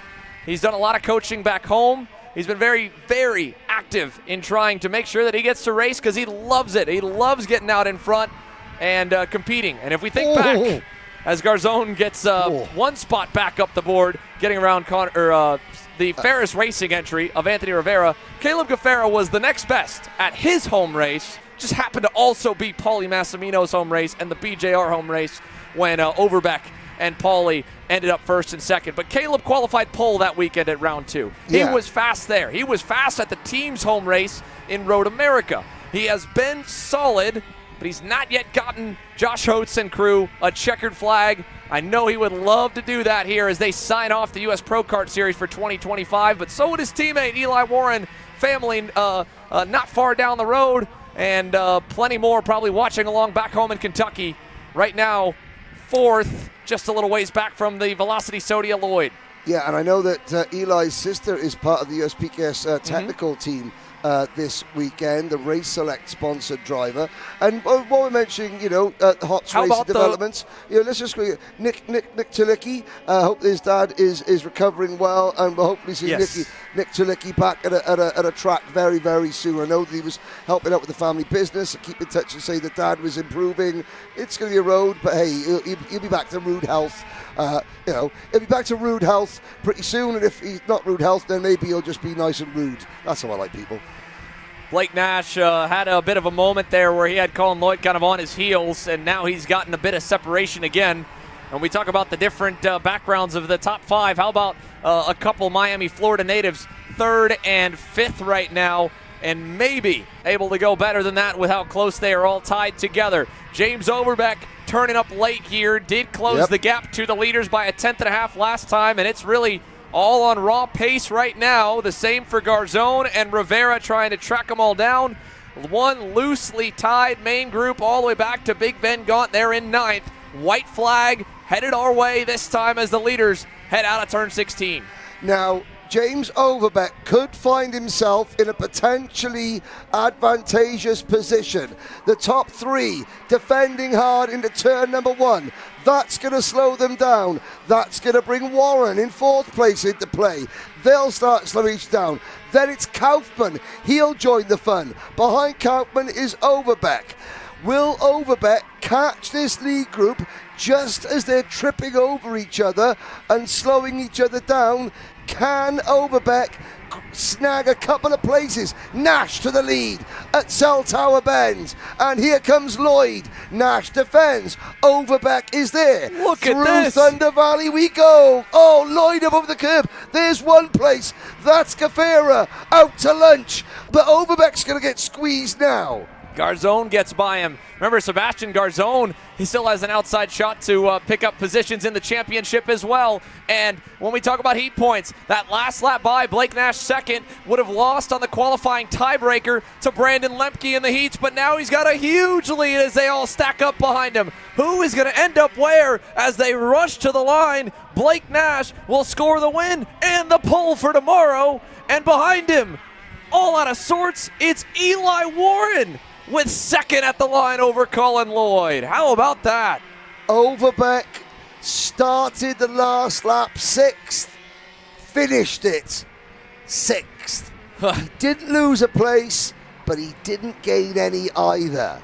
What does that do to the championship standings here going to tomorrow? Well, it looks like it's going to be heads-up racing here for James Overbeck and Paulie Massimino, if what we've got is correct. Let's go back through the results here really quickly. First off, for heat number 3, groups B and C, Blake Nash, Eli Warren, Lloyd, Garzone, Lorenzo Kaufman. And when we head down to the scales, we'll pull the points as well to confirm those for you here in a moment. Who got it? Huh? Who got it? I have no idea.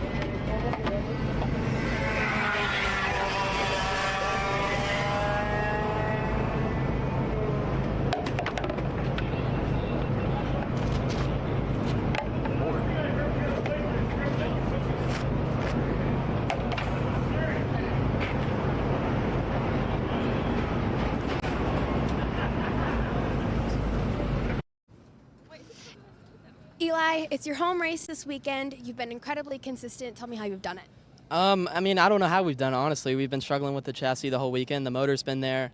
I've made a few driving mistakes. I'm not driving perfect, but we just struggle with the chassis. We put a different seat in it. We've put a different axle in every heat, and it just doesn't seem to fix it. So I'm sure we'll work on it tonight, get it figured out.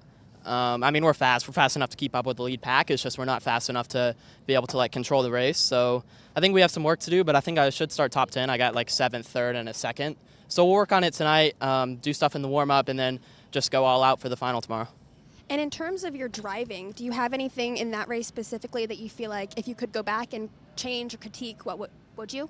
I mean, I think I started making mistakes when I got to the lead. That kind of messed me up, and then I got passed, and then I just wasn't fast in the middle of the race.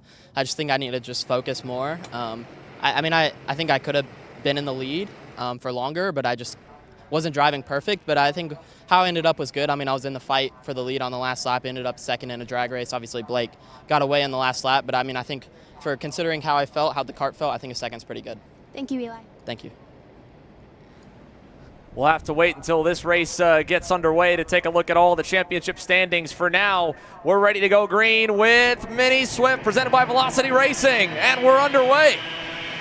Oh no, no green, first time by. I thought we were away with how quickly Liam Nachawati jumped out to the front. It looked very similar to how he was able to get them slowed down and fire away. In Heat 2, didn't happen, though, for this time. Yeah, maybe the reason that we're not underway is because Liam Nachawati has got such a good jump. Who knows? Who knows? We will go around again. This has been a long, long day here. We're running a little bit over the time schedule. However, all credit to the races are long. There's plenty of them. and the racing is superb. So for those of you watching on the Kart Chaser premium coverage of this event, you know, we've been able to give you a treat. There are 4 races to go today, including this one. And now the lights go out. Now we're off and racing into turn number 1. Nachawati leads.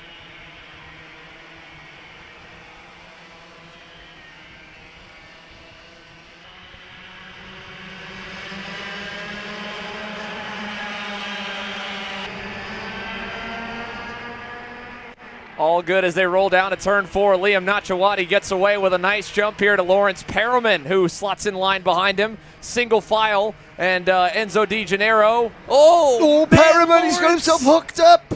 3 wide for the lead. Orioli into the grass and over the curb. Everybody is 2 by 2 now, it feels like, into the kink. And what is that going to do to the rest of the pack? Now 3 wide, 2 wide, contact in the middle. Still, somehow, some way, they're all on the asphalt as they roll to the scoreboard. It was just one of those freak things. Perelman went to the inside on Nachawati, and the right front of Perelman's nose cone got hooked in the gap between the rear bumper and the tyre of the left rear of Nachawati, and they just sort of dragged each other wide a little bit. Luckily, they were able to sort of extricate themselves from one another before everyone else was. Well, they lost a few places, but you know they didn't sort of run off onto the grass and lose all the positions. Nachawati's actually able to maintain the lead. Orioli and then Di Gennaro. A slight gap. Back to Maxwell Matcha. Then Jaden Francisco recovering after that puncture earlier on. Now, here's a question. He had a puncture earlier on. There's only one set of tyres for Micro and Mini. If they found that there was a puncture in the tyre, would they be able to get a new tyre? I'm assuming they would. If it was simply a case of a bead breaking, the tyre fundamentally isn't damaged, is it? Correct. Yeah, it still could be. Well, it depends. Depends how the screw goes. Oh, no! Contact! That is going to be some damage potentially there. That is Dominic Gaddis trying to get back going. He climbed up onto the top of somebody just up the road, coming out of the scoreboard corner. I believe it was on the back of the 151 Perelman machine.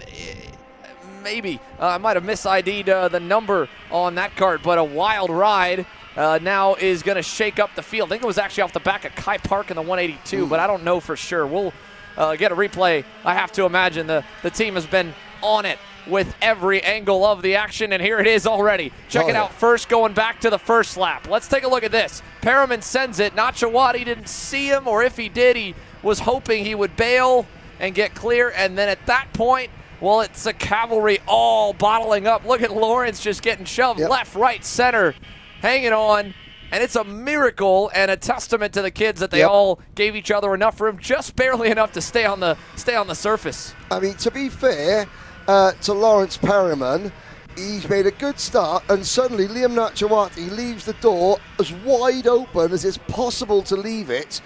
That is, you know, that's like inviting me to an all-you-can-eat buffet. Man's going to eat, you know, and so Perelman went for it, and, you know, it came across. Now, getting with Brandon Hughes, thank you to Brandon Hughes. Connor Corsi is at home, so he has withdrawn from the reading. So that basically seals it, sadly, for Brandon Lemke fans, that with no JT, no Connor Corsi, and if they did count Drew James's medical withdrawal even to make it 36 bonus points, it still would not be enough to topple Paulie Massimino. However, in your update of Massimino versus Overbeck, assuming they both perform tomorrow, which James has no choice, Paulie has a good drop, but if they both finish 7th or better, it's about heads-up racing pretty much. It's a 6-point difference with the unofficial results from the heats today. Paulie Massimino with the edge over his teammate, and the next BJR star who is trying to complete his triple crown, if you will. A champion in KA action in Superkarts USA's Pro Tour, a champion 2 times over in the Stars Series, but he's never got the job done at the US Pro Kart Series. This weekend could be the weekend, or could it be another feather in the cap for Paulie Massimino? in the 943. We'll see what happens with the BJR 1-2 punch tomorrow in the main. And in for Mini Swift, well, my goodness, is this one worth talking about? Let's keep the updates on that. First, though, all the shakeups on track. 6 cars together in the main pack here. Nachawati at the helm. Macha second, DeGennaro, Orioli, Francisco, and Jake Manalio there. And pretty much both of the drivers in the championship fight, well, they've kind of got a wingman, if you will. It hasn't really played out exactly like that so far today. We haven't really seen anyone playing nice together in terms of pushing away from the field. We've seen passes across every color. And now, as they all shift again, it's Macha to the lead with a gap back from Nachawati. Yeah, when you say wingman, it's not exactly like being Maverick and Goose. No, not quite. No, it's more like with friends like this who need enemies. But again, you know, these are hungry young drivers. They're going to, you know, yes, you can't. Adults obviously can spoil it for the kids. The kids want to go out there and race. When you get tackled, obviously it's our job to talk about points machinations. And yes, there are people playing different roles, and drivers are there to help other drivers if they can. But the bottom line is, when you show any young driver an open door and the lead of the race, they're going to have a look at it. You know, you try and tell any racing driver, good luck, but remember, don't win.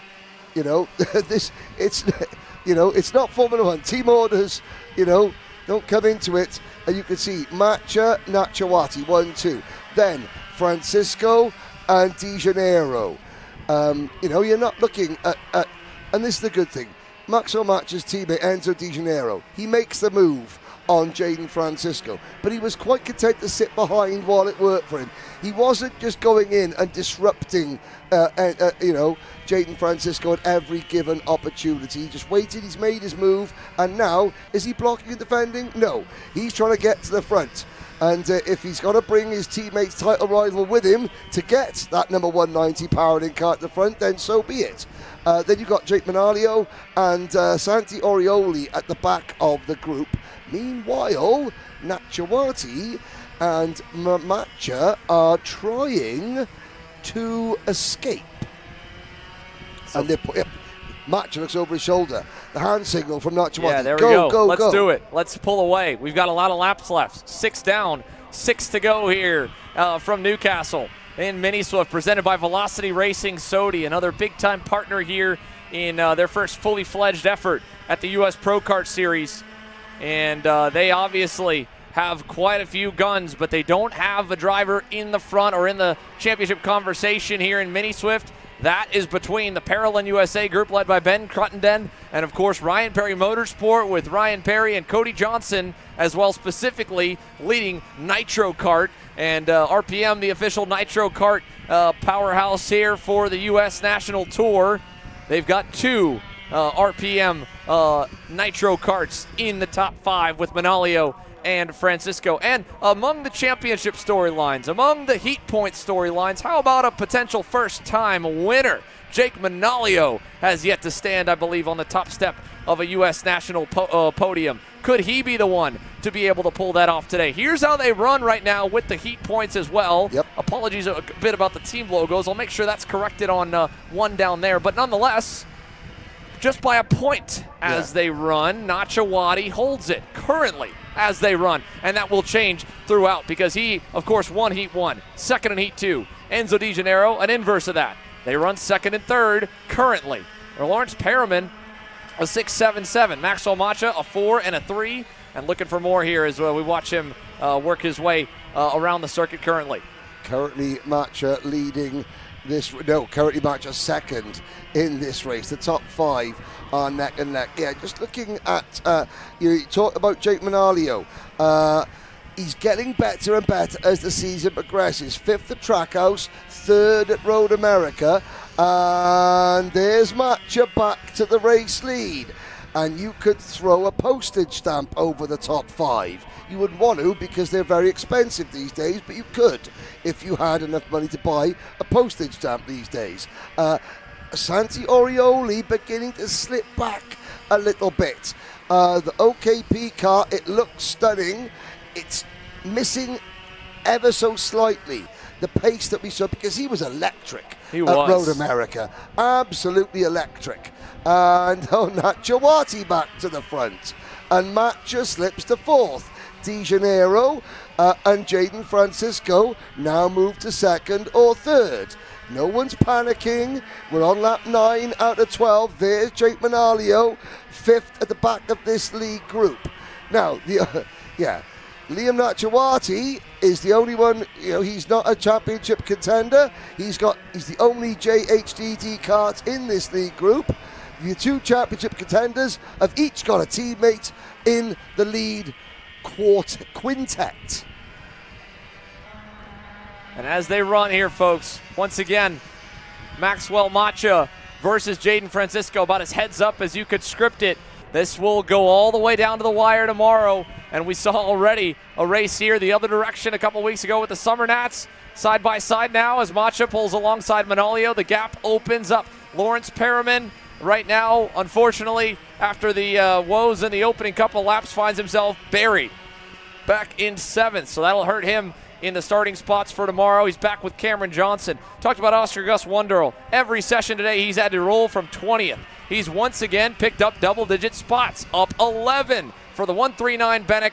And the Bennick karts, again, they did not have a good qualifying effort here in Mini Swift. Gus Wonderl, Paxton Romero, and Dominic Nagel. And they're kind of trapped in this group, this fray further back, around 9th to 15th or so here with 3 to go. But up front, it's going to change. And what was 3 might quickly once again become 5, might be 6. De Janeiro covering low.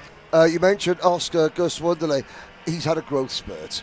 He is significantly taller than he was even just 2 months ago, which could be, again, a hindrance. The drivers that are old enough to move up, and yet their bodies grow. Their bodies don't coincide, their growth spurts don't coincide with racing calendars. We haven't quite, of all the AI in the world, we haven't quite worked that one out yet. The human body will do what it wants to do. And with these youngsters, sometimes, they can grow 3 to 4 inches in the space of a month. As we look at Matcha in 3rd place, looking to the inside, 2 sticks in the air, 2 to go. It is De Janeiro from Francisco, from Matcha, from Nachawati, from Manalio, and Orioli hanging on. Maybe Santi Orioli can pick up a couple of scraps that are thrown his way. But it all depends on what these drivers on our screens now do.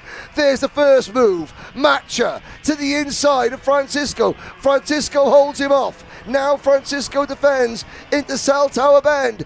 Here comes Maxwell Matcha through Thunder Valley. Matcha to P2. Francisco's going to lose another spot to Liam Nachawati. And Nachawati now pushes Matcha back to P3. Oh man, this race, it's still got a whole lap left, and it still could change. But look at the gap out front now. My goodness, here is this pack of 5, this once pack of 6, trades the spots amongst themselves, side by side there. And look how far away Enzo De Janeiro has run from the group. Nachawati, let's see what he does here with Maxwell Macha. He locks in behind him. No, I thought they might have been able to push away. Instead, they're going to fight still for second as they chase each other up and down the racetrack. Here comes Manolio. Macha gets fed a wheel there by De Janeiro, or by Nachawati. And the back and forth continues, and it brings the rest of the pack into it. Enzo De Janeiro is going to run away with this one. The question is if Macha can match him. He might. Nachawati's got pressure. Look at Max Macha. His senses are so heightened at the moment. You saw the way he flicked his head right. He flicked his head left. He's still looking over his shoulder because he was forced. Nachawati was defending into turn 1. He defended into turn 2. That was a fast, brave, all or nothing move with a title on the line for Maxwell Macha. So the adrenaline flowing through his veins right now is going to be off the charts. He's in 3rd. Now, Francisco defending 5th. Manalio is 3rd. Matcha 2nd. How many karts can Matcha get between himself and Francisco? Here is the man of the moment, though, in Mini Swift. It's and this Enzo is De big Janeiro. points right this here. Is big. Francisco side by side with Nachawati. De Janeiro, big time lead. He'll score the Heat 3 win. Macha 2nd to the line. 3 wide for 4th. Who gets it? Nachawati over Francisco by less than 100th. And Orioli just 12 thousandths back as well. Just a quarter of a tenth separates third from fifth. That's a 10-point swing as well from 90 to 80 to Francisco. And if, again, with the way they finish, first of all, Enzo Di Gennaro scoring the win, well, that will put him obviously on the pole for tomorrow. 2 heat wins on the day, and a great afternoon to close it off here for Enzo Di Gennaro. Macha makes the Paralympics first and second, and it will tighten the points ever more so.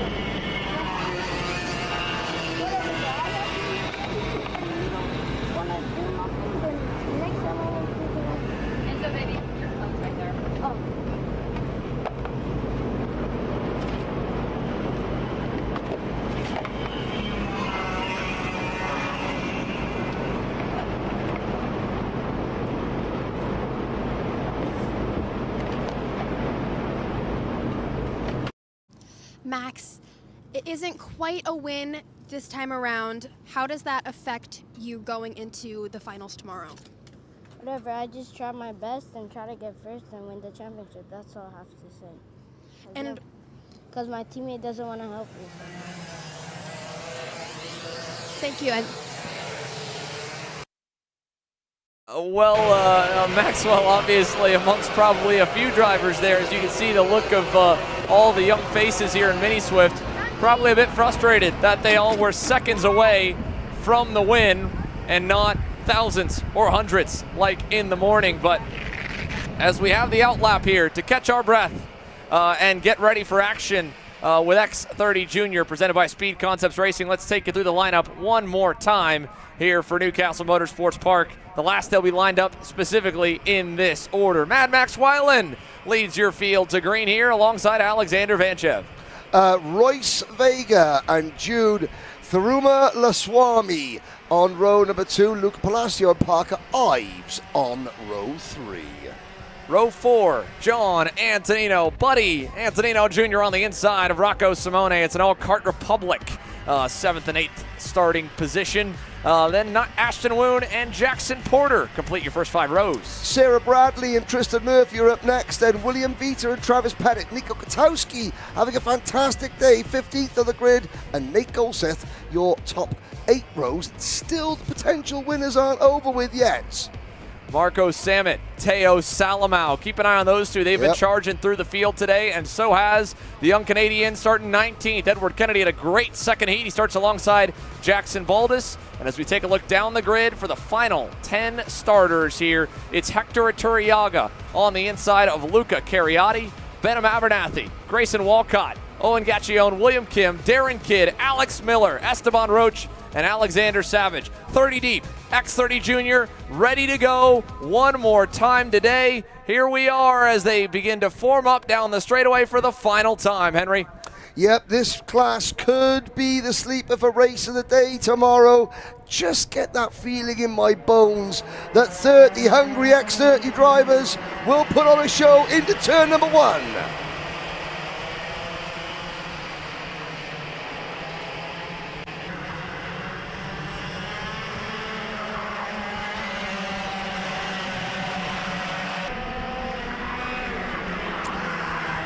Parker Ives gets shown the door coming out of turn number 4, but the leaders, Weiland, Vanchev, are up at the front trying to break away from Lucas Palacio in P3, Xander. They are all over the place right now in X30 Junior here, folks. At the moment, again, Max Weiland, a good day today here, a 3-3 so far in the 2 heats, consistent run. But Alexander Vanchev with the pressure put on, a win and a second as behind them, well, the action continues. Ashton Woon kind of got fed a wheel coming out of the scoreboard. He'll drop back.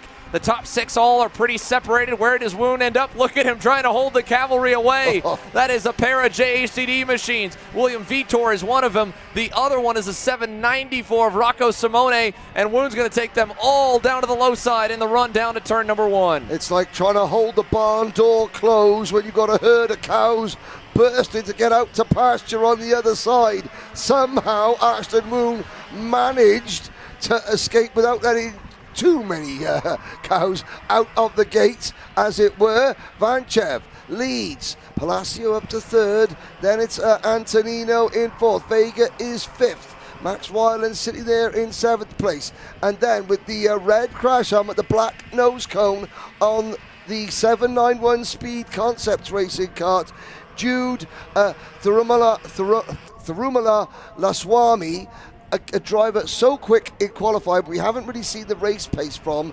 Jude just yet. He's had a few incidents. Maybe now this is his race to show, hey, that qualifying session, that was no fluke. I'm here to contend come tomorrow. New leader, Lucas Palacio. Heat 2, Lucas Palacio got to the lead, took the field down, and he'll do it again, trying to hold them all back because he knows how stacked up they are. I mentioned earlier in the broadcast, Henry, passing into the I-70 corner, very tempting. Big straight leading in, big brake zone, except you got another big straight and another big brake zone right after it, and then a bunch of 90-degree corners, specifically the first two that are very tough to make a pass in. At best, you usually see crossovers. It's not till turn 3 you can get by. Again, maybe 4, definitely here in 5, and even sometimes we've seen some moves on the inside in 6, or how about an over-under? Buddy Antonino with a slick move on Thirumala, making the pass stick for the 5th spot behind Vega. Speaking to Billy Vincent yesterday, on Thursday rather, about, John Antonino, just saying what impressive was.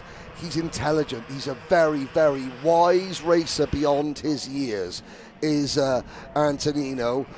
Not often you see him get rattled and ruffled by anything that's thrown his way. I remember there was that issue at, was it Trackhouse or Road America, where he had to start one class from the back. I think it was Road America. And just coming at, and every race in K100 Junior, passing 20 drivers per race and doing it without getting a single nose cone penalty, didn't allow the frustrations of a technical exclusion to get the better of him. He was able, because not a lot of drivers, you see that in some of the seniors when something goes wrong and they lose their head a little bit. It happens to us all. To learn how to not let that affect you at an early age is very, very good indeed. But what a pack. Woon has come back into the fray now. Half the top 10 and now the top 15 are into that group. Look how far back it goes. You could mark it all the way back at Teo Salamau and Travis Pettit. Again, Travis Pettit, 15th. Shows you how stacked the front of the field is in X30 Junior. That's a driver who has already won in this class. He's won in KA Junior, and he is just trying to work his way back up through the field after a qualifying effort of 14th. As they roll down the straight, even not far back is Edward Kennedy, who's already picked off a couple spots, once again rolling through the field. William Vita up to 12th. Parker arrives after that wild ride on lap number 1. There is Parker in the 748 with that plain silver crash helmet. He now passes Woon and has a little look at the inside of the Speed Concepts kart in front of him. And that was, who was that? That was Tristan Murphy. Defending hard, and Murphy in the number 711 car hangs on to 8th place. Jackson Porter, the Craven's Flavor Snacks sponsored driver, is there in the top 10, and Jackson has promised to deliver us some of the Craven Flavor produce, just for journalistic purposes. It's only fair that we try it. Of course. Absolutely. Yes. He did turn up when Caleb Vieska was in the commentary box, but they sent him away and said, wait till the main man returns. Oh, wow. Well. Caleb Vieska and Haley Donaldson have done a great job getting us all the intel down on pit lane. They definitely deserve some love, too, and we appreciate them. They'll have more intel for us as this race continues to trudge onwards. It'll be 5 laps complete, still 7 remaining. Alexander Vanchev, though, pulling away a little bit with all the battling behind him, now has started to string this pack out as they try to keep up with the pace of the 706. That was a heater by himself last time by of a 66.2. Obviously not the fastest. He didn't have the toe. Quick lap goes all the way back down to Jackson Porter there on the Speed Concepts, the Atkins Speed Center supported Speed Concepts racing entry back in the 9th spot. The 722 machine rolling out at turn number 8. 9, and now on the run up to turn 12. Yeah, and there is Porter going out to continue his racing in Japan in a couple of weeks' time, and has that, that single-seater test day that has been selected for by the Honda Racing Corporation. Oh, there's a red race suit off at the back. That's not Woon, is it? Is that Woon? Oh, He's no. got the pink crash helmet. I think it may be. Look at him. He's down at the bottom of the pylon with Jackson Baldus. Yes. Problems for Ashton Woon, one of your championship outside contenders here in X30 Junior. This is disastrous for the rookie coming into the weekend, hot off the back of a vice championship run to Vanchev, none other than the RPG Junior standout. And now Heat 3 here.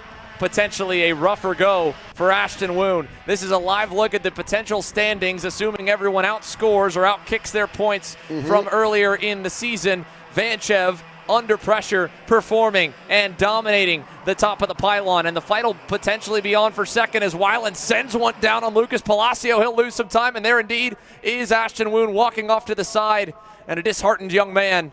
The Arizona native relocated to North Carolina, the whole family to support Ashton's racing, and now, sadly, he's got to watch the end of his final race of the day from the infield. And of course, Vanchev, how impressive is this? A championship's the best 3 out of 4, so you can afford to drop 1 round. So what you do? He just chose. He's obviously, I don't know what the reason was. And there's Max Weiland, Palacio, and Murphy getting together, and that looked a little bit tasty, I've got to say. The USPKS, maybe not tasty for them, but no. But I mean, there's 19 cameras here that USPKS officials are using to help deal with on-track incidents. I got a feeling they might be reviewing 1 or 2 of them after that. But again, a lot of the drivers enter all 4 rounds and they're dropping their worst score. Vanchev hasn't got that opportunity. He hasn't got that luxury because he didn't attend 1 round. So he can't afford to have an off weekend. Every time he hits the track, let's have a look back at that incident there.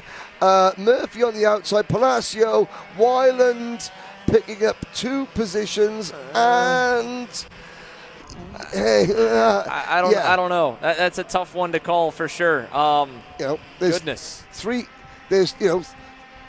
It's a long slipstreaming straight going into that corner, and then you've just got to, Well, and I think more than anything, they all just kind of got stuck. Yeah. I don't know if Weiland thought he only still had 1 on his outside or thought he was clear.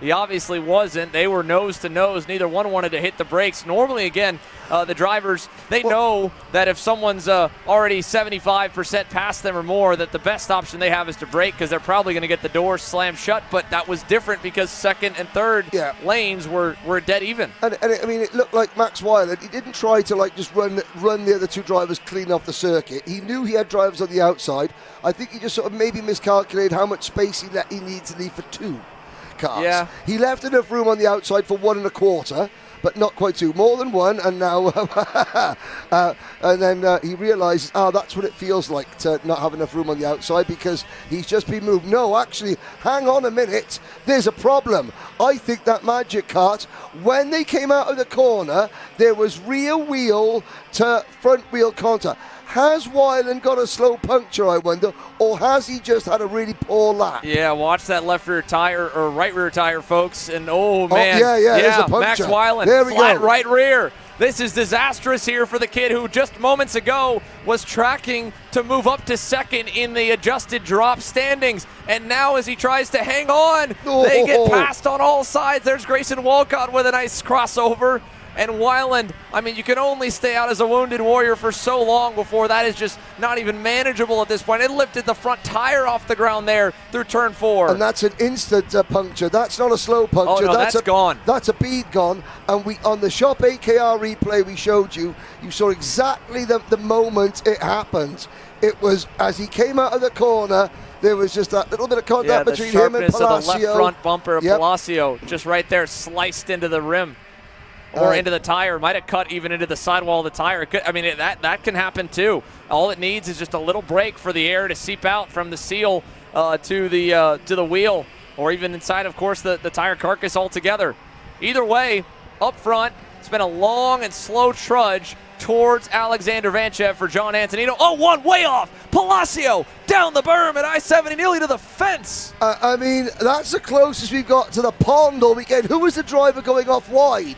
Because there was obviously an issue between, was it Anthony? I thought it might have been maybe Bradley, but I'm not 100% sure. There was red, white, and black on the livery of the cart. It was at least one of the Ryan Perry Motorsport machines. So we look down the order. Maybe, well, we'll try and have a little look back at that if we possibly can. But certainly Palacio.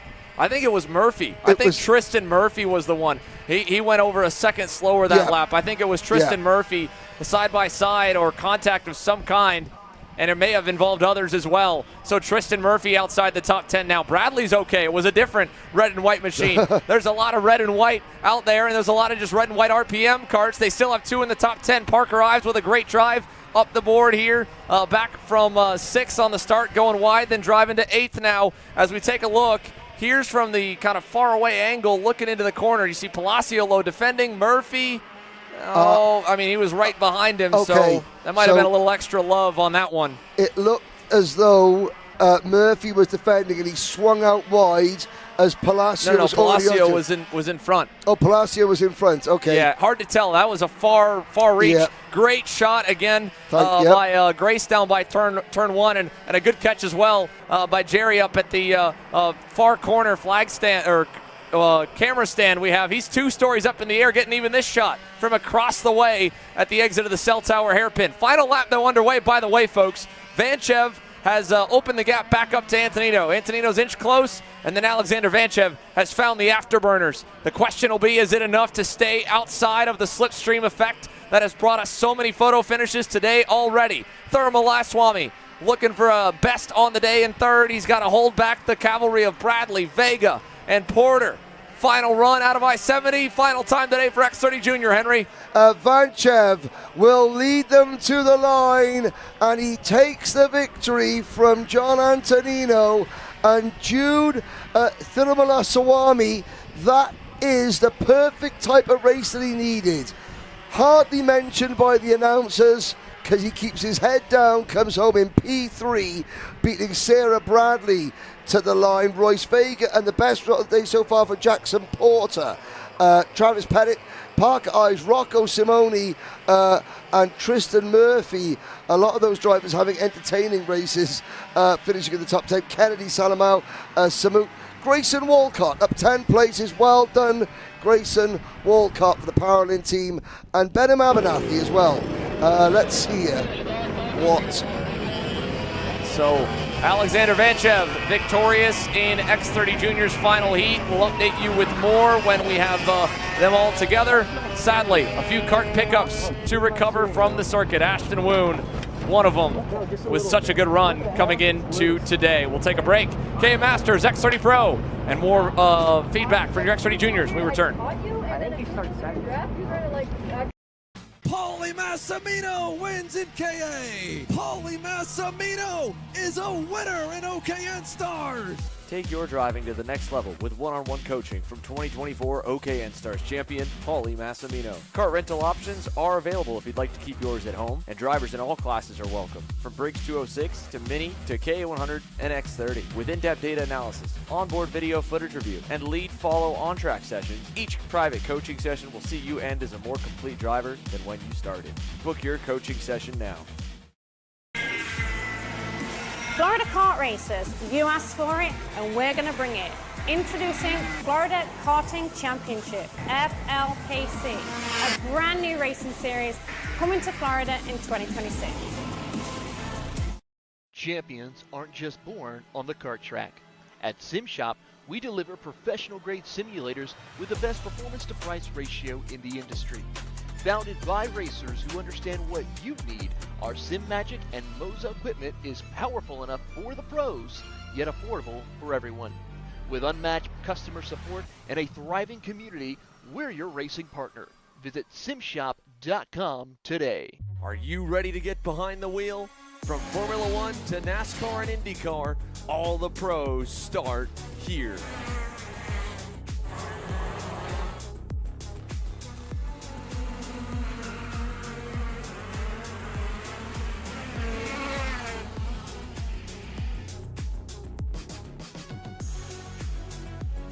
For more information, check us out online at mcckarting.com or call us and go racing today.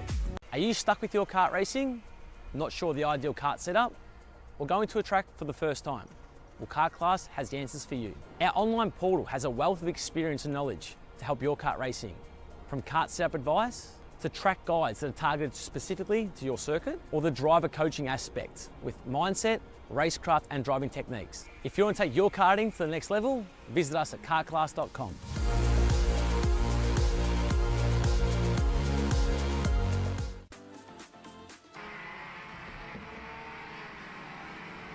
Karts have been released onto the circuit as the sun is back out once again here at Newcastle Motorsports Park to close out the afternoon here. 5:39 p.m. local time. KA100 Masters onto the racetrack. Mario Barrios on your right there for Rollison Performance Group. Laurentiu Mardan on the left for Techno Kart USA. Ready to lead your 12th driver field to green. And we are underway for the final time today here. Heat number 3, KA Masters is out and away.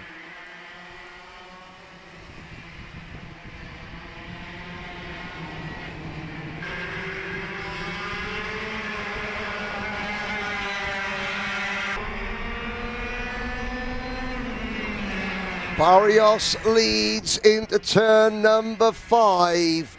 The sound of the KA100 Masters field echoing through the early evening air as they crest the rise at turn number 4. The man you're looking at there, number 454, Clay Settles.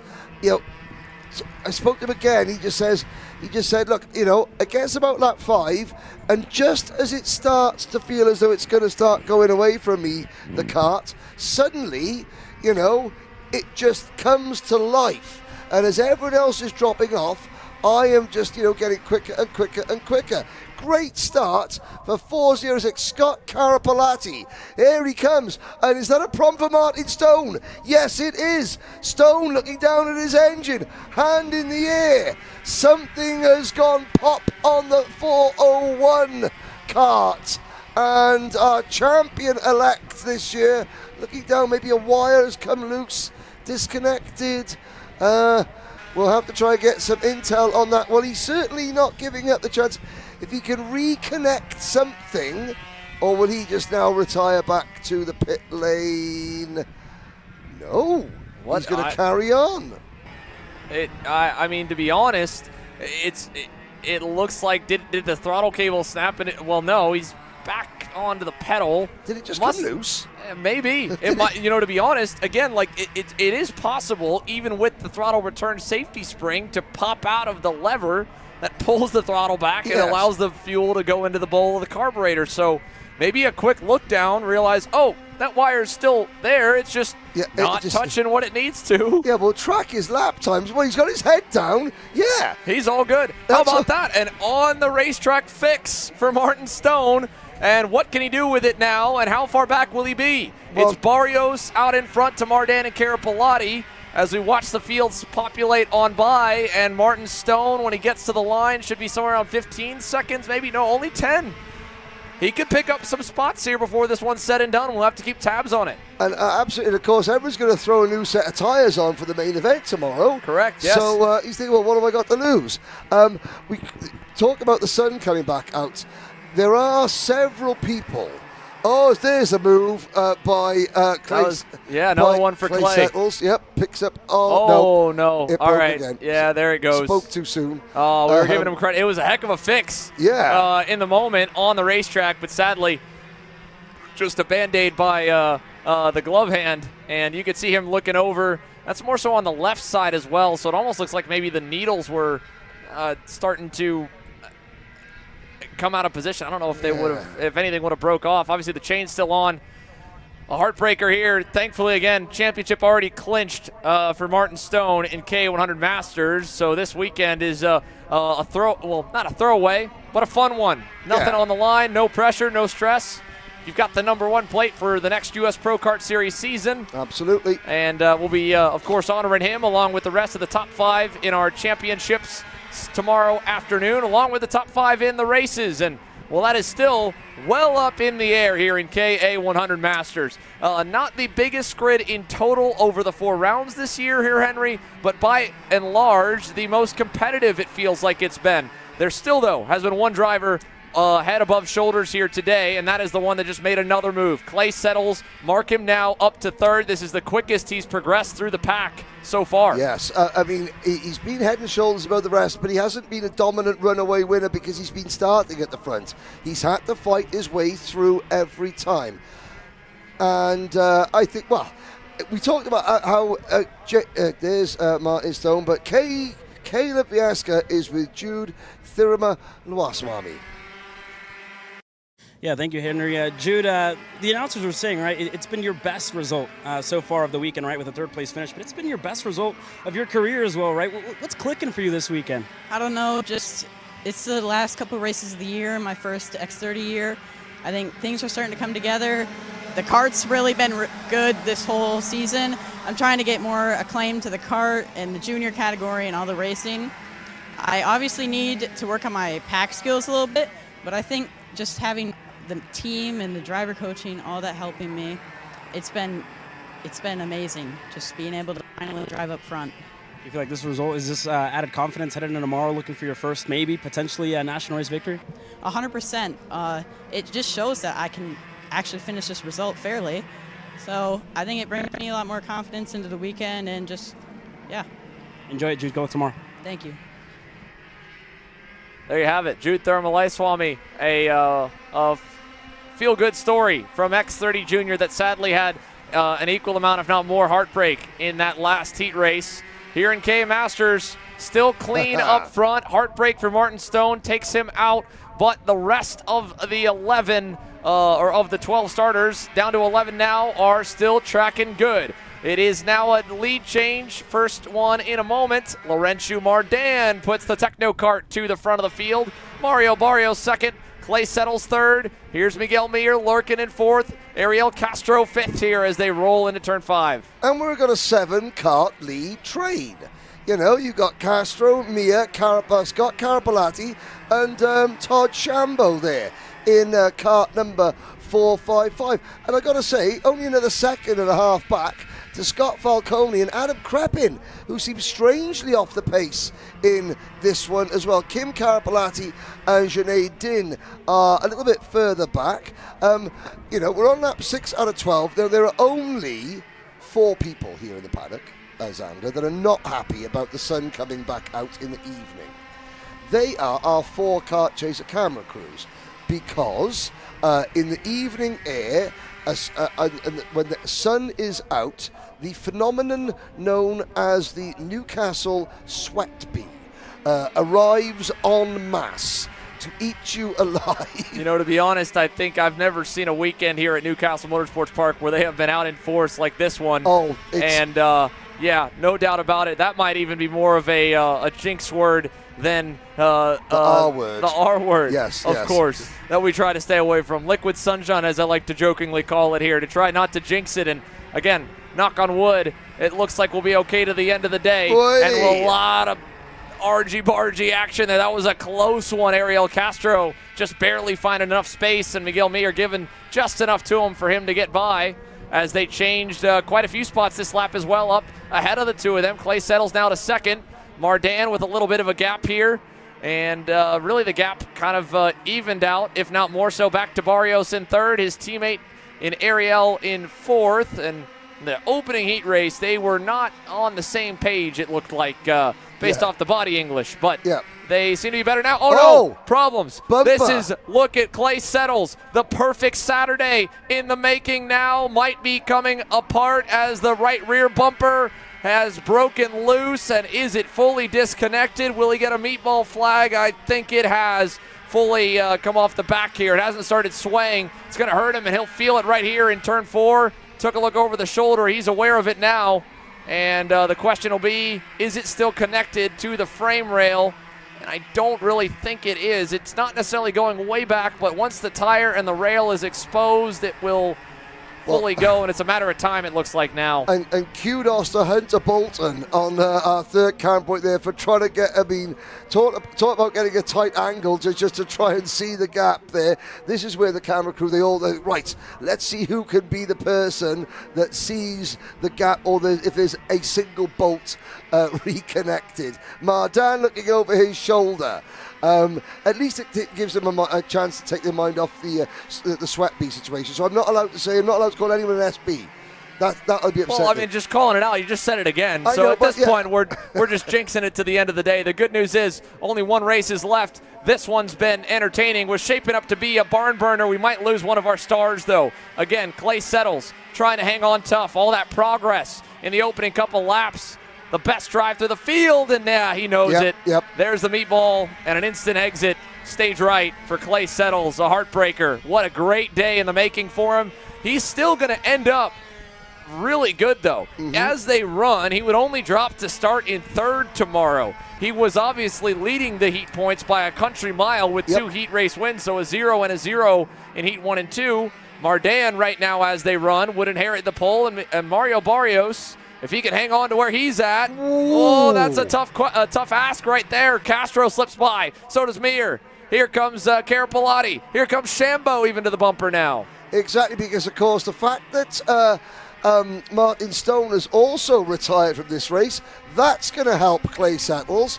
And you haven't even counted into the fact that we're going to see Prestel tomorrow as well. Tyler Prestel back out there tomorrow. So you're going to have 2 fast drivers not starting on the front row. That is usually a recipe for entertainment, to watch them try to carve up the field, and for the drivers starting around them and especially in front of them trying to hold them back. And Ariel Castro is always one for excitement and fireworks. There's a number of drivers like him that you could throw in that same category off of this 12 driver, and now it'll be tomorrow 13 driver entry list in KA100 Masters. So we're excited to see that. For now, though, the excitement looks like it may only be for next best. Mardan's lead opening up here with 2.5 to go. Yeah, but this has been the most competitive day of racing I can remember in KA Masters in all the national. Quite some time. Yeah, in quite some time, across all the series that I've been lucky enough to come out here and work with you guys at Kart Chaser for. Yes, we've had a same winner in the first 2 races, but in terms of, look at this. We're 9 laps in. We've talked about how physically demanding today has been. The track conditions, how hard it is on the equipment. We've got the 2 laps to go signal, and we have got 8 karts within 3 seconds of the race leader. And I think to bolster that, Henry, I'll one-up you even as well. We had 30 drivers here for the Start Series, and even those races with that big of a grid wasn't nearly the entertainment factor we have gotten to be lucky enough to see 3 times over here today in this 12-driver grid. And we'll get, again, as you mentioned, 13 tomorrow. There's another exciting move here from an entertaining driver in Mario Barrios. A near pass made there on Carapalati. Not quite able to get alongside, but, indeed, this has been action from start to finish, and more than enough to keep you engaged and keep watching all 7 divisions, all 9 heat race sessions through 3 rounds, 27 races on the day. This is race 26, and we have been entertained pretty much from start to finish, and Absolutely. It's not done yet with the white flag looming. Out in front is Mardan. He's actually starting to kind of ease off the gas pedal a bit, it feels like. Look at the gap. It was 1.28 as they go side by side further back. It'll go down to 9/10. Ariel's group is faster. They are closing in. They probably won't get there in time, but what does that do for the battles in amongst themselves? There's a big move. Barrios on Carapalati for burying 4th it down place. the inside. Oh, yeah. These guys, they got to go to work on Monday. Business owners, engine builders in the of Vigalmia, They can't be going to work with in plaster. It doesn't stop them from being ultra aggressive, ultra passionate. The burning desire to win does not diminish with age. I can tell you that. Even to finish as good as you can here to line yourself up for tomorrow. Ariel Castro defending from Miguel Mir. You never know what can happen once you get to the scale house. The leader could be underweight. There could be penalties. There could be anything in the post-race tech or scrutineering, if you will, as Castro covers low. And now Mir, high, low, a little wide. Barrios out of shape. Here goes Carapolati and Shambo by. Laurentiu Mardan will score the final heat race win on the day for Masters, and behind the frenzy. Castro, Mir, Carapolati, Shambo, your top 5. Scott Falcone will even steal 6th away at the line from Barrios. He fades to 7th, Crepin 8th, Kim Carapolati 9th, and Junaid Dean will get a top 10 to close it off with, again, Clay Settles dominant through the heats from 11th on the grid. Sadly, he fades back down to that with a DNF. Martin Stone was arguably next best, a DNF in Heat 3. And so now, as we take a look at the official results, where does that stack them in the heat race tally? Well, for tomorrow, it should line Mardan on the pole, and on that last lap, the shuffling all around of Barrios falling back drops him from the outside of row 1 to the outside of row 2. Clay Settles, by the provisional math, should put him on the outside. And there's a look at it. Miguel Mir right there as well. So more to go. We'll continue with it all. An X30 Pro here in a moment as well.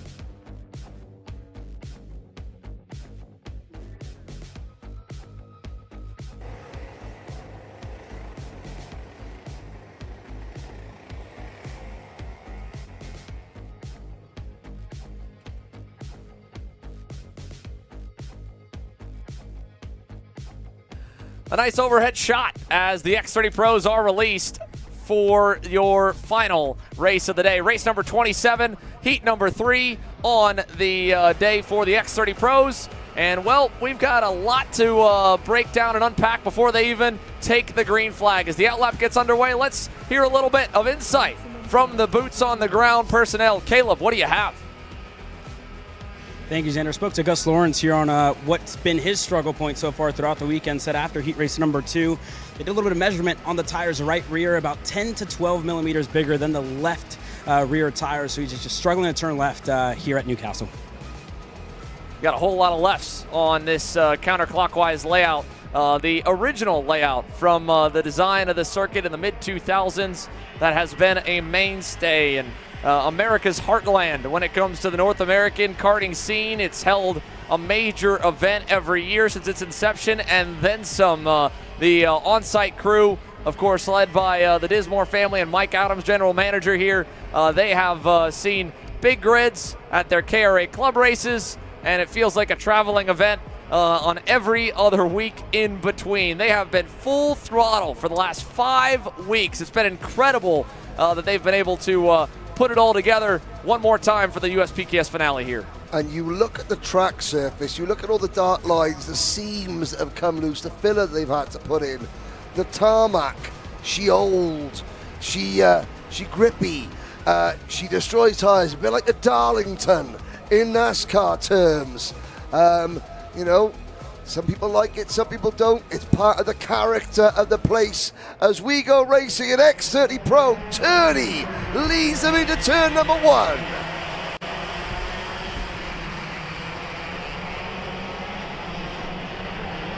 Oh, contact further back, one driver together. The rest okay as they roll through turn number 4 and on the run. Full song down to 5. Big jumping getaway for fast Frankie Mossman. It was Brooke Shambo up in the air. Big time moment for the young lady out of Monroe, Georgia. And she'll continue, but albeit a good ways back from the field as they head out of the cell tower. And it's fast Frankie Mossman with a fast getaway again. This time, big time lead. Back to ADT there in second. Turney third. Massimino fourth. And look at the rest of the field. Side by side, McPherson, Sanguera. Brian Garcia is there as Joe Turney goes to the inside for P2. Yeah, I didn't see who the second kart was that went off with Brooke Shambo. Brooke Shambo back in the race. We'll find out next time. Oh! There's Turney and ADT come together. Turney's got his NASA panel aimed up there. 2 karts, 1 piece of tarmac. 2 potential winners out of contention. And Enzo Vidmontien and Austin Olds got bit by that as well. Olds is buried. Turney now with front end damage. DeTulio as well. Austin Garrison faded back off that also. Now Finn Bailiff is in the mix there. Hayden Jones, who's been silent all day trying to make up ground. There's Enzo Vidmontien looking for a move further back. He'll get by on McPherson, and Joe Turney, who has been quickest at the end of the races, is going to need to be quick early on with potentially a bent front end on that Kart Republic. And contact as he forces his way by on Finnegan Bailiff. Door to door coming out of the cell tower. More contact through the field as well, as everyone is scrambling to either pick up the pieces or make up for lost time. Let's take a look at this here as we break it down. That is, I believe, a little, here we go. Into the corner, Turney, too deep, washes up the hill. DeTulio as well. Both of them had no idea how dirty the track was and missed the corner completely, and the field just bottles up. Everybody sliding wide and up the berm. Yeah, and you could just see the rear end of DeTulio's kart. That wasn't DeTulio trying to squeeze Turney wide. No, that was simply they were all out of control. Yeah, they were all out of shape. The entire lead pack basically fell off the cliff there. Everyone except for fast Frankie Mossman. The craziest part, DeTulio even popping over the front of Turney. Didn't lose a place. No, not a single one. He's still second, and now is trying to rebound. Davin Roberts is now third. Paulie Massimino and Gus Lawrence, they were trapped there on the outside, also washing up the berm, and they now find themselves 2.5 back from the leader. Yeah, Davin Roberts snuck up the inside there as Massimino was caught up a little bit and had to back out of it. Roberts was able to just keep the momentum out there. Now, this is Turney, I think. That was side by side with Finn Bailiff, who, again, just 2 drivers, same space. Seen that moment plenty of times today here. Oh, yes. Now, Joe Turney has, obviously, we've seen the incident. Joe Turney's thinking, did I just get taken out? Did I just get taken out? So he may not, so he'll be a bit angry. So that was the size of Turney saying, I am coming up the inside and I am not giving way. And Bailiff had to give way. I think he spent the first half of that trying to back the NASA panel back down. Is the car a little bit bent? Quite possibly. Are the tie rods quite straight? Maybe not. I can tell you the 2 drivers who probably look like they are okay, are these 2 on screen, Paulie Massimino and Gus Lawrence. You heard from Caleb Vieska. He was measuring, the team measuring the circumference of the tires for Gus. Struggling in the left-handed corners. That's the majority of the racetrack, and you saw it right there, dropping the right rear off the racetrack, coming out of the cell tower. That'll put Roberts back on the attack on him, as he knows that Gus is going to be all out of sorts for the next half a lap or so. Austin Garrison bearing back down again, trying to charge through the field. So that could explain, again, the bit of missed speed for the RPG contingent if the entire camp just seemed to have a bit of a bad batch in their heat race and qualifying tires. They'll get the reset tomorrow, and that's a benefit of the slightly smaller grid, but it's still a fast group up front. DeMello, side by side with Turney and Vidmontien, gets sent to the outside, knocks a cone down, takes it another 500 feet, and ZCD is going to be way out of shape now for the next lap or so. And hashtag RIP cone. Because that went for a wild ride. Surprising we haven't taken out more this weekend. Now here's a thought.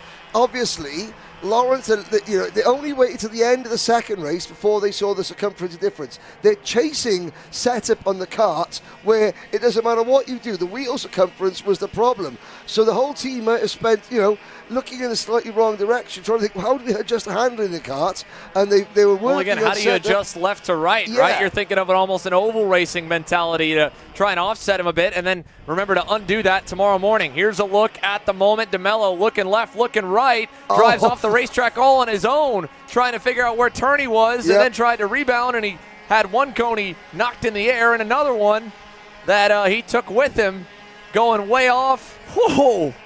Talk about a wild ride there for Zach. And look at all the grass again. He drug onto the circuit. Let's see if anyone else gets out of shape and goes wide here in turn 1. A lot of drivers having the rear end step out on them in the brake zone. No surprise there. That was quite a bit of the Newcastle grass there drug onto it. Meanwhile, JT continues to march back forward. And whether the NASA panel is the only damage or there's more, it doesn't seem to affect him. That was a pretty quick lap for him last time by. In fact, it was the quickest. 104.4, 0.3 better than Mossman out front. Is now he's got Vin Montien following in the wake, trying to muscle his way past Hayden Jones. And I think you'll find that a good old-fashioned bit of racing driver red mist can overcome maybe a couple of degrees bend in a tie rod or a steering column or something like that. Because Turney looks like he means business. Of course, he's not to know that ADT didn't force him wide. ADT was out of control himself. He'll only realise that when he looks at the replay of the race. So right now, he's just driving mad. And sometimes drivers are at their best when they're driving mad. Turney is far more, controlled, composed than that generally, but it's certainly he's making moves to get back up to the front, because I think he realises small grid, but so competitive, you don't want to be starting too far behind the front couple of rows. And I will say, speaking of driving mad right now, Alessandro DiTullio's knocked that gap down. It was nearly 2 full seconds, already down to 1.1. Gus Lawrence managing with the issues they've been struggling with now, has clawed his way to third and is actually still tracking faster than race leader Fast Frankie Mossman. So for Lawrence and Massimino, they've marginally cut the gap down to the front. Here's Turney now working to the back of the rookie, Davin Roberts. Roberts looks right, looks left, sees Joe coming. I think he'll let him go, and a smart play there by Davin. And again, moves like that are going to continue to earn his respect through the field. And that is why the experienced drivers are prepared to work with Davin Roberts for moves like that. Just, hey, tomorrow's the payday.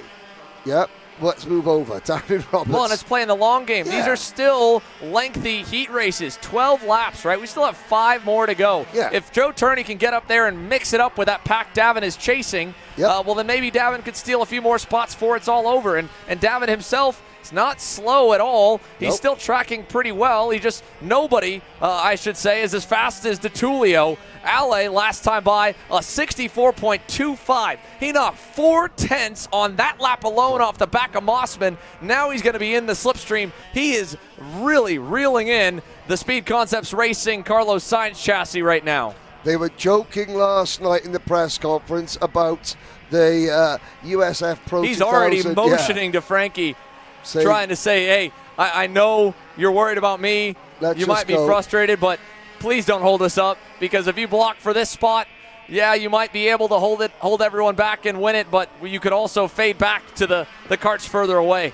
And look at the uptick in performance. So Gus Lawrence, they're obviously on the same set of tyres. They're not going to burn your new set of tyres today. No. You're saving them for the final. But now that Gus is aware of the problem, he knows what the issue is. He's not getting frustrated and trying to drive around a setup problem that doesn't exist. He knows the issue, so he's driving accordingly, and it's improved his pace, his position. Yeah, he's got Massimino and Austin Garrison right behind him, but in the first 2 races, Massimino and Garrison were up the road compared to Lawrence. Just a little bit of knowledge, knowing what the problem is. Can't fix it today, fair enough, but I know what it is, so I can adjust my driving accordingly. Here's another bit of note here for Fast Frankie Mossman. Right now, as they run, he would end up on the outside of DiTullio for the front row. If he fades to second, he'd have 1 point of an advantage over Turney. But if Joe can get one more spot, he'll move up to the front row. All results, again, provisional. But with 4 laps left, and at the speed that Turney is tracking, this battle for the heat race win might be the difference maker, or might not if Joe can get all the way up 2 more spots to try and fight for that second spot in the heat points, because DiTullio swept the first 2 today. I'm not sure that the race order running now is going to be the same order that they crossed the line in. Something just tells you about how today's gone that we ain't done with the changes yet. Davin Roberts is struggling. He's dropped off the back of the pace of Turney quite a bit. Yeah. Obviously there was problems. We saw the chassis on the jig. I think You saw him as well. After Turney got by, he went quickly to the needles to try and adjust the carburation. I said he wasn't slow, but he as the pace has picked up, his hasn't. He's been at a 65 flat in the last few laps. DiTullio again signaling to Frankie, don't worry, keep going. And for Ale's sake here as well, he doesn't need to win this heat. Is it a nice exclamation point to slam dunk the day with a clean sweep? Absolutely. But with 2 laps to go, he knows he can ride here, and that pole tomorrow morning is clinched. There's no championship for DeTulio. There is an outside shot at 3rd in the points here for Mossman. And when you look at how close that is, with the drops potentially factored in, as they run, Frankie has about 32 markers over Hayden Jones. And of course, Davin Roberts needed a big day here, a big weekend to close the gap to the 2 of them. But he right now is not tracking for it with how good of a day Mossman has had. Yeah, indeed. Up through Thunder Valley on lap 11 out of 12, over the crest, in around Green Corner, down through 12. The ebbs, the flows, the undulations never stop here at Newcastle. Out of scoreboard bend. The question here is, Ale is again waving to Frankie. He knows what he's got. He's praying that Frankie trusts him and doesn't start defending. He's trying to, I think, almost stay far enough back that Frankie doesn't block. Frankie's not going to trust him at all. He's going to cover the low side. That is not what DeTulio wants right now. And unfortunately, he's going to force him to fight. So here we go. Time to dance, boys. 1 to go on the day. Race 27, Heat 3 X30 Pro side by side through turn 4. Mossman left the door open for ADT in Toronto. He's not going to make the same mistake here because ADT kept reminding him about it in yesterday's press conference, and suddenly the head-to-head fight is a 5-way scrap. Here comes Lawrence, Mossman and Garrison. Lawrence, different size tyres or not, you don't give the British triple champion a sniff of victory, and he's going to take it if he can. ADT on the anchors. Mossman will now escape up the road. Watch the run here as they go up to the final turn. Final time today. X30 Pro all defending low here. Battle is on for second. Let's see what the run is to the line. Garrison with a crossover, won't quite get it. Here we go. Frankie Mossman, Heat 3 winner, and in the run to the line, give it to Gus Lawrence. Great stuff. Side by side as well, further back. Hayden Jones able to get the spot away. Davin Roberts at the line. And so it's Mossman to Lawrence to DeTulio, Massimino, Garrison, and Joe Turney arrives on the scene just about a couple laps late after the opening lap carnage. He'll score a 6th. And, well, what'll that do to the heat points? We'll take a look at the calculators again. For now, the unofficial results, heat number 3, Frankie Mossman, your winner, to Lawrence, DeTulio, Paulie Massimino, and Austin Garrison, your top 5. This audio should be quite interesting. I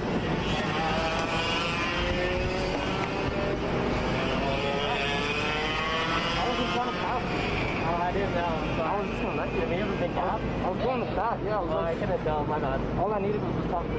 Yeah, sorry, my bad. That would have been a lot easier. That would have been a lot easier. I thought you saw me when I went like, nah. I wish. I thought you were just saying hi. Is that stupid? When he gets in his stride, it can fly. Walk over here to Gus. Again, we talked earlier before that race, right? The issues you were facing with the tires. It looked a lot better that time around. What'd you kind of figure out in heat race number 3? Just all with the tire pressures, really. I think I was a bit on the low side previously. Pumped them up a little bit, and it sort of brought it back into life. Like, obviously, that race was unfortunate for some others that were in a crash, so that made it far easier for my half. And obviously, managing to blag a second place down the straight, but still need a bit of work. I think it's still not. It's going to be tough to win. Unless there's a race like that, maybe I can pull something out the bag, but for outright speed, it's going to be difficult. Where do you feel like you're missing that outright speed? Handling, grip. So we just need to go back to the drawing board tonight and have a little think. Thank you, guys.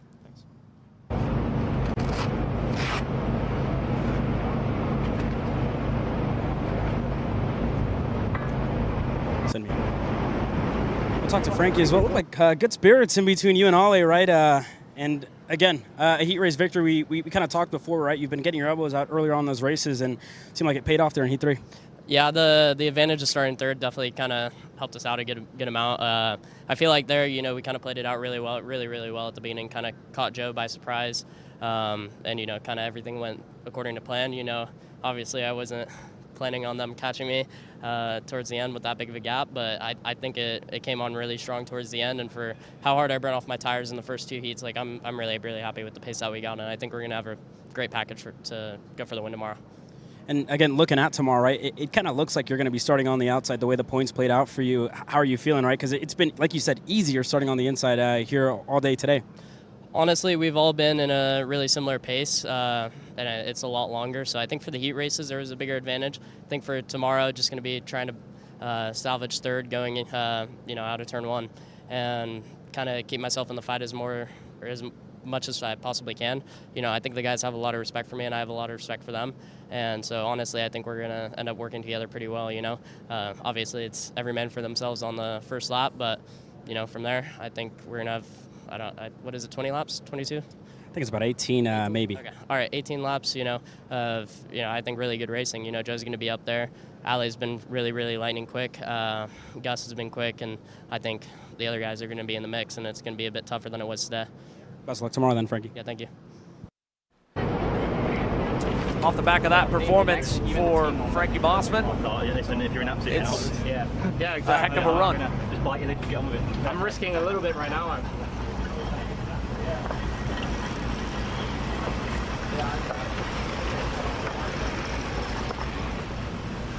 And so, with the points indeed, Caleb was bang on. 18 laps are all that's left in the X30 Pro Championship chase and season for the U.S. Pro Kart Series. Along with the other full-size divisions, it'll be 16 for the minis and the micros, and we'll have plenty of scenarios to break down. But to recap off the back of that last race, with the win, Frankie Mossman is able to secure that outside front row starting spot alongside Alessandro DiTullio. Joe Turney will provisionally line up third, Paulie Massimino fourth, Austin Garrison fifth. And when it comes to the championship standings, assuming that, again, everybody will be looking at their Newcastle weekend as their newest high, which should be the case for all three in the fight for third, Mossman inherits the championship chase lead in that, you know, bronze medal spot, if you will, by 28 markers over Hayden Jones, and another 150 or so back to Davin Roberts with an outside shot at it. But with the day wrapped up, a sunny day, a bit of overcast, and a final quick word here, Henry. You know, you're looking at the Coastal Link printing recaps of the day. You know, look at the amount of grandstand side-by-side finishes, just outstanding. You know, we got one more day of action in USPKS. That's going to be tomorrow. You've got to tune in. You have to, because it's going to be like this on steroids. Even better. I've loved today's racing, Xander. It's been fun. It's been entertaining, and we've been enjoying being with you all for 10 hours and then some, from 8 a.m. this morning all the way now to 6:16 p.m. local time. We'll have a quick word with the top three, with three of your X30 Pro drivers here in the post-day presser, and then, of course, tomorrow, warm-ups, main events, podium, and championship ceremonies all will follow from Newcastle Motorsports Park. For Henry Bodette, myself, Xander Clements, the U.S. Pro Kart Series crew, the Newcastle track crew, and our fantastic KC production, camera operations, and overall team that have brought you all of these moments and more to go for one more day in the 2025 U.S. Pro Kart Series season. Thank you for watching, and we'll see you here if you stick with us in just a bit.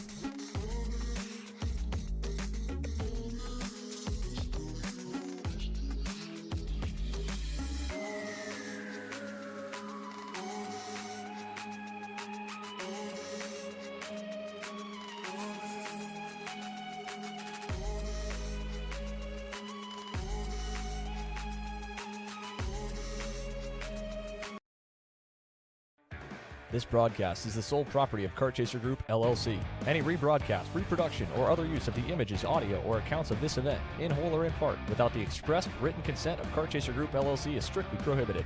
Thanks for watching.